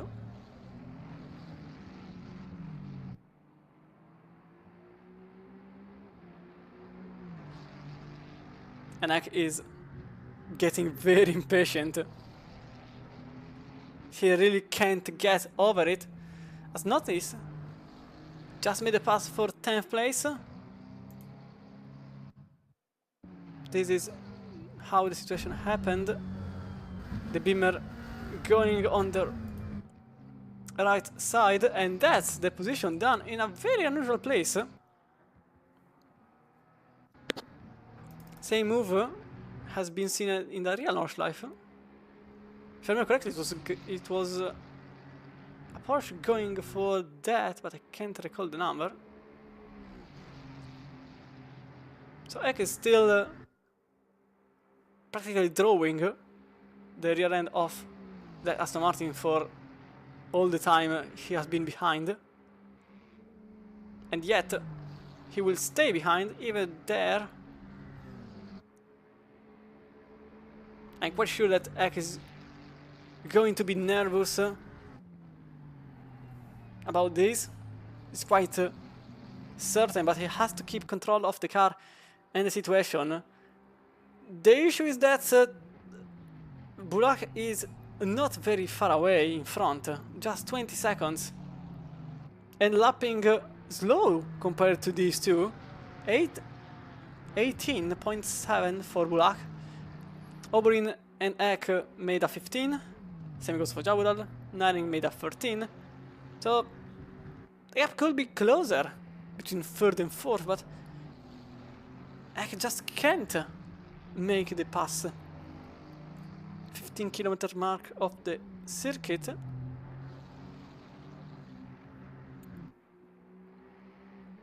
And because the issue essentially is that if they keep struggling, and ultimately if Aston makes a mistake, that's the duo behind that gets back very, very quickly. And their effective shield could be Jawdal himself, because Niring is very quick. He is currently capable of making 11th without too much struggling. Oh, there is a gravel! Oh, there is the pass! That's the pass, I think. Oh, contact between the two drivers! I think side by side, but that's Eck making the pass over the Aston Martin. We saw briefly. There was some contact, I think, door to door. But Ferrari made a pass when the littlest of mistakes happened. And that's also going to be the battle for 6th place. Now Eck has clean air, but unfortunately there is a straight line approaching, and he has to create the gap between himself and Oberyn before that happens. Now I think he made it. Now it's 1.2 seconds, so he clearly made the gap before the straight line. But it was very close between the two. Now we're going to see Niring in the Aston Martin.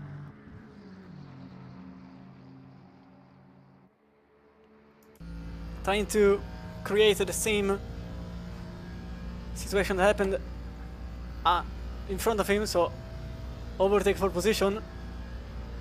Overtake for position also happened between 69 and 70 in the 15th and 16th place.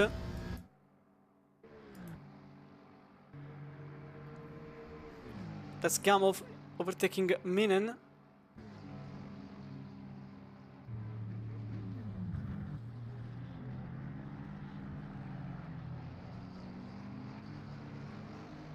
The pass doesn't happen here. Maybe just turn 1.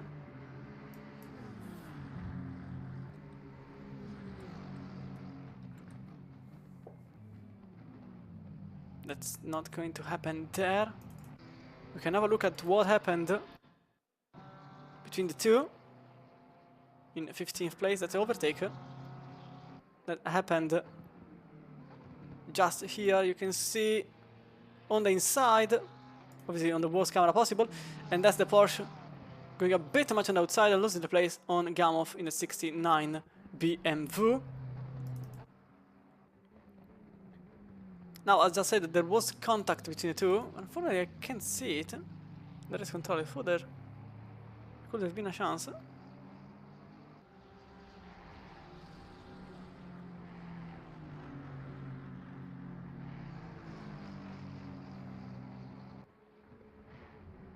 So that's like creating a 2-second gap as soon as possible. Finally, unleashing the rhythm he has.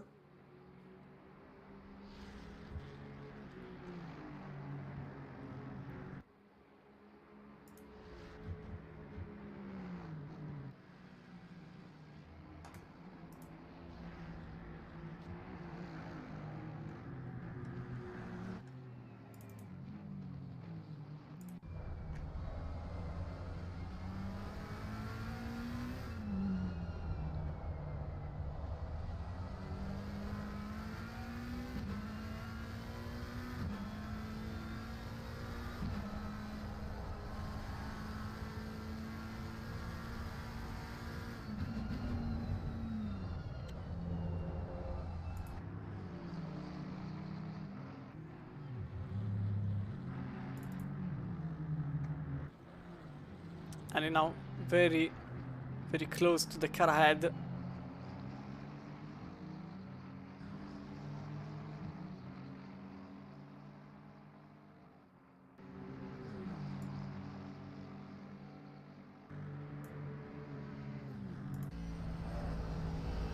Over the curb. Oh, that's a lot of grass. I think that's Oberyn going very wide. Is he going to make it? Same move as earlier on the outside. I think he is going to make it. On the outside again, on the McLaren. And that's going to be Nari making a pass twice on the same spot over the outside. Very clean and perfectly executed. Very good one. And next objective is now Oberyn just ahead. A second ahead. At this point I think the real... Oh, there is a contact! Oh, there is a wall! And that's Oberyn off! That's a 2-on-2 over the wall. Well, not over the wall, but into the wall. You can see over the curb. Just lost the rear, over the grass. And that's a lot of damage. That will have to be repaired. That's a lot of damage. Now he's struggling. Because I think there is also suspension damage. We can see from the inside. Yeah, you can see the steering wheel completely skewed.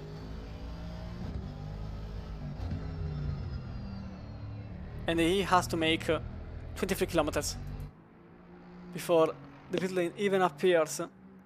That was the worst place to make a mistake just after the beginning of a North Life.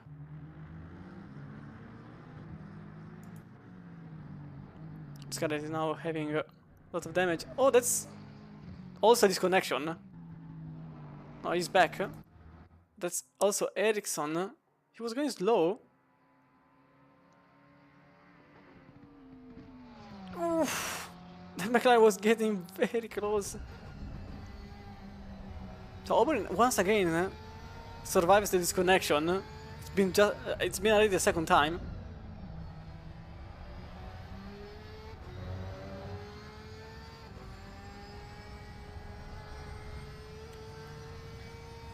This actually helped quite a lot Naring, which doesn't have to make a pass because the pass literally just happened.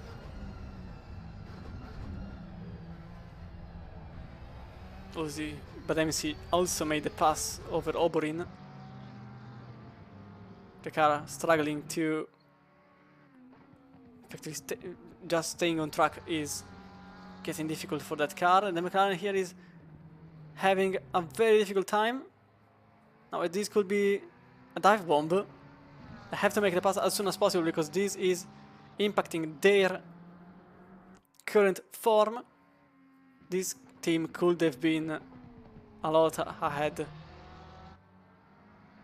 with this pace.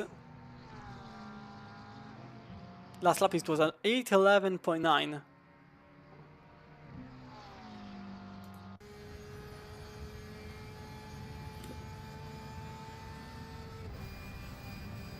That's the McLaren going on the inside, side by side between the two.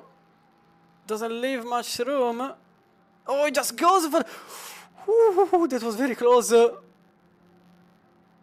Between the McLaren and the Porsche, with the Porsche leaving no space whatsoever on the left and putting the McLaren in danger, so they had to back out of the deal. And that's not really kept the car on track too. That's a number 70 also into the wall. Narrowly missing an incident with another Ferrari there. As we stay here for the battle for 9th place. Hey, I'm good to go, mate. You can end the stream whenever you want. My stream is live. I mean, hi, first of all. Hey, sorry. Yeah. Maybe it's too early to business, but yeah. No, I'm ready to go. And I can also imagine you're getting pretty tired by now, as you've been on the mic for a while. Yes.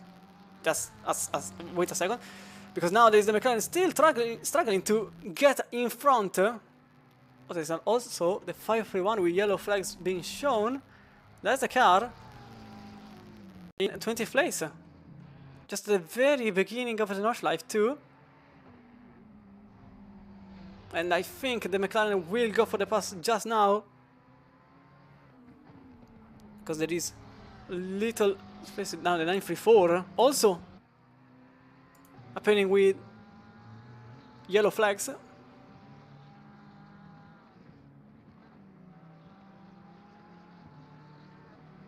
This is likely going to be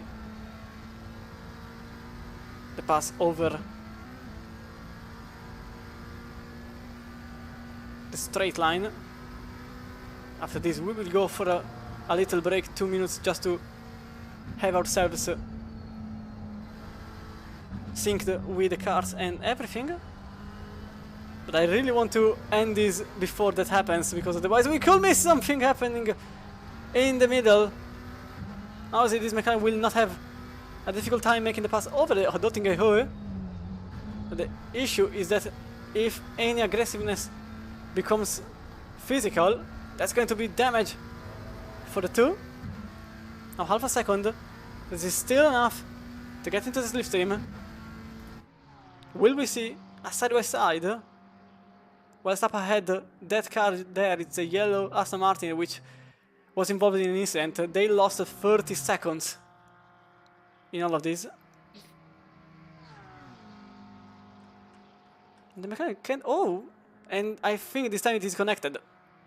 Yes, this time the game said stop, and that's also disconnection for the Aston Martin, just as it was going to end the lap. So we lost the MSR car, I think this time for, like, in an official manner. After they getting disconnected, reconnected twice, they were already lucky with that, but I think the game just said stop to that. Cut back. And still, the mechanic stays behind. So unless they make the pass prior to the GP, I think this will remain the same for the two of them. It seems like it. Oh, maybe not. On the outside. Okay, it was impossible. Going over the grass, covering the inside. That's still side by side over the hairpin. That's going on the outside. They have to go for the cutback. They are going over the curb. They are really utilizing every single mana they have in the book. But apparently the book is being thrown away from the palace by the Porsche team, which is defending as much as possible. Obviously, in a clean manner for now. McLaren has to create the pass at this point. They can't really utilize the usual overtaking spots. There is a chance maybe at a chicane at this point because the slipstream is available.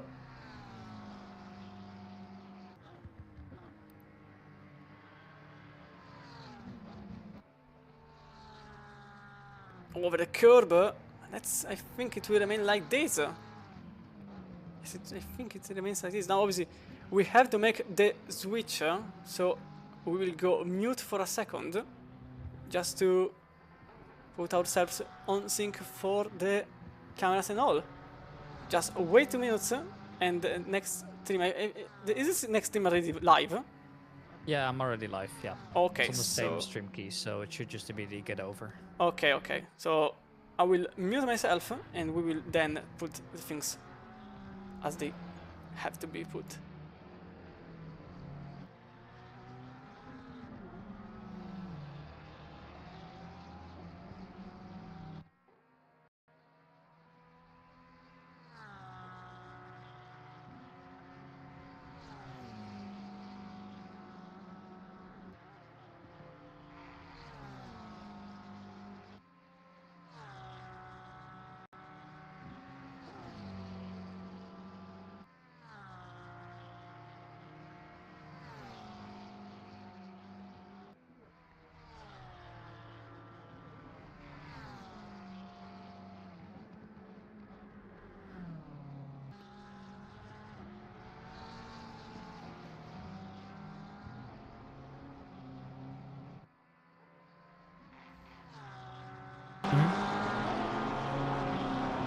So I will stop now, and now you can start.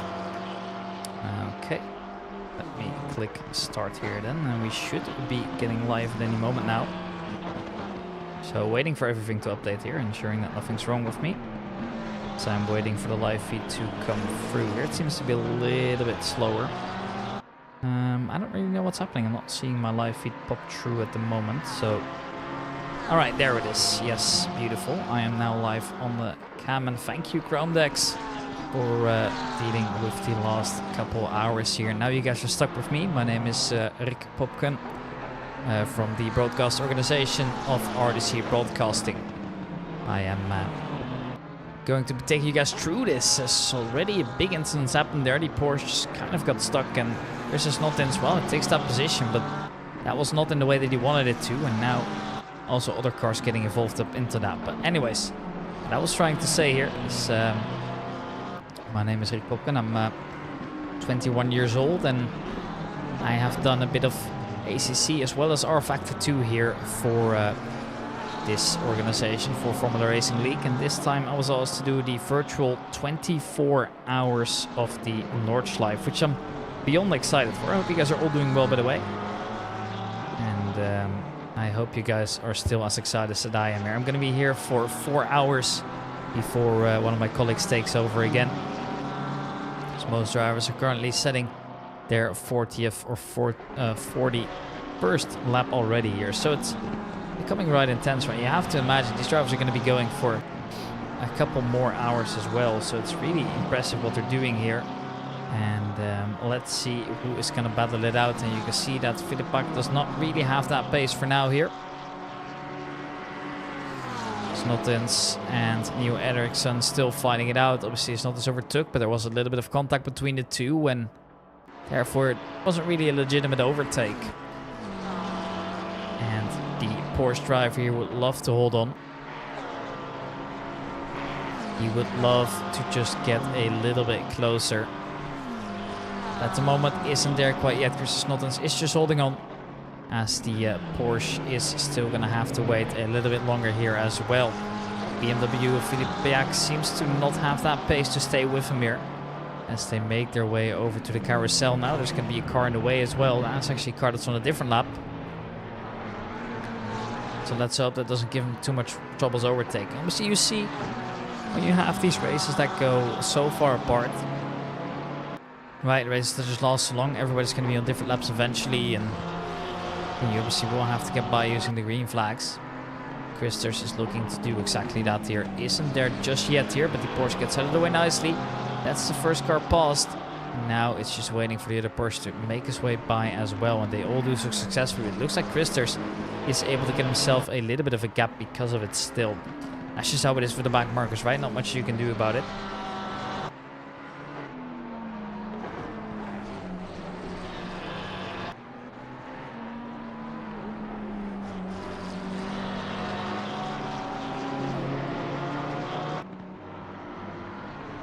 Christers would be loving to create that gap right now, but obviously Neo Eriksson is a driver that's rather quick, and we know that, right? This driver I've been watching for a while now, ever since I came into the FRL comms team, which was actually about 8 months ago already. Time has really flown by, and it's always good to be on the mic here for the lads here as well. And hey Alex, how's it going, buddy? Hope you're doing great. Good to see you here. There is 18 hours and 14 minutes remaining here of the race. Current local time is obviously kind of synchronized with our time as well for that extra realism. So we probably won't be seeing it go dark, but the guy behind me on the mic will most likely see that here, depending on if the game counts for summertime. I don't think it does do anything weird regarding that, but the order currently is as followed. Still Warner leading that race, Sakari behind him, but also by a big margin. That being 8 minutes, that being 2 minutes and 32 seconds between the two. As Benjamin X now come in here. It's going to be pitting, and Snottens would love to get a little bit closer by here. Downside always to these races, eventually everybody's just driving in a big gap, and that's kind of also what's happening here, although Christers still is not out of the danger zone just yet here, and so all the drivers are going to come through. You could see that Chris is trying his best to drive away. Making his way into the corners. He's just driving some very clean laps at the moment here. Obviously, he's got it all to play for still and would love to hold on, but also kind of tough, right? So, not bad at all what we're seeing here from the Latvian driver. Just minding his own business, is doing well. Misha Filipiak also still chasing, but as they make their way onto the GP circuit here again, obviously they did that when they entered that main straight. It looks like he is falling behind still a little bit more, and he seems to struggle a little bit to keep up with the pace here. And now, judging by the lap records they have set, it makes quite a bit of sense, right? They are a little bit slower, at least on average. At least if you look at the last few laps. Apart from that incident, of course, which has caused Neil Eriksson to be a little bit slower. So be it here. And Benjamin Eck, he leaves that car, and it's now going to be Alex Sackdahl driving that exact same car here. So it's going to be Ferrari taking over here. He is going to be driving the 296 for the next foreseeable amount of time, whenever that may be. Yeah, obviously don't know what the strategies are between all the teams. But I must say that the order isn't really that surprising. Drivers like Eck at the front, or well now I guess his teammate, but these are drivers that we expect to be fast here. What does surprise me a little bit here is the fact that we've got a Ford Mustang currently in the top 3. That's not a car that I was expecting up there. Seems to be a little bit of an off-meta car so far, although Anton Bullock is managing it to perfection right now. I think that has also got to do with the fact that these drivers that we're watching here, right, they're first of all so good that the car doesn't really matter, and second of all, the fact that it's got such a long straight speed as well.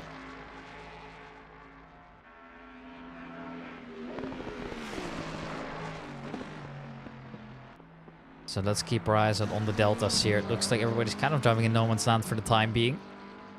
This is Timothy Yabudal, driver for FNM. Looking to set out some good lap times as well. We gotta keep our eye out on whoever's coming in. And as I said, that we have a driver coming in, that's gonna be Evgeny Gamov. And judging by that, I think he might just try and bring over that car to somebody else here. So number 14, the number 69 car now getting pulled across, and it's gonna be somebody else using that car rather soon, at least most likely here. Look like Ferreira, the slow sector there, seems to struggle to keep the car on the track here. The Rebellion Autosport driver not having the greatest of time there. Ooh, look at that big jump as well. It's just tough. And then he loses the back end as well.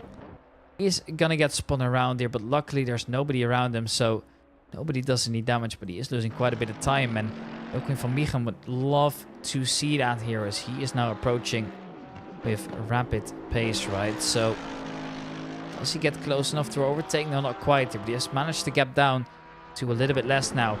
Micha Filipiak finds himself all over the back of Neil Eriksson, who is not able to keep up with Znotins for the time being. The BMW here just coming in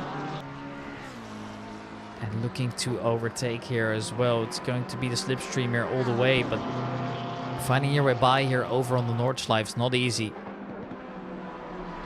It's going to be a little bit difficult for him to try and do it right.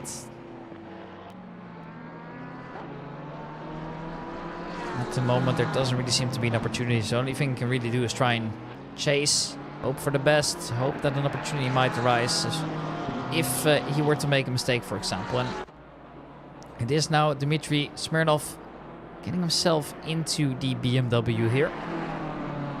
Is tasked with bringing it a little bit further here, as Evgeny is going to be sitting back and relax a little bit here. As far as I can tell, they're a team located in Russia as well, so it's a little bit later there for them as well, right? So, not mistaken, they're 2 hours ahead of us already.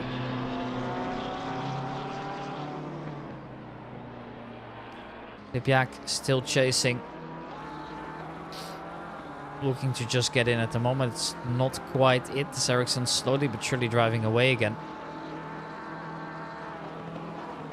Love to get a little bit closer at the moment, but it seems borderline impossible, right? Then I guess an opportunity will come. I mean, there's still 18 hours as well, so You don't want to be going for crazy moves down the inside, because the only thing that can happen is that you ruin your own race. You just want to see if you can overtake cleanly and call it a day, because an incident that causes you to retire or have a 20-minute lap, if you crash somewhere early in the lap and you have massive damage, you're going to be having a tough time.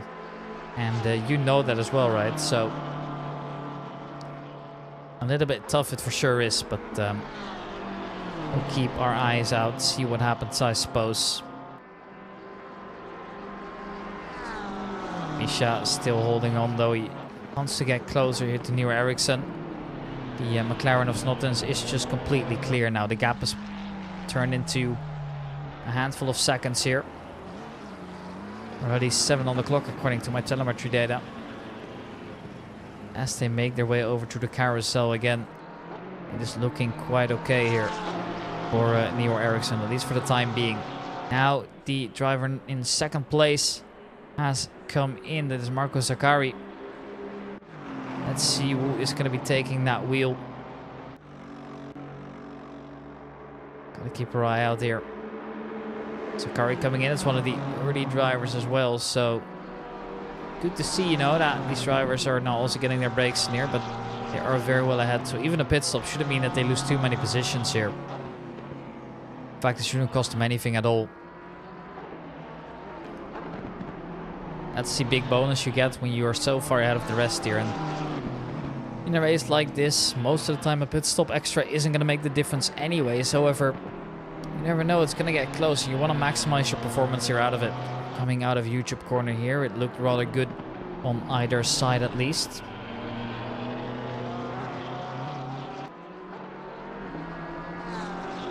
But no moves as of yet there. It is Francesco Adamo to take over. Making his way over. Sedontot still the race leader at the moment at the Nürburgring 24 hours. Just making his way through. His last lap was at 8:17. That was an invalidated lap, but generally speaking, he's doing laps around 8:10, 8:8, which is just an incredible pace. And obviously, Sedontot is yet to come in, whereas Zaccari just let Adamo take the wheel as well. So he's fresh into the car. Should still have all that energy that he needs to try and get some good lap times in. So these two can just not get separated here. Getting close to Dottingham now. Who is gonna be trying their luck? Well, and Slipstream is gonna help me here quite a bit as well. I think he's got quite a bit of pace here coming out onto the long straight as well. Just keeping chasing, and somehow the Porsche gone off there. Maybe I was looking in the mirror a little bit too much now. So many cars in the pits here. As well, the drivers 3 to 6 have all come in. And it looks like the Porsche might just let the BMW go. It's Nyring in the pit here. Bulak just got out of the car. It's been replaced with Berezovsky here. And then who else do we have? Tukber Bademshi now coming in as we speak as well. And Shane Dumoulin has now just taken the wheel, I believe. Yes, indeed, that is the case. And Neo Ericsson does see the pole come by here. Is that also the clue to come in here? I think so, yes, but they're both coming in at the same time as well. So when they get out of that pits, things could be looking very different now. And the fact that they're all kind of separated by only one pit lane speed is, in my opinion, quite crazy as well. This is Chris Jones. A driver that I do recognize before as well as a driver that has been with FRL for quite a bit of time now. Makes a small mistake there, but does keep it on the track. Luckily, they're all good to go here. Now it's all going to matter as to who comes out first of that pit. It's going to be Shane Dumoulin, who took over the car from Jadabal here coming out. Neo Ericsson still standing in there. So is Philippe Pilac. Tukber Bademshi still hasn't moved yet either. So all the other drivers are just coming in now. Nathan Pierce goes by for the time being, but we don't know what pit strategy he is on. I cannot see, unfortunately, who has come in X amount of times. There's obviously there is a late connect for me as well, as I'm working with other things during the day. So, but for now, this is their first. Chris Pica comes into the car here. It's going to be Sebastian Zayak in the Polish BMW, and it's going to be Maximilian Nidro in the other BMW just coming in now. But Chris will be able to get ahead here of the driver that just overtook the Porsche here a little bit earlier, as the BMWs eventually made their way past the Porsches there. So it's good to see, you know, it's always a pleasure to see all those drivers do so well, and they've done what they need to do, and now it's up to them to try and make something else over there. Bulak, ooh, well, I was about to say he's getting chased by Alex Zakda, but Zakda makes a small mistake. He's got to be finding himself there, struggling for control a little bit earlier on. Obviously on new tires, most likely. It's bound to happen at some point, right? But that means that the driver number 3, Bulak, is just getting away a little bit more here. Actually, that no longer is Bulak, of course. That is Daniel Berezovsky, who has come into that car. Let's see down with the pit stops. It doesn't automatically upload here, and doesn't automatically update the data. So Chase Gordon in the Aston Martin for now. TSC Racing Project D car doing his own thing. I mean, I can only look at the battles as well, but currently there are very little, as Nico Waldniel also comes in now, and he's soon to get replaced here. Yeah, I'd like to give everybody a bit of screen time here. These are the last place drivers at the moment. It is William Glover in the Mercedes here trying to come in, and Waldniel's still in. Now it's Jack Crossart joining in as well. Unfortunately, his livery did not sync properly on my end, or perhaps he didn't upload it properly, but let's hope that will be back later. This is Christos Noptins again. We've seen him plenty of times. And Smirnov just makes his way past the other two drivers that we saw here, representing the Crazy Squirrel team. That's an interesting name. The Russian-German BMW just doing his own thing for now. Driver number 69. Of course, that being the funny number. And we are about to hit that 18-hour mark as well, which means that we are officially 1/4 through the race at that point. And a long day of broadcasting ahead for all of us here. Although I have got the pleasure of having the shortest stint.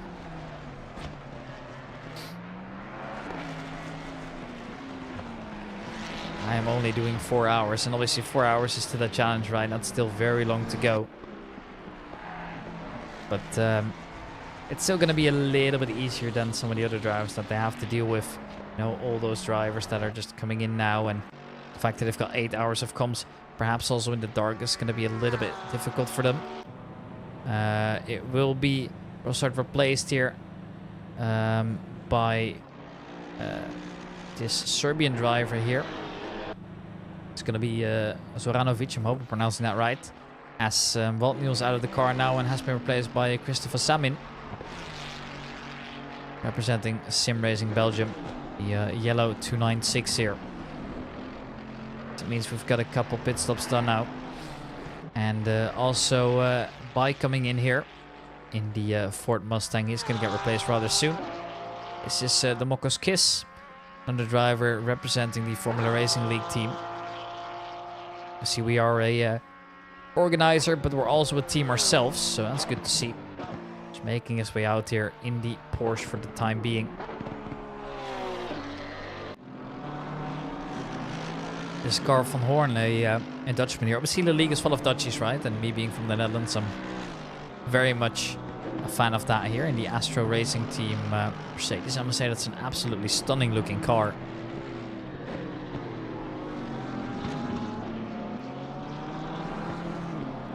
Just making his way past the circuit here. Zayak finds himself now in P11, but he also sees that driver ahead of him, that being Pika, the driver that we saw swap out together with the other Porsche, has now got himself a 15-second time penalty here, so he's gonna have to come in and serve that eventually during his next pit stop. That is a little bit tougher. It looks like Chris Jones has gone off, and it's gonna be Michael Elms now joining in the Honda here. The NSX is a car you don't see every day anymore here, so it's good to see that we have a couple drivers willing to go for original and daring cars here. As see these icons now also come in, serving his pit stop, and most likely getting out of the car there as well.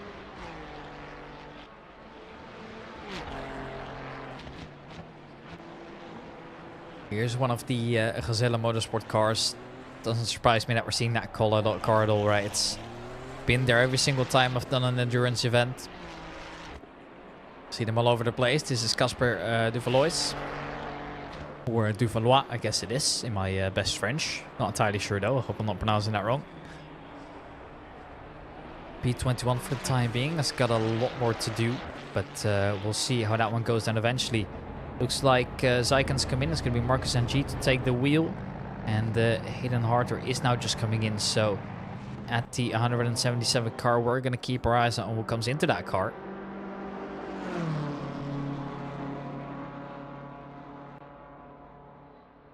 That's great to me, right? It's Andre Batek I am currently aboard with, a driver that I know from back in the day. I used to drive in a league called Amigos Racing League, a league that I have been driving in for, well, I mean, I've been commentating for a long time.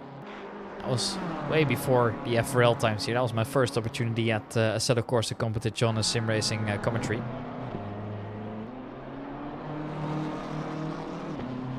It's good to see him. And, well, curious to see what they can do at the end here. It's going to be David Macaretta, another American, headed into the car now. He is going to be taking on that Nürburgring 24 track here in his Aston Martin. Haven Pierce getting closer now to Dumoulin.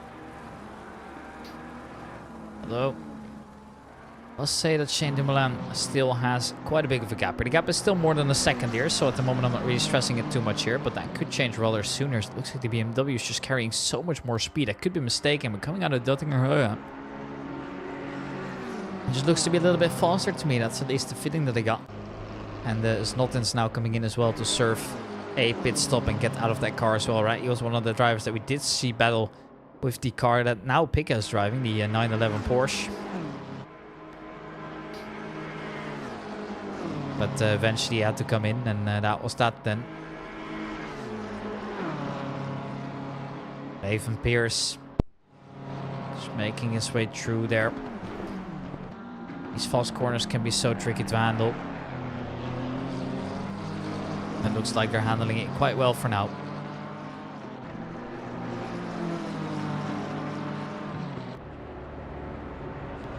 Onto the main straight. They cannot get separated as of yet here. They do pass Snottin stand as well. That is a result of that. Obviously he's lost a couple positions now coming in. And ooh, there was an opportunity for a move down the inside, but unfortunately there just was no space for Nathan Pierce to go there, so he has to abandon that move. A good opportunity nevertheless, but unfortunately not able to stick it though. The McLaren's gone quite wide, and that allows for Nathan Pierce to make his way by here. A small mistake by Shane Dumoulin. Well, that will just be it immediately here.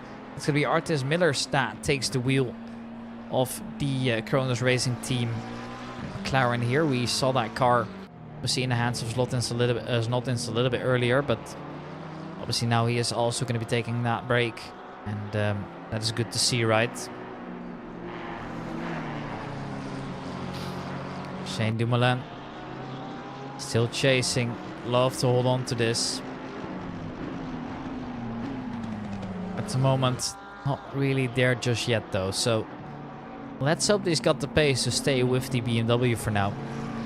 There is very little that we can actually see on that for now.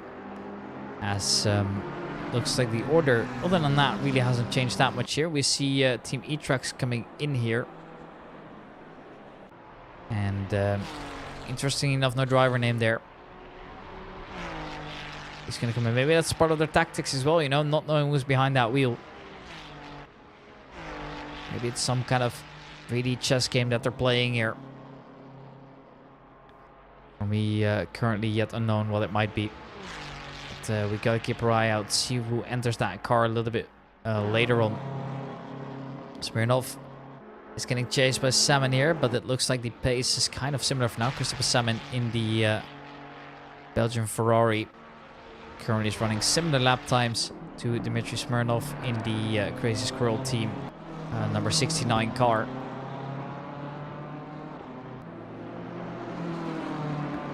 Keeping an eye out here. Looks like Jan Heijmans now come in. And Team E-Trax once again on that track, but we still don't know who's in that car.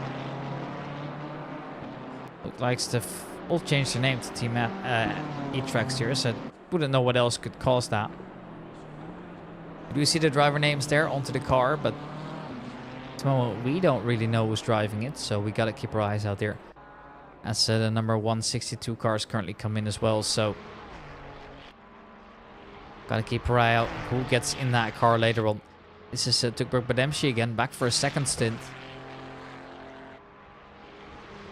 Has been doing quite well to at least get the car into P9 for now. Obviously that is way better than average, as we've got currently 37 drivers starting, right? So good numbers if you ask me.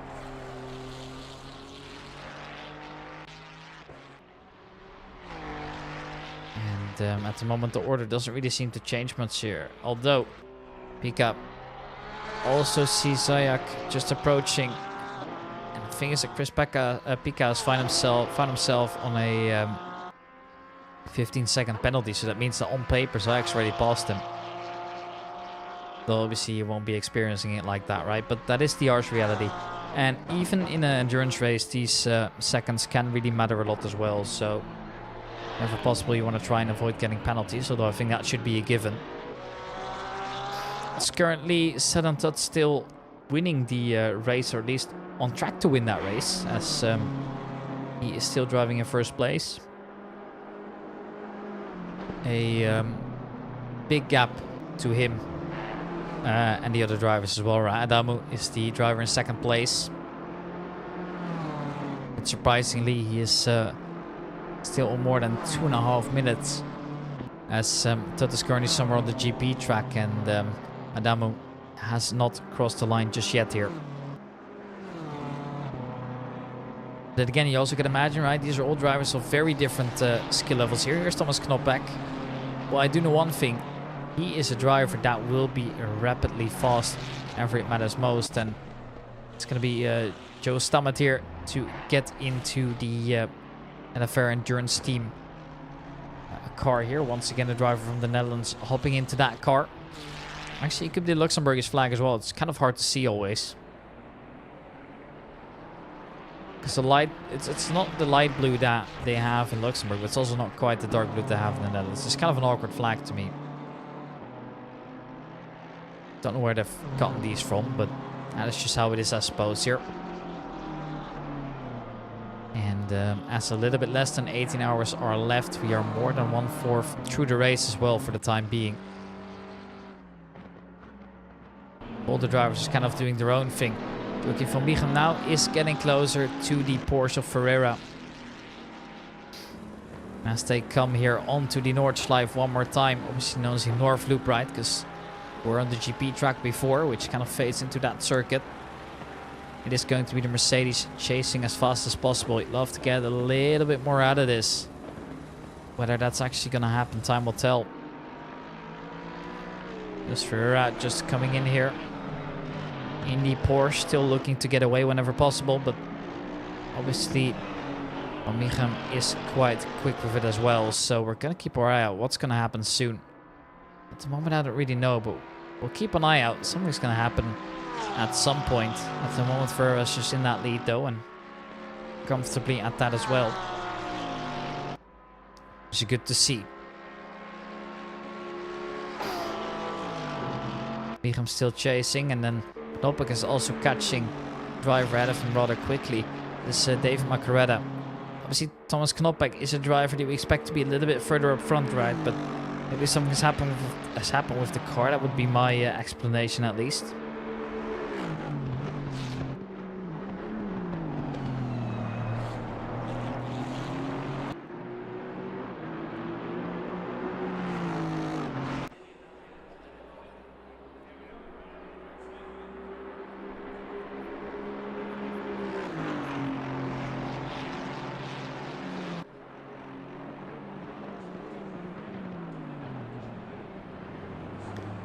David Macaretta sees him come dangerously close now. The last lap for Knopbeck was at 8.10, whereas Macaretta's was 5 seconds slower roughly. Which quite a big gap there from Micham. Ooh, he seemed to struggle for control there a little bit, but has now recovered nicely.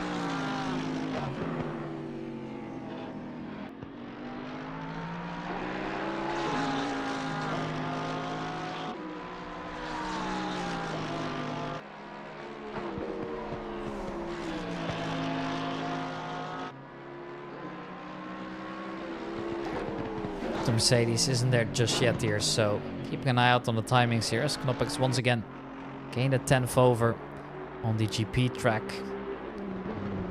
Not there quite yet here movement wise here, but it is getting rather close.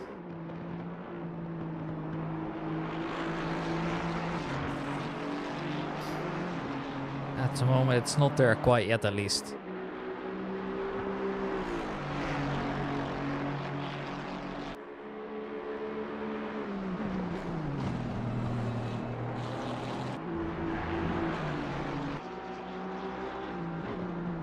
There they go for a move here. They're almost side by side, and now Thomas Knoppix just forces his way in. He needs to get by as soon as possible, and has just done that as well. Macaretta's going to end up falling behind here.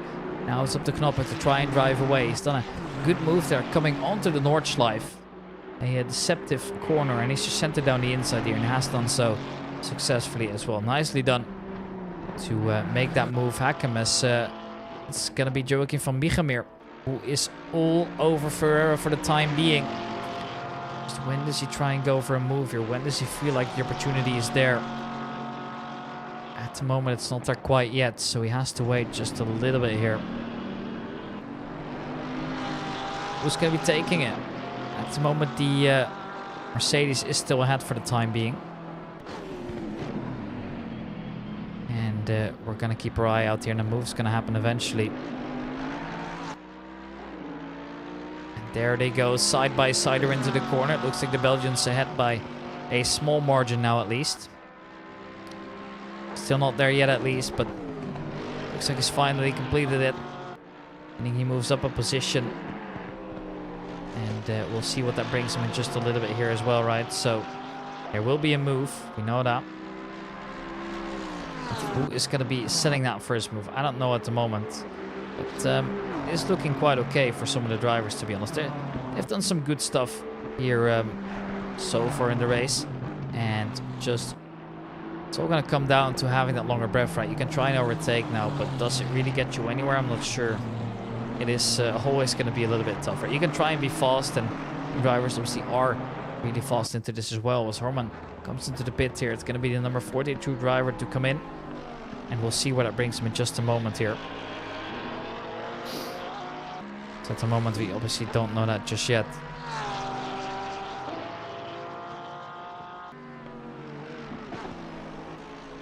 Now who dares to come?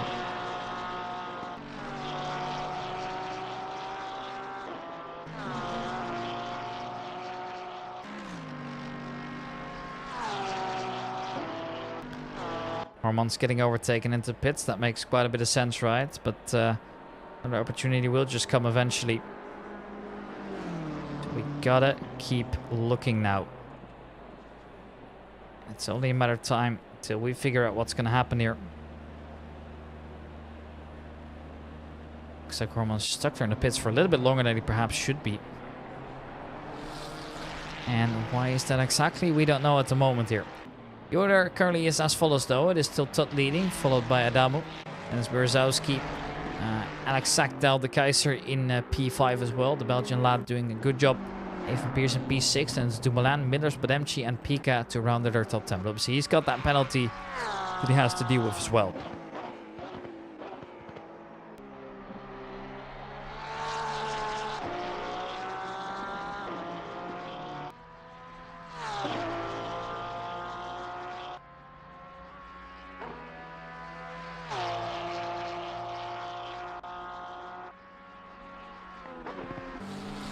Bademchi coming closer to Millers now.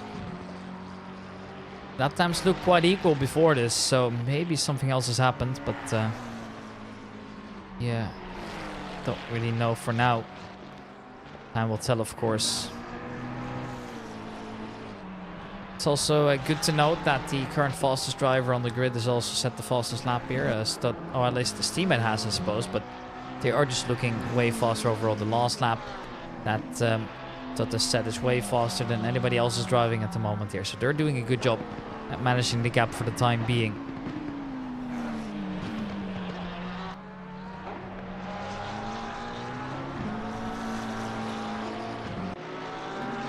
Niels for not letting go of Van Mieghem just yet. He would absolutely love to get a little bit closer. Isn't there just yet though?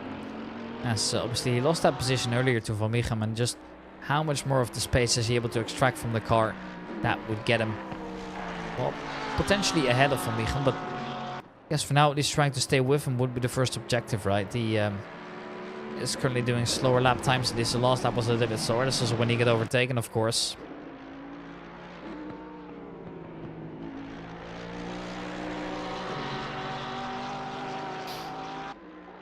Although he is approaching now.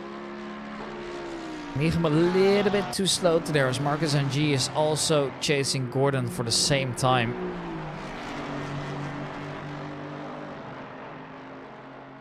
Let's see what that looks like from the bumper cam here. You can tell that Ford is obviously quite powerful. Just look at how he's managing that gap right now. Gordon's looking in his mirrors like, oh lads, how am I supposed to defend against this? And to me, it almost looks impossible, right? But we'll see what happens in just a moment here.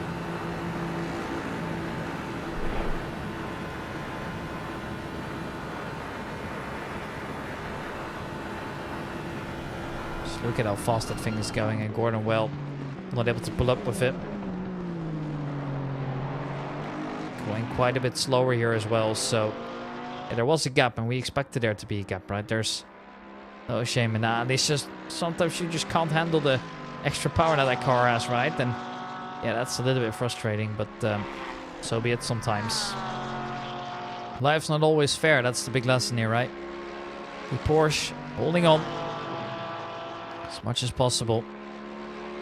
Where is that going to bring him though? Time will tell.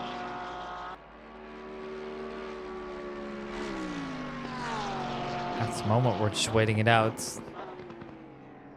Hoping for somebody to make a move rather quickly. At the moment, it isn't there just yet, though.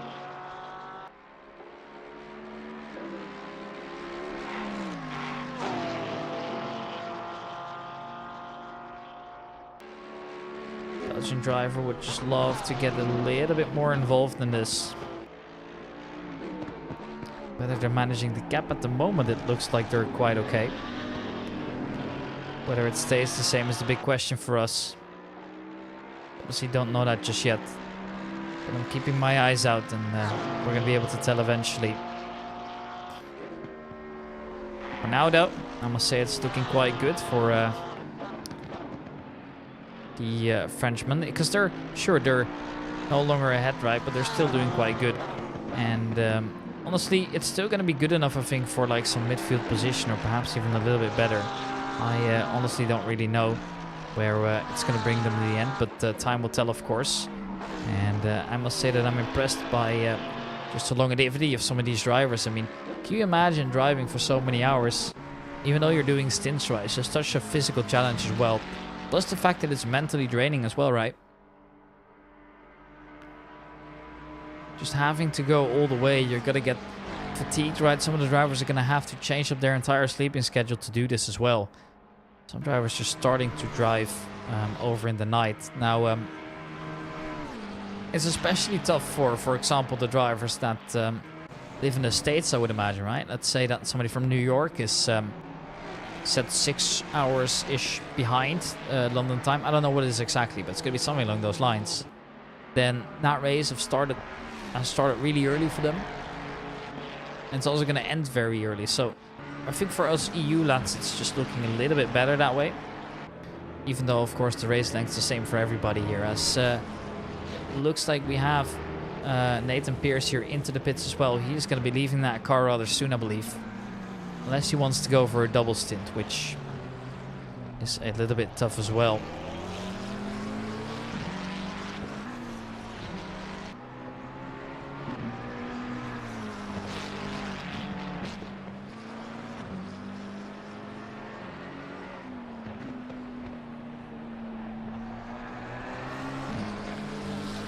is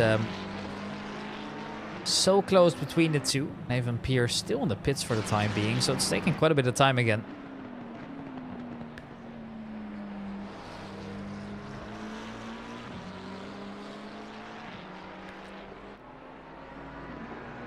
I guess this is how it is. He's out of it now, I believe. Yes, that is the case. It's going to be Henry Handy in that car. Apologies for the name there. That wasn't how I was meant to say it here. As Yannick Pechka also comes in, serve another pit stop, and going to keep our eye out here. What is going to happen to the cars? The 934. And once that car comes out, we're just hopping into that car.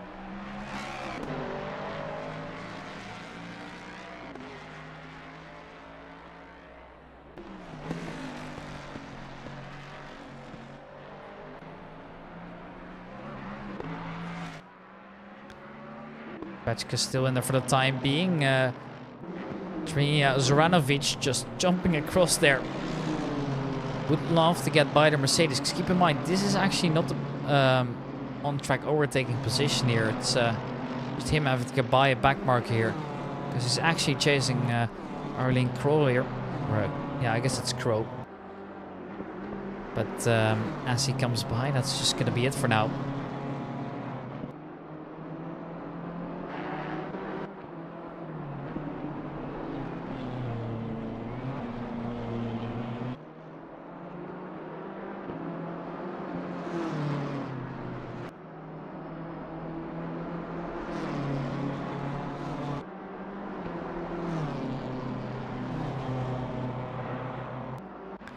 Alex Akdal getting closer to Berezowski here for the P3 position. Whether that move's actually going to come through, I don't know, but he'd love to get by whenever possible. Alex Akdal obviously is a well-seasoned veteran of FRL and very glad to be representing the league as always. Him and Benjamin Eck, they have been drivers that have just been so good in all the tournaments that I've watched from them. And to me, that is just a massive achievement for them as well, right? It's just absolutely massive. So, honestly, I'm impressed by how they're doing. And we gotta keep our eye out as they're getting closer and closer to that Ford Mustang. We are soon gonna be seeing all those overtakes come in, I think. And then it's just a matter of time until somebody pulls off that move. And whenever that move might come, time will tell.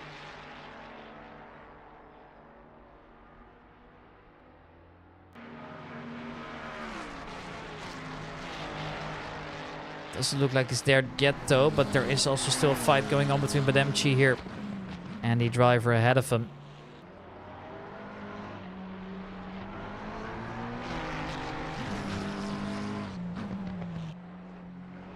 Bademchi makes his way past Millers here. No fight for it at all, I'm afraid. Just didn't really look like they had the opportunity to. Which is a shame, really, but yeah, sim racing can be harsh. We know that, and that's just how it is sometimes. Can't win them all, I suppose. And obviously there is still a very long race coming ahead there, so I'm not worried about it too much. Whatever comes out of it, I do know one thing. It's going to be quite difficult to manage, as all the drivers here have at least put in a couple hours by now.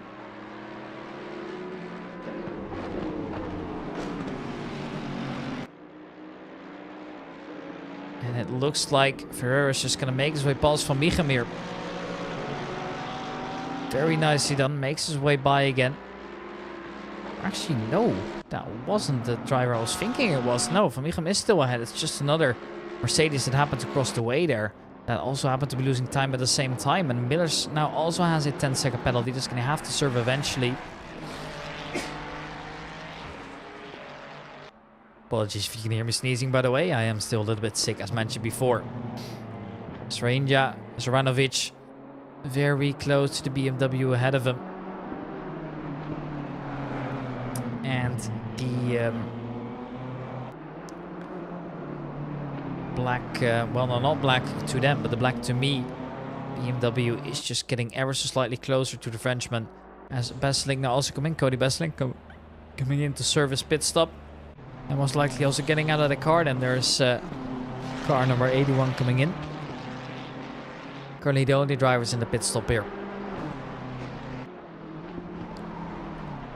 Gotta keep our eyes open. We're eventually gonna find out what's gonna happen, but just having those numbers in mind is always good. Westlink is gonna be losing some spaces as well as Marcus NG makes his way past now. And Zoranovic in the BMW would like to just get a little bit more out of this whenever possible. Cody Besselink still at pits. Now also Gordon making his way by. And pits have been taking quite a while. Obviously with all the things that they have to keep in mind with it. They need to swap around the drivers and all that. It's just also going to be a little bit tough, right? So pleasantly surprised about how things have been going for now. But not there quite yet at least. There are still plenty of hours to go here. We're almost down to the 17.5 hours minute mark for now, but that also means that they are not anywhere close to finishing here. So yeah, no big surprises there in my opinion. I do say that I have massive respect for anybody joining these kind of things. It seems almost impossible really for me to handle such a long event. It sounds absolutely awful, but I'm all here for it, you know. They're willingly putting themselves towards this, which I can only respect, you know. But it is obviously quite tough what they have to do here.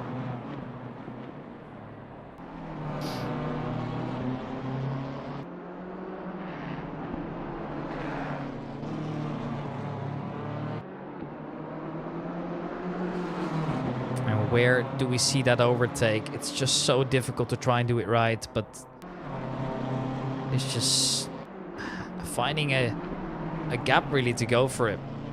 And that is just sometimes very difficult. Yeah, the flashing lights are out there as Pika's overtaken Millers here, who's driving slowly. Let's see what's happened there, shall we? Because that definitely did not look normal to me.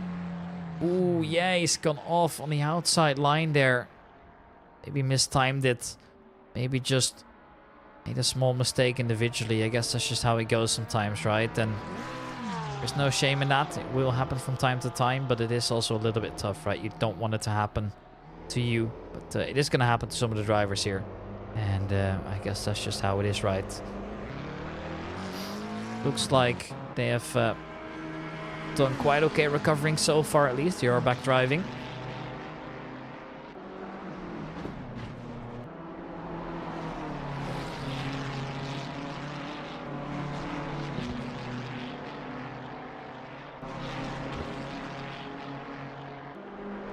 Gap between Christophe Samrin and the driver ahead is currently down to 1 second here, as Crow has had to leave Zoranovic by.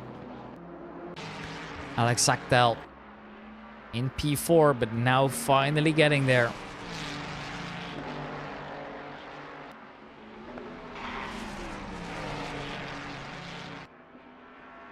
Very close by. Not there quite yet for now, though. So close yet so far. Cap is 0.9 seconds, and Berezowski obviously will have that advantage at the end of the lap as well. So the time needs to be gained here.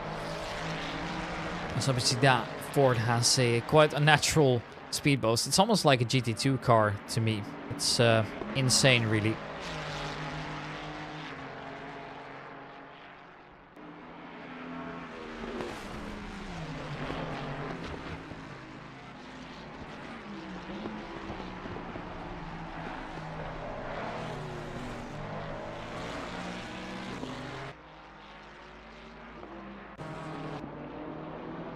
Samin and Smirnov. Yourself, Samin is all over him right now. There's half a second between the two. So they are so close to getting it done here. And whatever it might be, time will tell that they're cooking. But this is looking quite good for both of them, really. Getting out there early, getting in those good lap times. But You know, it's still a big gap to manage, and they realize that as well, right? Obviously, it's no big deal for now, but we gotta keep our eyes out on the clock as well, as you'd like to get those move downs eventually, depending on how much time it's gonna cost you.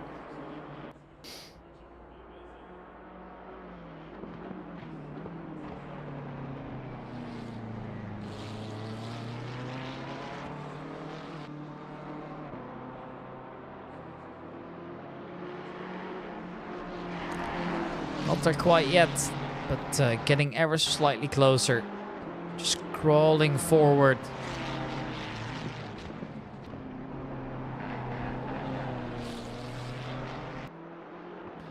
It looks like we're having some good battles here as well. Sayak has just been pushed off, or maybe he's got off himself. He actually just got the overtake done, so let's see what happened then.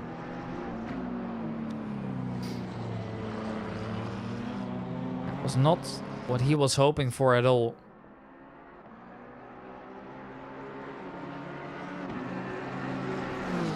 Where is it gonna go? Well, he makes his way by, but then unfortunately just, yeah, goes on the throttle too early there. There was nothing that the McLaren driver could have done about that one. He did what he had to do. A little bit frustrating, but that's just how it is sometimes.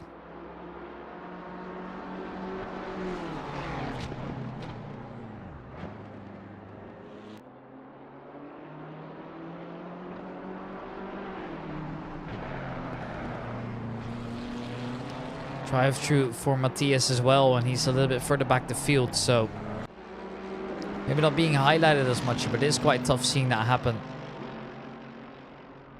Just a tough penalty to be getting here.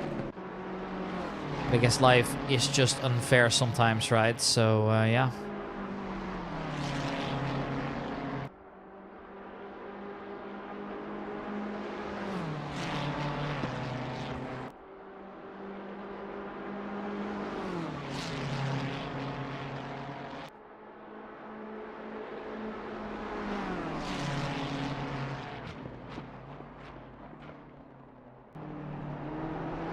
Once again, oh no, that is now Miller's facing the wrong way. And maybe it once again was something to do with the other driver. I'm not sure, they were so close to each other. What's actually come through, I don't know.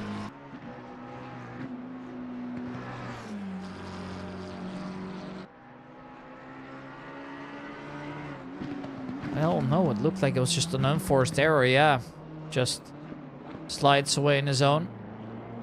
Finds himself facing the wrong way as the Poles just come by over in their BMW M4. So now Miller's kind of in no man's land. Now it looks like Samin has finally gotten there.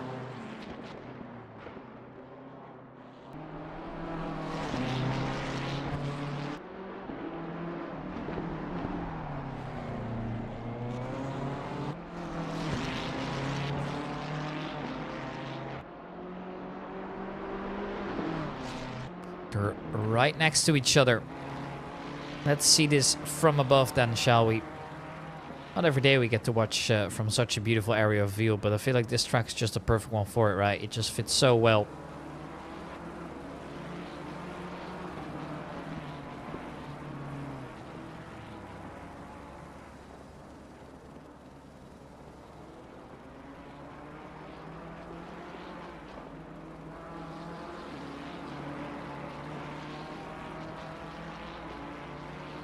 It's a tough cookie to get by though, it's not easy. Obviously we never expected it to be, right? It is just how it is sometimes.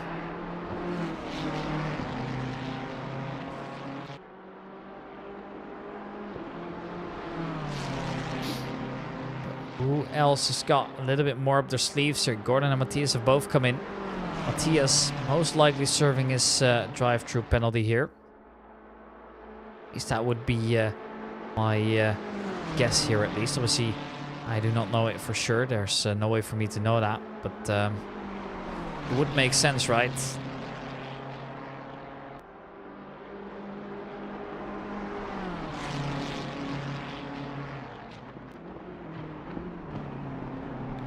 Just look at how close to me is. He just hasn't made his way by yet. He doesn't really find a place to get by, even though he's doing it quite well so far, right? He's just been doing everything he needs, but just no real opportunity to try and get there, I think. Just a little bit tough, right?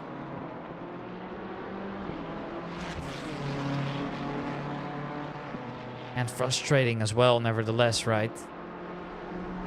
Looks like he's done it though, as Smirnov falls off. He's gonna be losing out on that spot eventually. No big deal as of yet, of course, but still, would like to get a little bit more out of this whenever possible. Just trying to drive away now. He is Smirnov still chasing though, so the battle is far from over. Keeping our eyes out on whatever's gonna happen.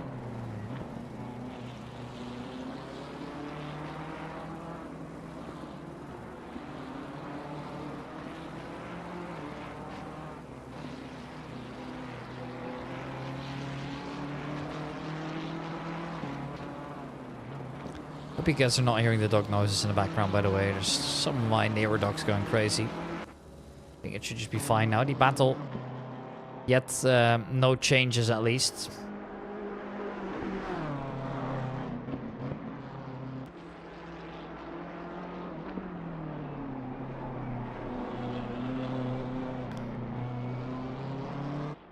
And just waiting for a move to happen, really. That's kind of the position we're currently in. Everybody's kind of driving in that no man's land again, apart from Smirnov, who's still close by.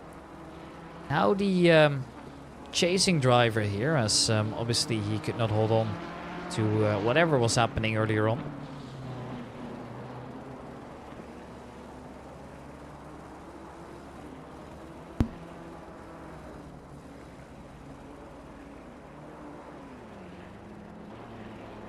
There's a small mistake with Smirnov as well, right? Just not able to keep the car under control, and that's going to cost him valuable seconds. Maybe not even necessarily only in a position like this, you know, you can afford it, but still, you know, it's going to hurt you in the long run perhaps, and you don't want that, of course. So you'd love to avoid it whenever possible.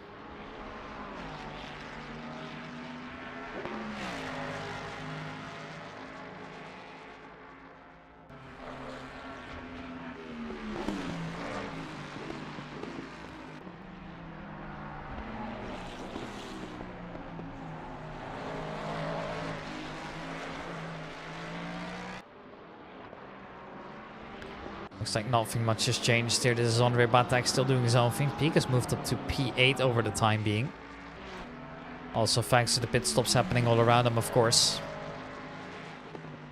Quite tough, but it was bound to happen at some point, right? And that's totally okay.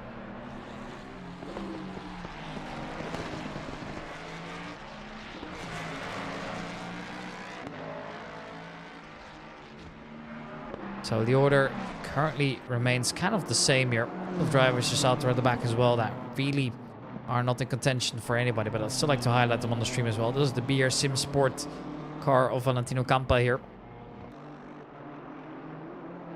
Doing his own thing. Anyways, what I should also do probably is talk to chat a little bit more here. Lads, how are you doing? Hello, passing to wish the best of luck for the Rebellion Autosport team. Choose one of the manager of the team. Well, you find yourself in quite an okay position. At least for this car. Don't know if you have a second car. I haven't spotted it, at least as of yet. But always good to see the people coming out here to support their own drivers, right? It's always a lot of fun. Just look at that tiny bit of airtime as well. You always have it in the GT3 cars here over on this latest section of the circuit, right? I actually I remember it very clearly. My first event over at the Nordschleife. At least that was like an hour event. The time was over before I knew it. So much fun, right? Such a good time I had. It's just so cool to see all these cars comes by, and everybody knows this track so well, which is honestly amazing as well. Just the fact that you managed to do that is, to me, incredible.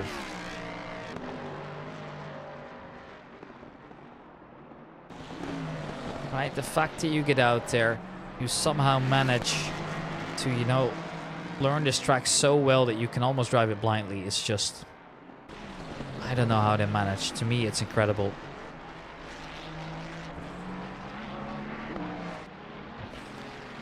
More drivers spitting now. Crows come in and Niels Ferreira is behind him as well.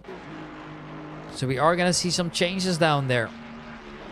24 and 70. Those are the cars that we are going to be seeing swapping around rather soon. So I'm curious to see who is going to enter those cars.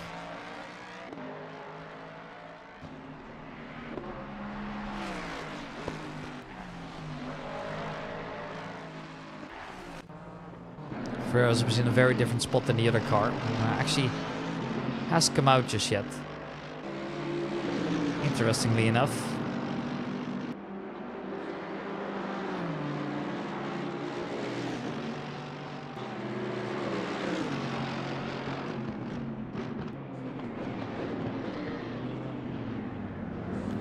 This is Romania you were aboard with here.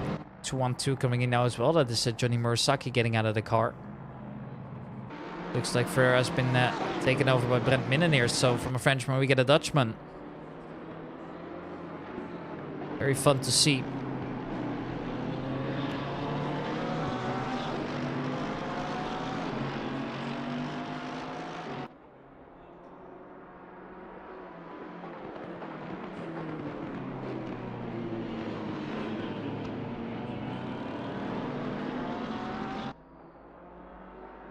All driving in a big train right now as De Vloo is going to come in as well. So Casper's out of the car, at least not yet, but he is coming out quite soon.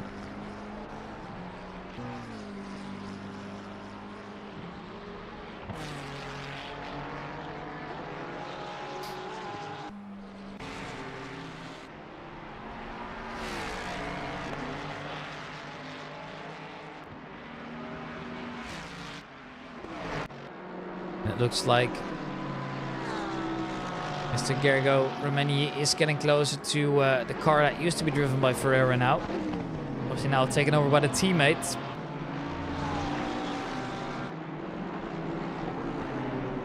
Good to see that there's still some healthy competition, even all the way. Well, honestly, I don't want to say all the way at the back. I mean, there's still solid midfield drivers, right? As Casper De Vloo has finally come to a stop here, doing what he needs to do.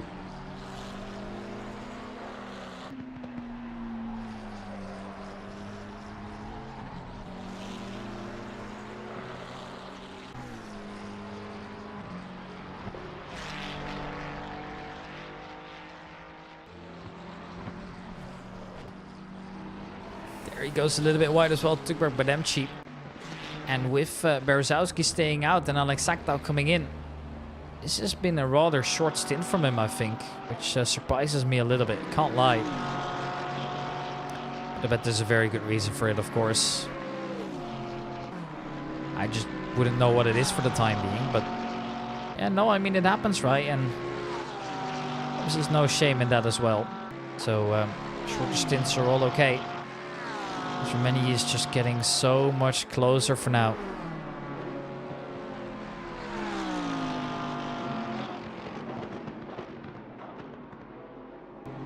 Isn't there quite yet though.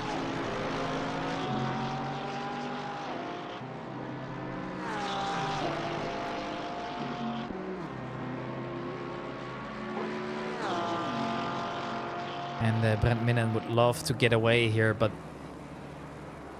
it's also rather intimidating, right? Seeing such a big Mercedes all around you.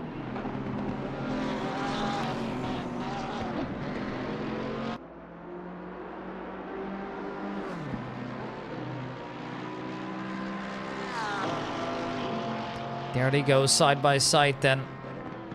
Or at least not yet. There was an opportunity, but Brent Minnen, for the time being, stays ahead. I just don't know whether it's actually worth defending it.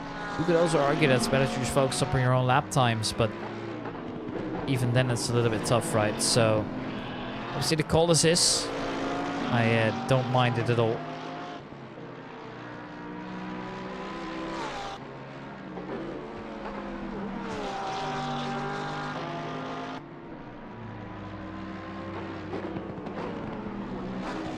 It looks like the move is still not successful. He's been trying for a while now.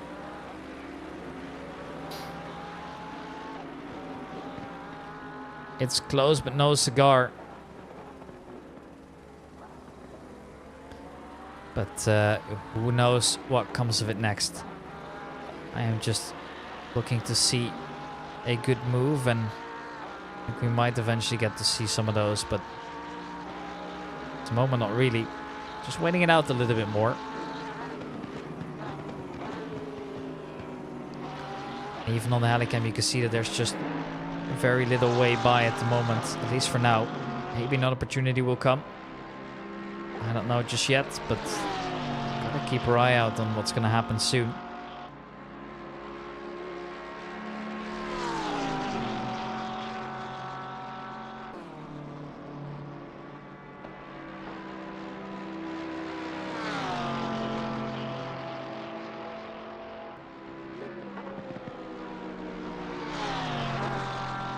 Gap still so small. The move cannot be finished, at least not yet, so I'm just hoping to see it come eventually. And judging by how things are looking, I guess that would be you know, rather soon.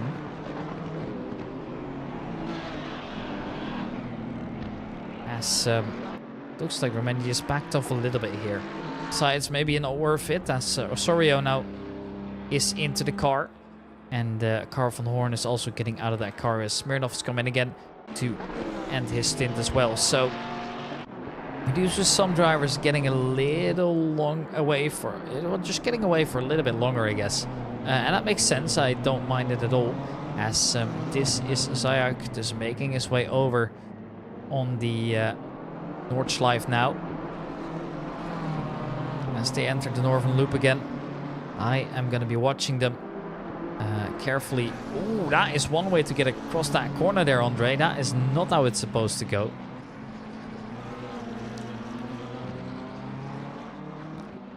Obviously not intentional, but not what you want to be seeing. And now he's only on the track as well. The race leaders come in here. Sedantot finally getting out of the car, it appears. I'm all here for it. Finally, we see a change up.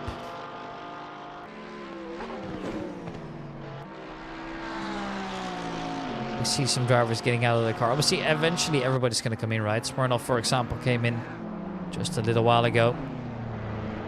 You have to. You can't just stay in the car infinitely. It's not good for both your mental and your physical health. But who's going to get into that car? We're going to find out rather soon. I think, at least.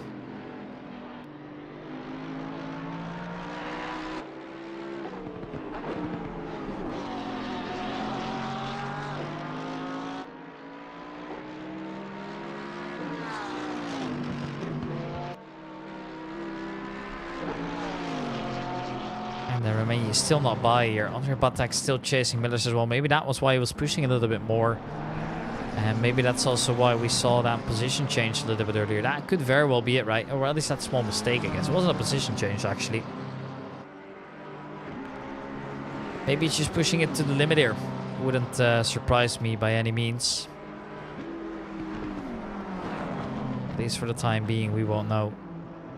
But Andre Batak now sees Millers go rather wide, and look at that again here. You can definitely see as well that was a little bit tricky.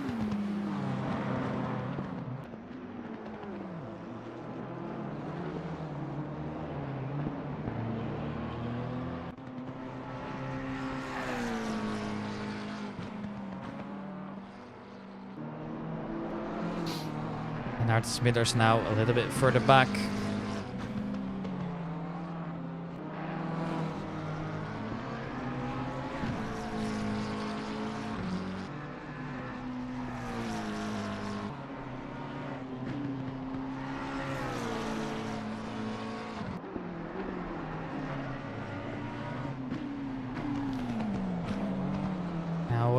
Todd is still going again. Or maybe there's another Todd there. Maybe there's two of them and I just hadn't noticed one. But if he is still going on that stint, then I must say that is quite impressive. Romani not by just yet here.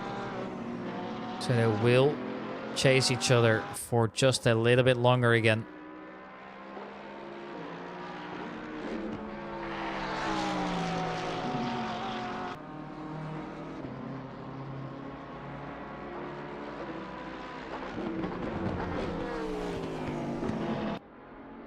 Gap's close. But they are not there yet.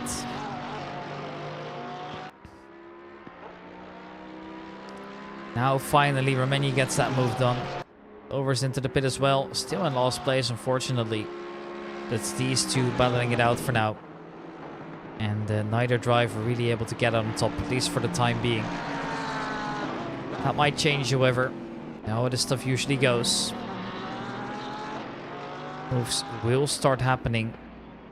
And then it's just going to be, you know, who dares to go the furthest and who actually is the faster over in the long run. At the moment, we change here. Thomas Knop back in the pits as well now. William Glover just leaving that pit now.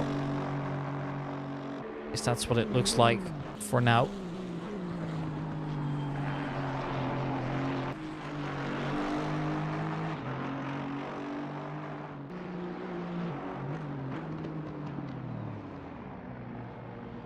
And as the case here comes in as well to serve another pit stop, I can guarantee you one thing.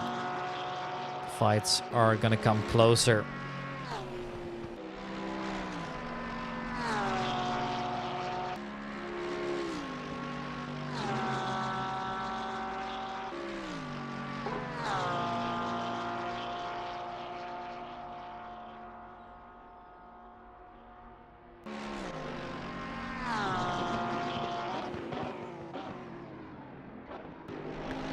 Brent Minnen still holding on to his position here. Thomas Knopek's back in that car, doing his own thing after the pit stop.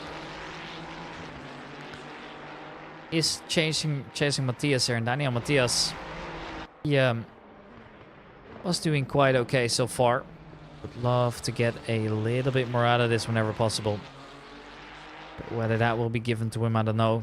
At least for the moment, it's uncertain.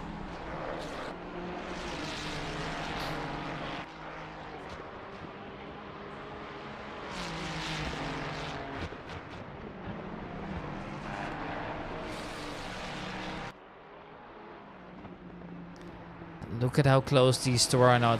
They are still leading for the time being, but there's actually very little between them here.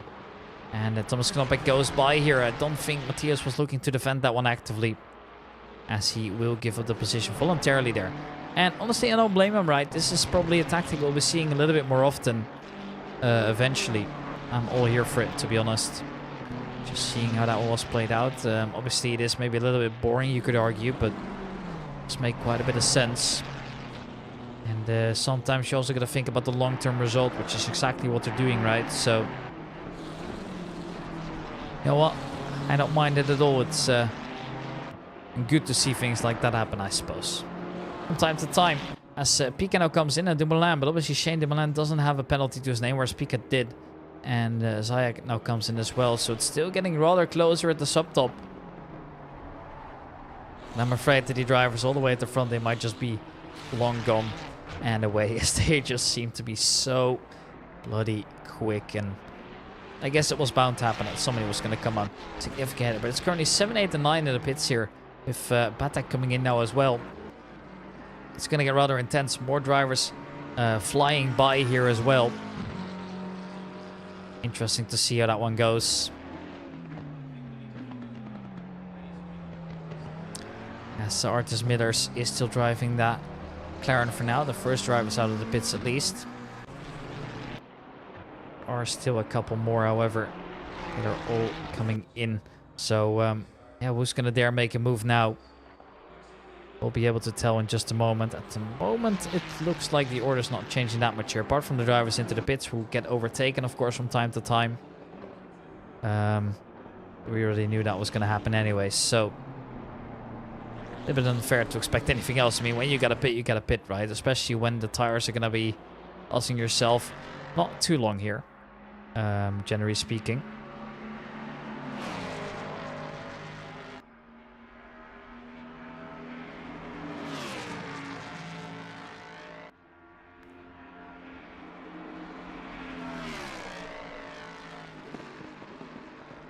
This is Anton Bulak back in the car now.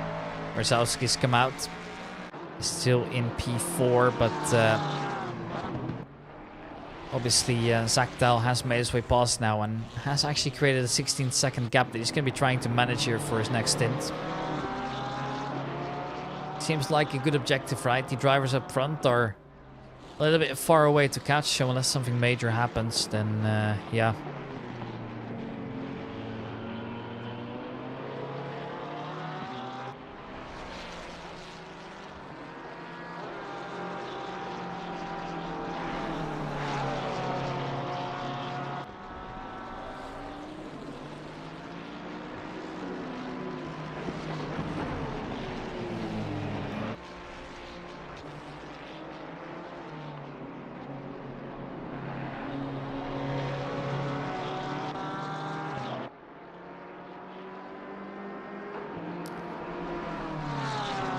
Roughly 17 hours to go then.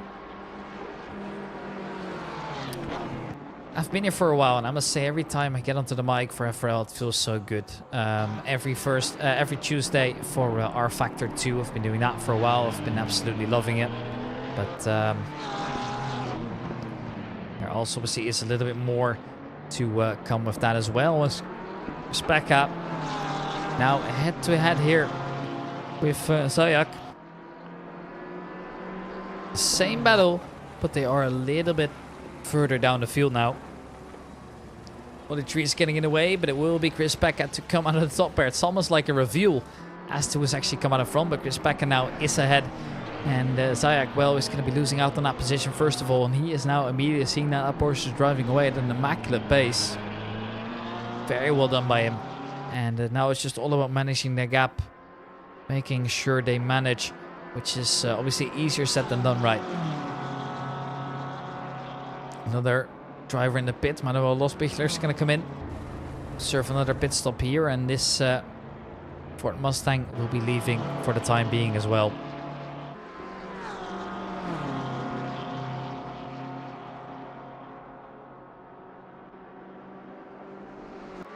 And you already know that when you do such long race that you're gonna have to take some sacrifices, right? You know that you can't be trying to push to the absolute limit all the time.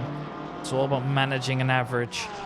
If you were to send it down, make a mistake, ruin the rest of the race for your team, not only your team would be frustrated, but also just a lot more, right? And that is tough, because you don't want to disappoint them. And it's also that when you find yourself crashing or something like that, you're gonna see a lot of other cars, you know, that or other teammates that are now unfortunately finding themselves, you know, all the way, and just you ruin the race for everybody else, and that's not what you want. Zayak in P12 still. Porsche seems to be managing that gap quite nicely here. Doesn't really look like it's getting close enough so far, at least. That's a shame. But I guess that's just how it is sometimes, right?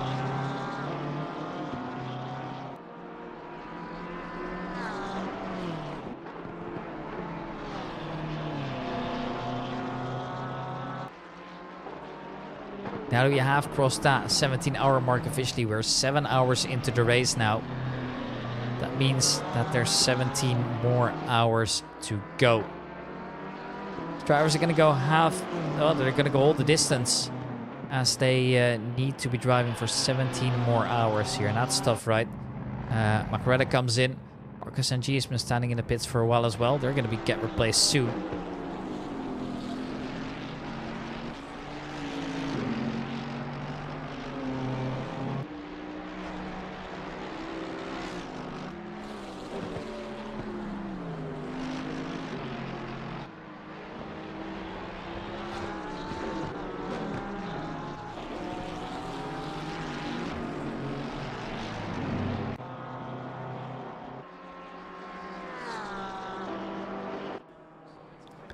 Macaretta still in that pits. Marcus and G is at least got going again.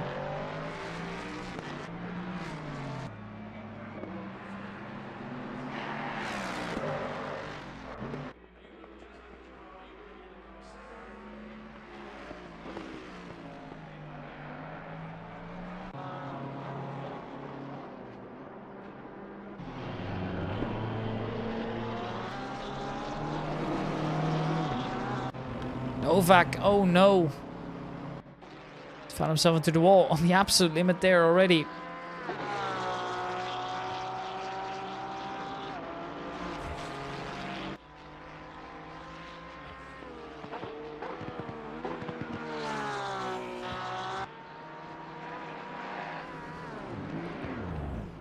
Oh, yeah. No, there's nobody else involved in that.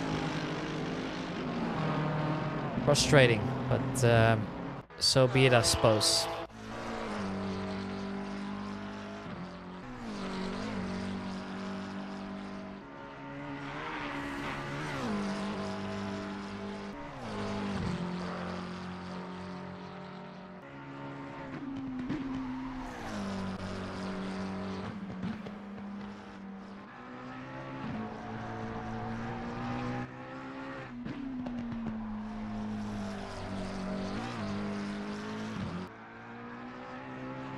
Miller still with that 10-second penalty is going to have to serve as well.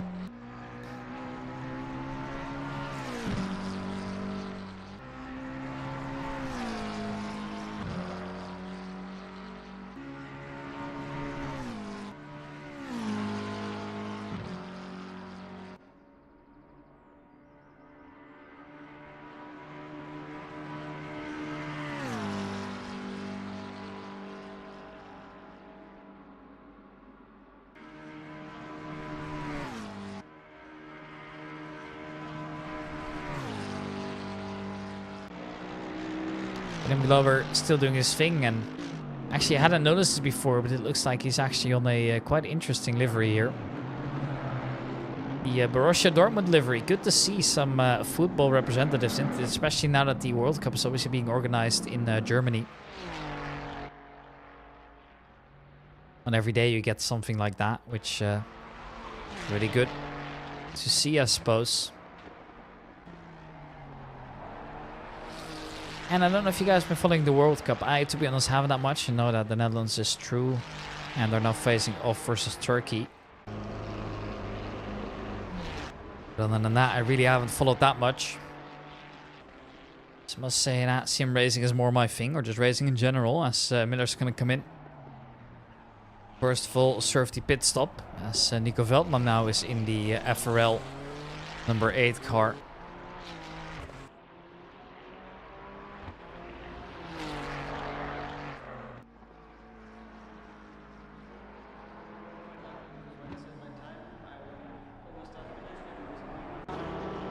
Miller's still in that pits. We're going to see where he ends up in just a moment here. I'm got to keep our eye out. He's currently stood in P8 and seems to be rather stable there, as Pika is now passing him just now, actually. So yeah, the HUD was a little bit slow to update here, but there are 3 positions lost now.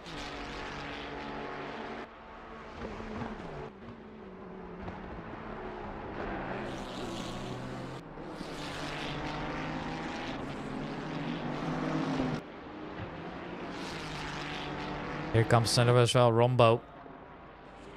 Just passing Miller's on straight as well. So that's a couple positions lost now. Not necessarily a problem, of course, but is kind of tough.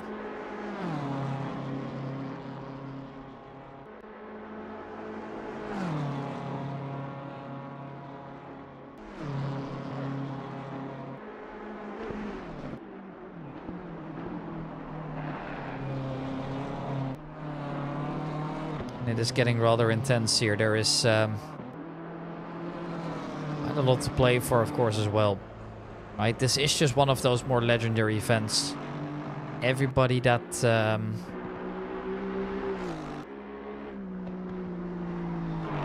participates in these is already a name that will go down in the virtual history books, and the lone drivers that actually end up doing quite well.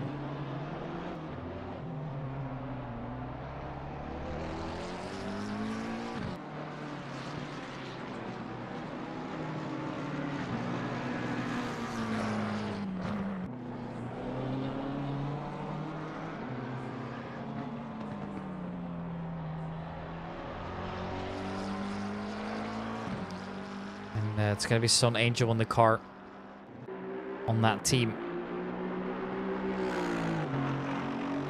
driver I hadn't actually heard of before. Good to see him doing his thing.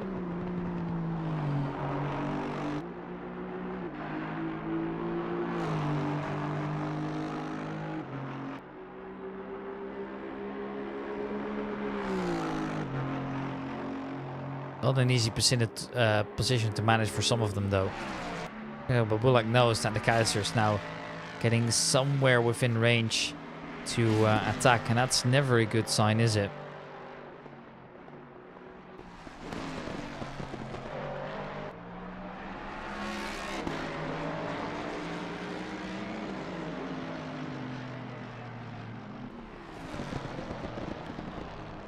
Just where does it bring you? It's hard to calculate, right? It's hard to manage.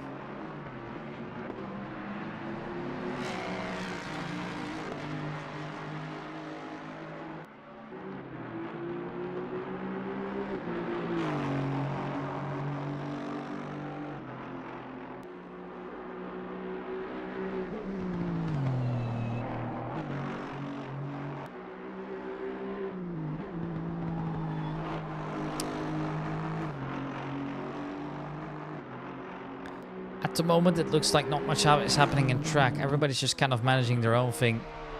For example, this Sergio Osorio is out there just minding his own business for now.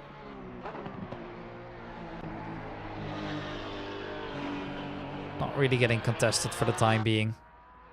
That might change a little bit later on as well, though. You know how that stuff goes.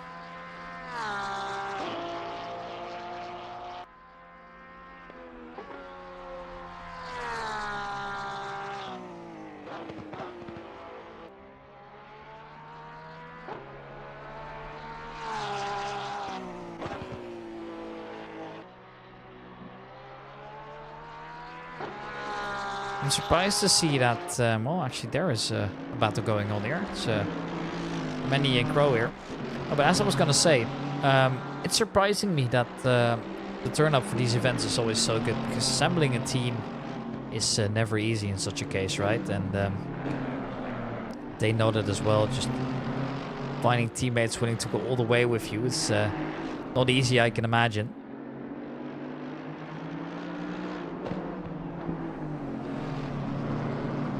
Looks like Freddie Winkle's now come in as well. He obviously took the seat of the Gazella Motorsport vehicle a little bit earlier here, as looks like Nidro, has he just disconnected? I think he might have. Saw him disappear, but here's Tom Bernil, a vast participant in the rFactor 2 ecosystem that we have. A driver that has been there through thick and thin. He's always there, always shows up, and always does relatively well, but this time he's got a lot to manage here, as they're currently stood in P33, apologies. They already know that will not be easy in any kind.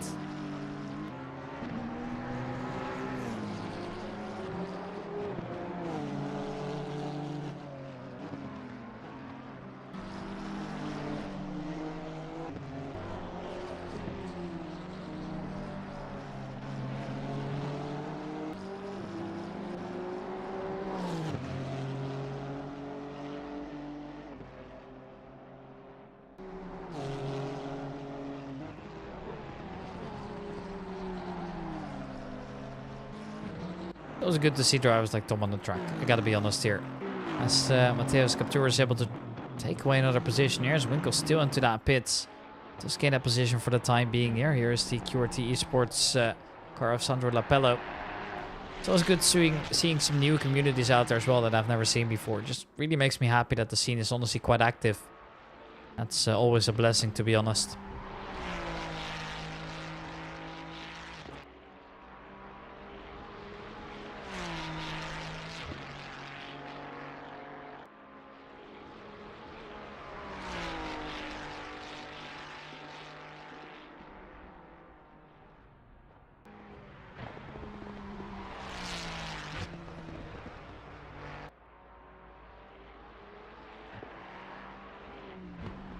It's tough luck for some of the teams though here, as Nidro appears to be back in the server at least, but has suffered the disconnect.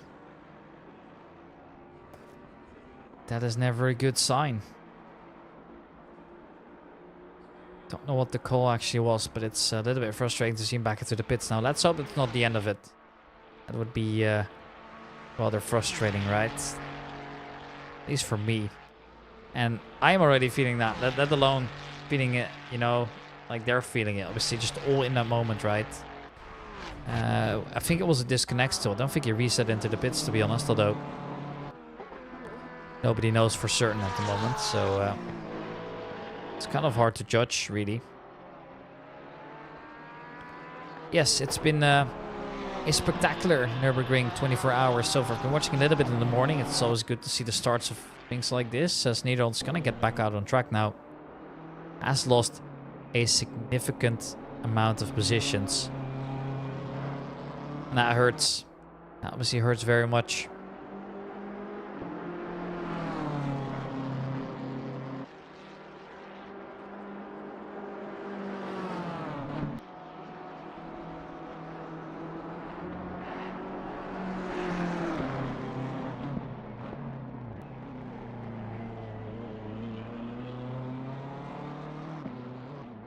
This is Henry Handy coming in, as you have now more drivers still in the pits. Needle is, and so is Sandro Lapella now. Driver that we were highlighting just a little bit earlier as well. So still plenty of on-track action to go for here.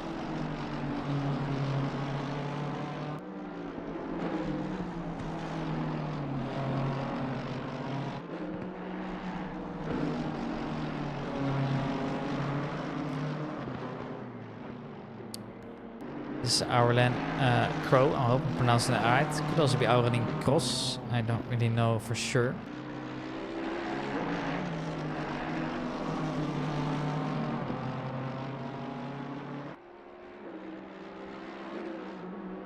But, it appears to be a French name. That's as far as my knowledge goes here. Jan Heijmans chasing the Belgian man. That is Tom Brunel. It's good to see him out here.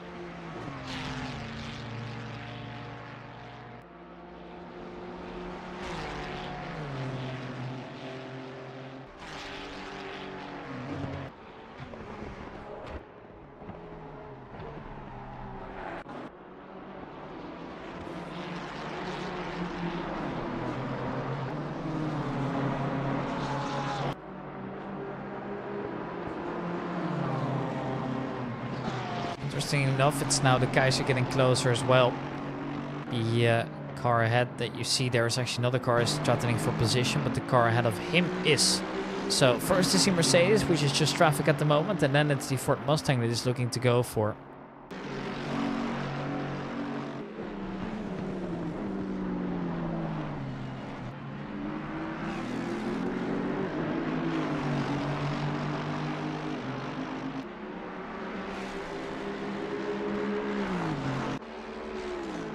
Crow still doing his own thing, or her own thing, actually. That could also be a possibility. But many holding on to the position for now, although the two are kind of getting closer here. And as long as they stay out, we're not going to see that much change here. As for now, it is the Hungarian driver leading, as the BMW head into the pits, so battle over from that point on. And then it's just a matter of time of finding out who's going to make that move. At the moment, it looks to be quite good, and the gap now will be manageable as well, as Meyer can just keep going, and as long as he doesn't come in, this should be fine, but eventually you have to anyways. This is Amadeo de Keizer once again making his way into the carousel again, as Bulak is still looking to drive away, but now that the Mercedes traffic is long gone, they can focus up on their own lap times, which I know will not be easy.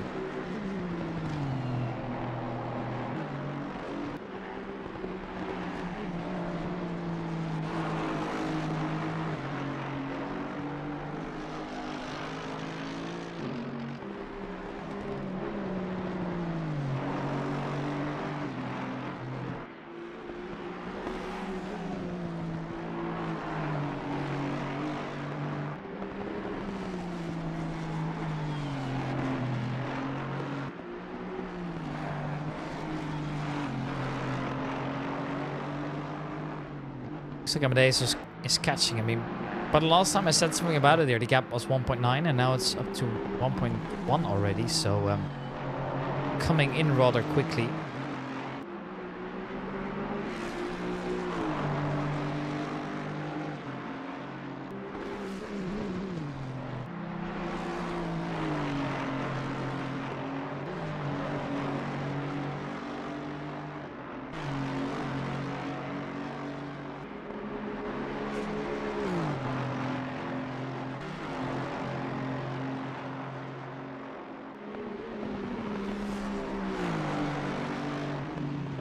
Moment the positions aren't really changing that much anymore. Here is Thomas Knopback, close to Marcus NG. Is still ahead. They're both staying out at least for now.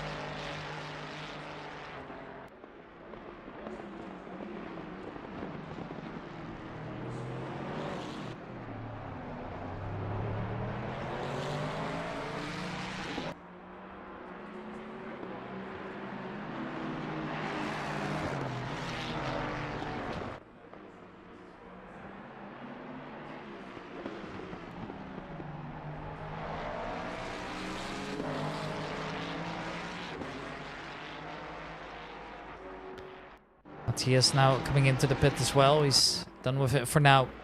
Marcus and G just seeing Knopback come forward at a rather rapid pace.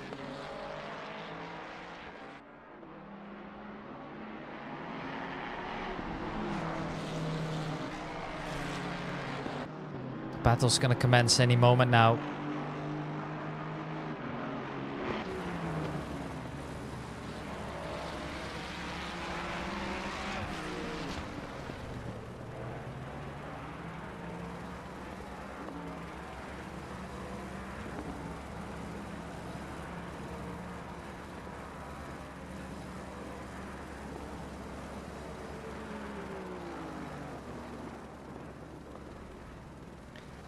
Looks like he's almost there now. Coming out of the GP track any moment now. Coming into that left-hander will turn him into the Nordschleife again.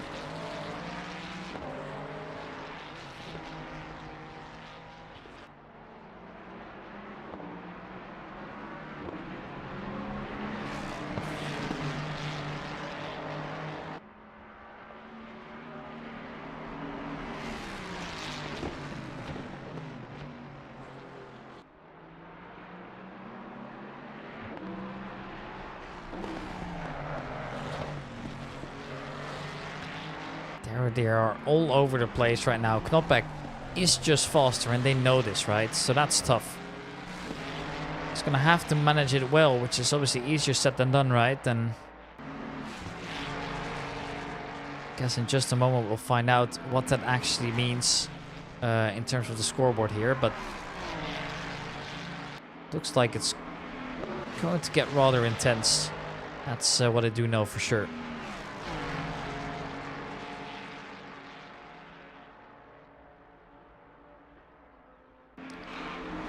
Knopback still looking to get by here. This is also the only on-track battle going on. Actually, and as I say that, the Kaiser's all over Bulak here. Bulak holding on strongly for the time being, though.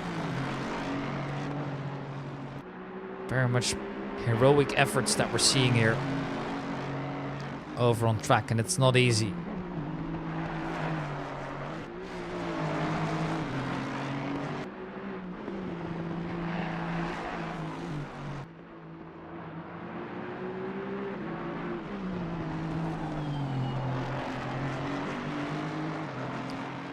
Guys are still all over the place, right? I would love to get by here. At the moment, though, it's just not it. Just getting a little bit closer eventually. That seems to be the goal. But is still struggling to take over P4. Because that would be massive, right? Putting themselves into P4. More than you could ever ask for in a position like that, to be honest.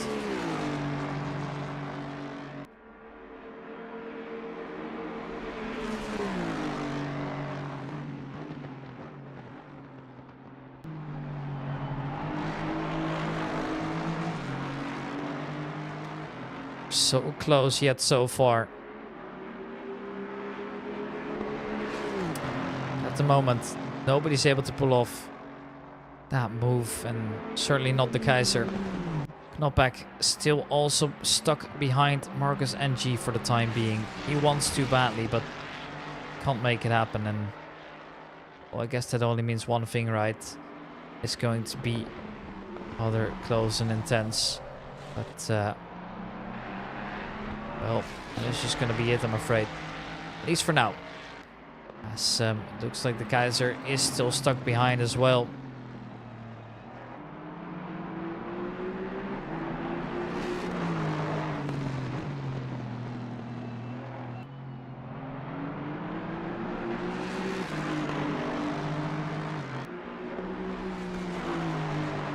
Looks like the Kaiser's almost there. I mean, you can see it from the POV of Bulak here as well, right? He would love to hold on to this. He's fighting for his life, but just not getting it as of yet. And there maybe an opportunity arises, but no, it's still not being recovered. They try and do their best here, but no, it's just not it for now.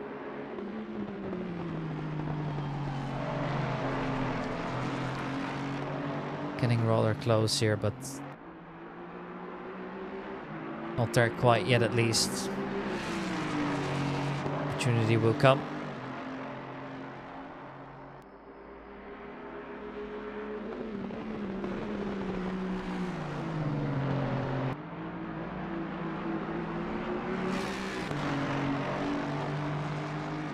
When do we see the move from the Kaiser? At the moment, we're just not getting it. Knockback also still chasing. But just not there yet, at least.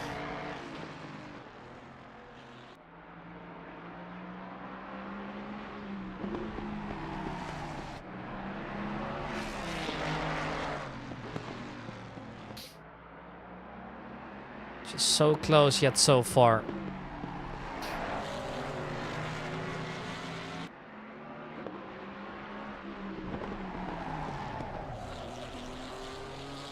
And also, lads, in just 15 minutes we are going to swap over to the next stream key here. To ensure we're not running out of time there.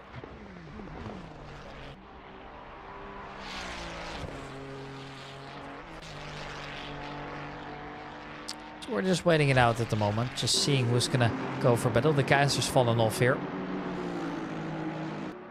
And Knockback Wells made his way past nicely. And immediately he's just loose as well, right? Marcus NG can't do nothing anymore. He wasn't going to get out of his way there, so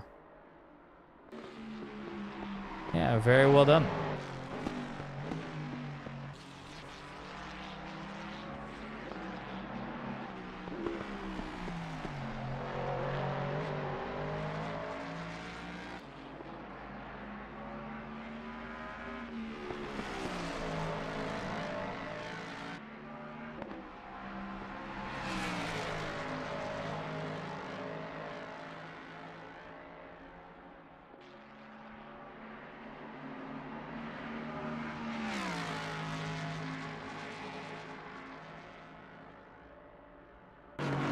Guys are now once again getting back. It took a little while here, but Bulak has given in a little bit here.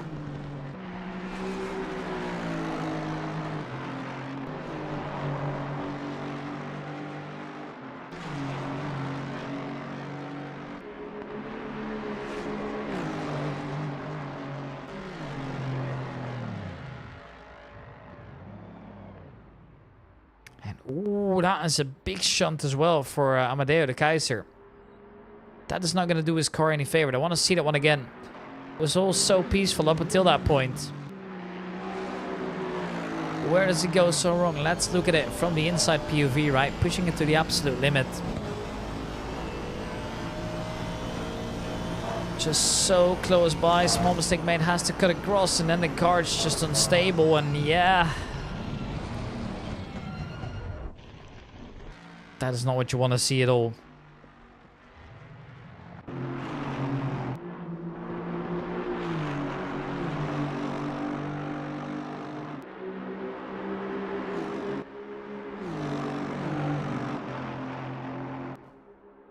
Tough hit, tough luck.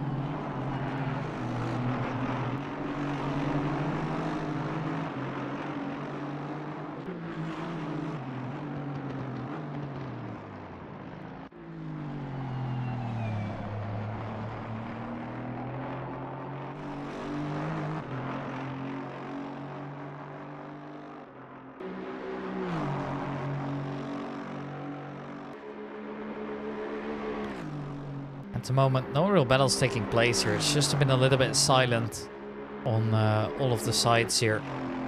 Everybody would like to be a little bit closer to the driver ahead, of course, but doesn't really look like anybody's got that pace for now. The Kaiser's obviously come into the pits now. Took a big shunt earlier. It's going to cost them quite a bit of time to repair as well, and at that point you might as well come in and try and do a driver swap, actually. That is all up for place, of course. That's just all going to be their own decisions. No matter what they want, they can try and choose.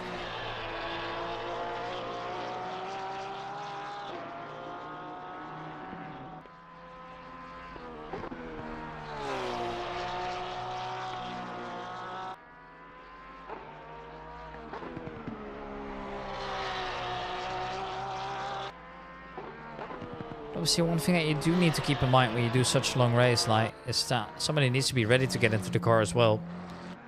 But that would at least save you a little bit of time, knowing that you can do both at the same time. But yeah, still not easy. Now, obviously, there's quite a bit of a thing that you can get up here as well. If you win this race, you're allowed to represent us in the SRO qualifier, which is really cool in my opinion.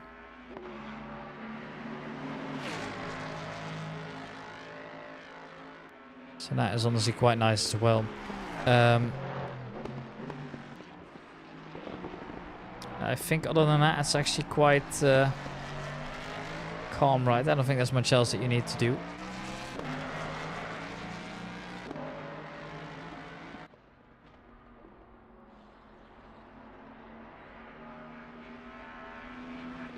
Obviously, there is a requirement though. Like in a 24-hour race, you can take up to 6 drivers into your team, which is highly recommended you do, because otherwise it's just not going to be good. But this race is so tough. But even then, you have to do 4 hours of driving, which is still quite a bit, but at least a manageable amount, right?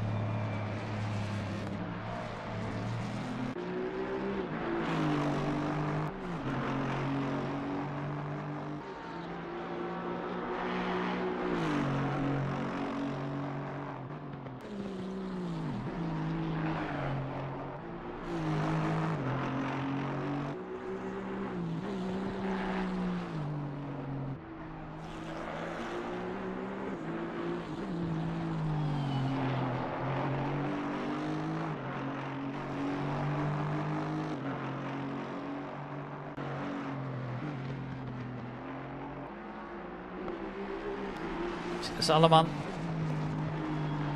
just managing his own gaps for now, and that's just kind of just a story for everybody here. Nobody's really able to get any closer. They're all just trying to do their own thing for now, which is a little bit difficult sometimes, but generally speaking they manage to do so quite well. Which is obviously very good to see.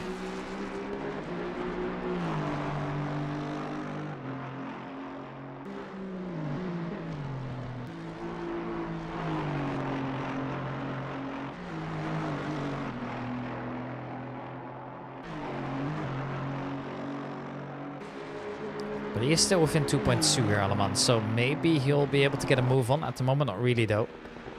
Ante Bulak in P4 for the time being. Nobody's really getting close to overtaking him. I mean, David Gran is well off that for now. Opportunities that will eventually present itself, but at the moment just not really close enough, I suppose.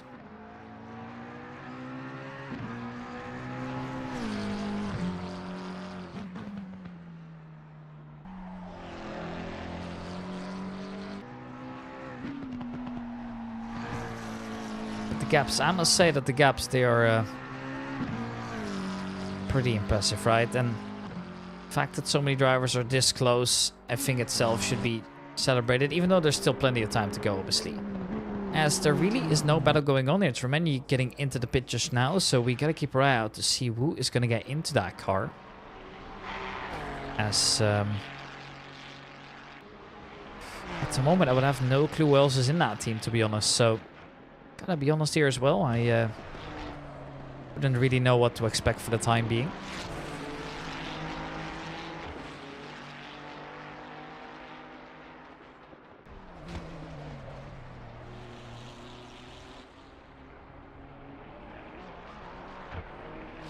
And Brent Minna now also coming in, and he's going to be stopping that car. The Rebellion Motorsport driver once again changing around.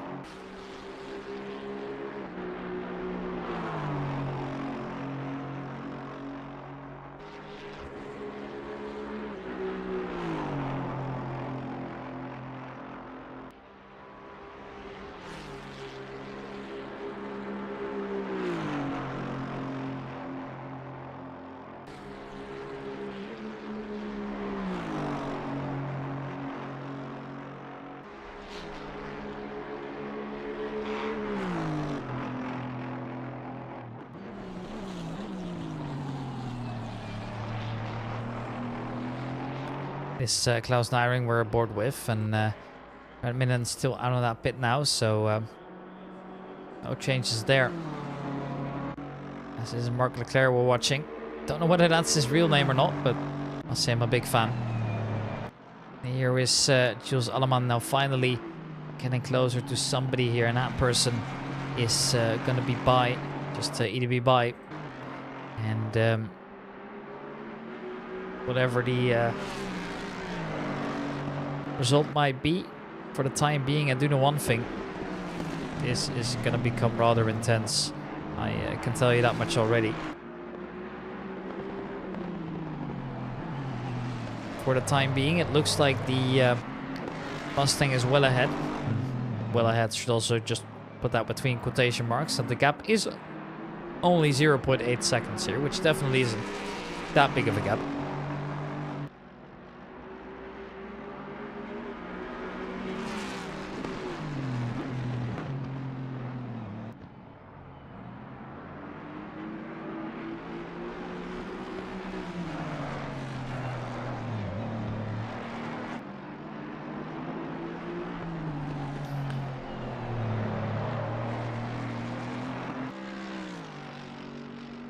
By would just love to stay ahead here. If you can see by the wing cam as well just how close they are. It looks like a big gap, but it's really not. Keep in mind how fast the circuit sometimes is in some of the sectors. We've now quite early into the lap, and I feel like the faster part's definitely the later part of the lap. It's still impressive to see to how close they've actually gotten the gap. But Skeptour is going to come in now as well to serve his pit stop too. So looks like the field's once again shaping up quite nicely. It took a little while for sure, but looks like we at least now have reached that point where all other drivers are ready to go.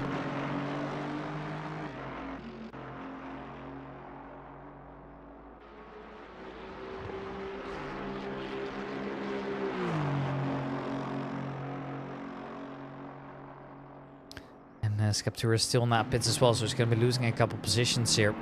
Gap now down to 0.5. Looks like Jules Allemann just isn't there just yet.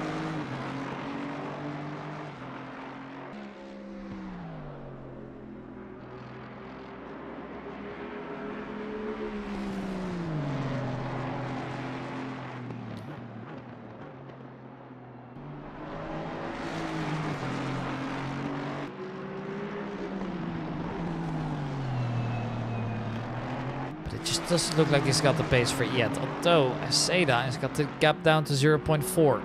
He is now getting there. Just getting a little bit more closer every single time. But how do you make your way by? And that's, I think, just the story of this entire race so far, right? It is just incredibly tough to overtake on a track like the Nordschleife. But then Alleman makes a mistake, goes a little bit too wide. Luckily, he's able to keep the car on its feet there, but that did become a little bit dodgy there. Glad he managed, because that could have gone really wrong there.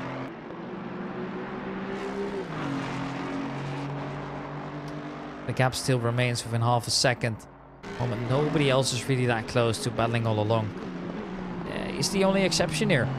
And I guess that also just shows how close it's been, right? The gaps between the drivers have always been very minimal, which I very much admire. It makes some good racing that way.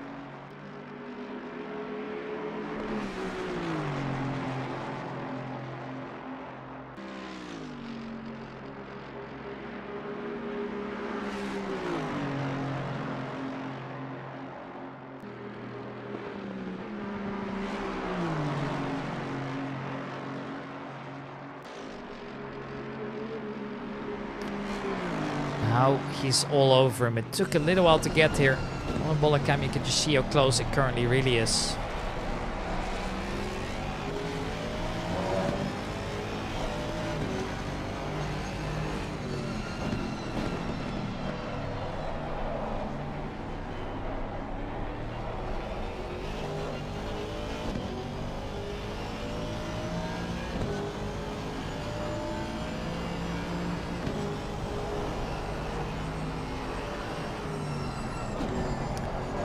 Just doesn't get there quite yet, but Hiring has been getting himself quite a bit there, and Klaus now finds himself so close to Nico Veldman.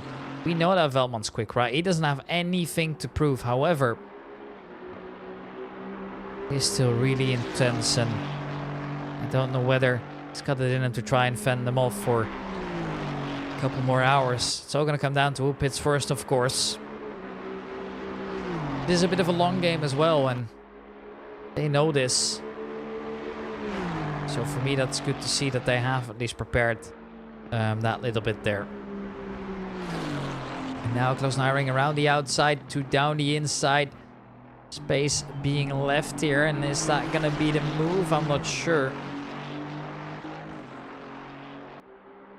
I don't know just yet there. I'm not convinced he's going to be able to do it, but now he's made his way past, definitely.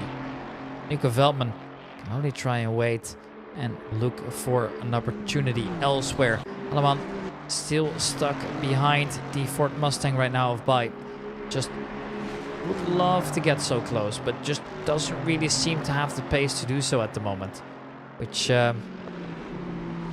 is honestly a little bit frustrating, right? Because we know he has got it in him. And doesn't really need to prove that anymore. I think we can all agree on that.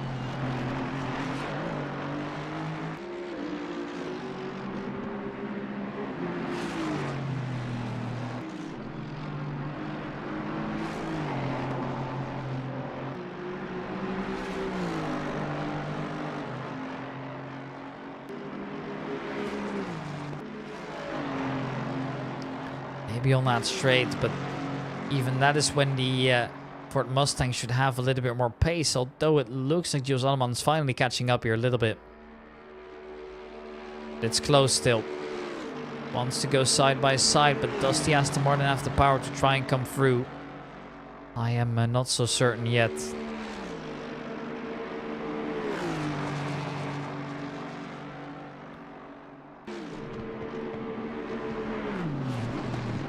Looks like he's done it here at least. He's finally passed it. Took more than half a lap, but he has just made his way through. Nicely done. Nico Veldman immediately struggling to keep that pace going.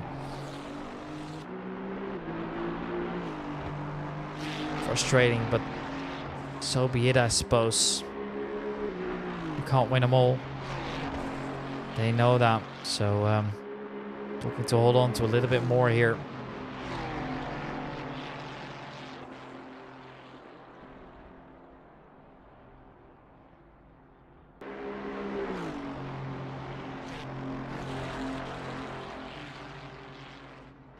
And it looks like Nico Velman is now, by the way, basically all out of sight there. Allemans come in. So is Fabian Karner just switching into the car just now here. So we once again see a couple of changes to try and make something happen, but it's not going to be easy, and we know that. And just who has that first move in him?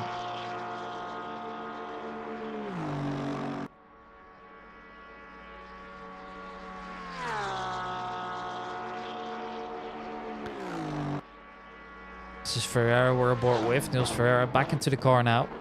Saw the Dutchman take over a little bit more.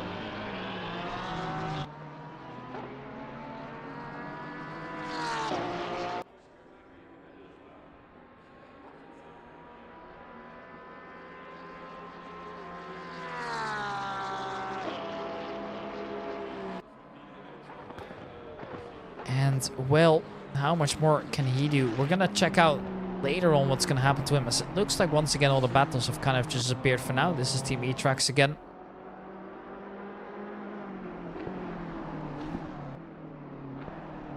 So all the way back here, there's a couple drivers, or at least a couple teams that find themselves on a couple more laps down than the others, right? So the leader's currently on lap number 55, whereas the driver of the lowest amount of laps currently is William Glover in the Borussia Dortmund livery. Finds himself on P48, and that's quite okay. Still pretty impressive nevertheless, right? That's still averaging a pretty good lap time there, but not good enough to do whatever they need to do. And I just got a notification I need to go back and change stream keys, so I'm gonna do that, and then I'll be back in just a moment. All right, so don't go anywhere.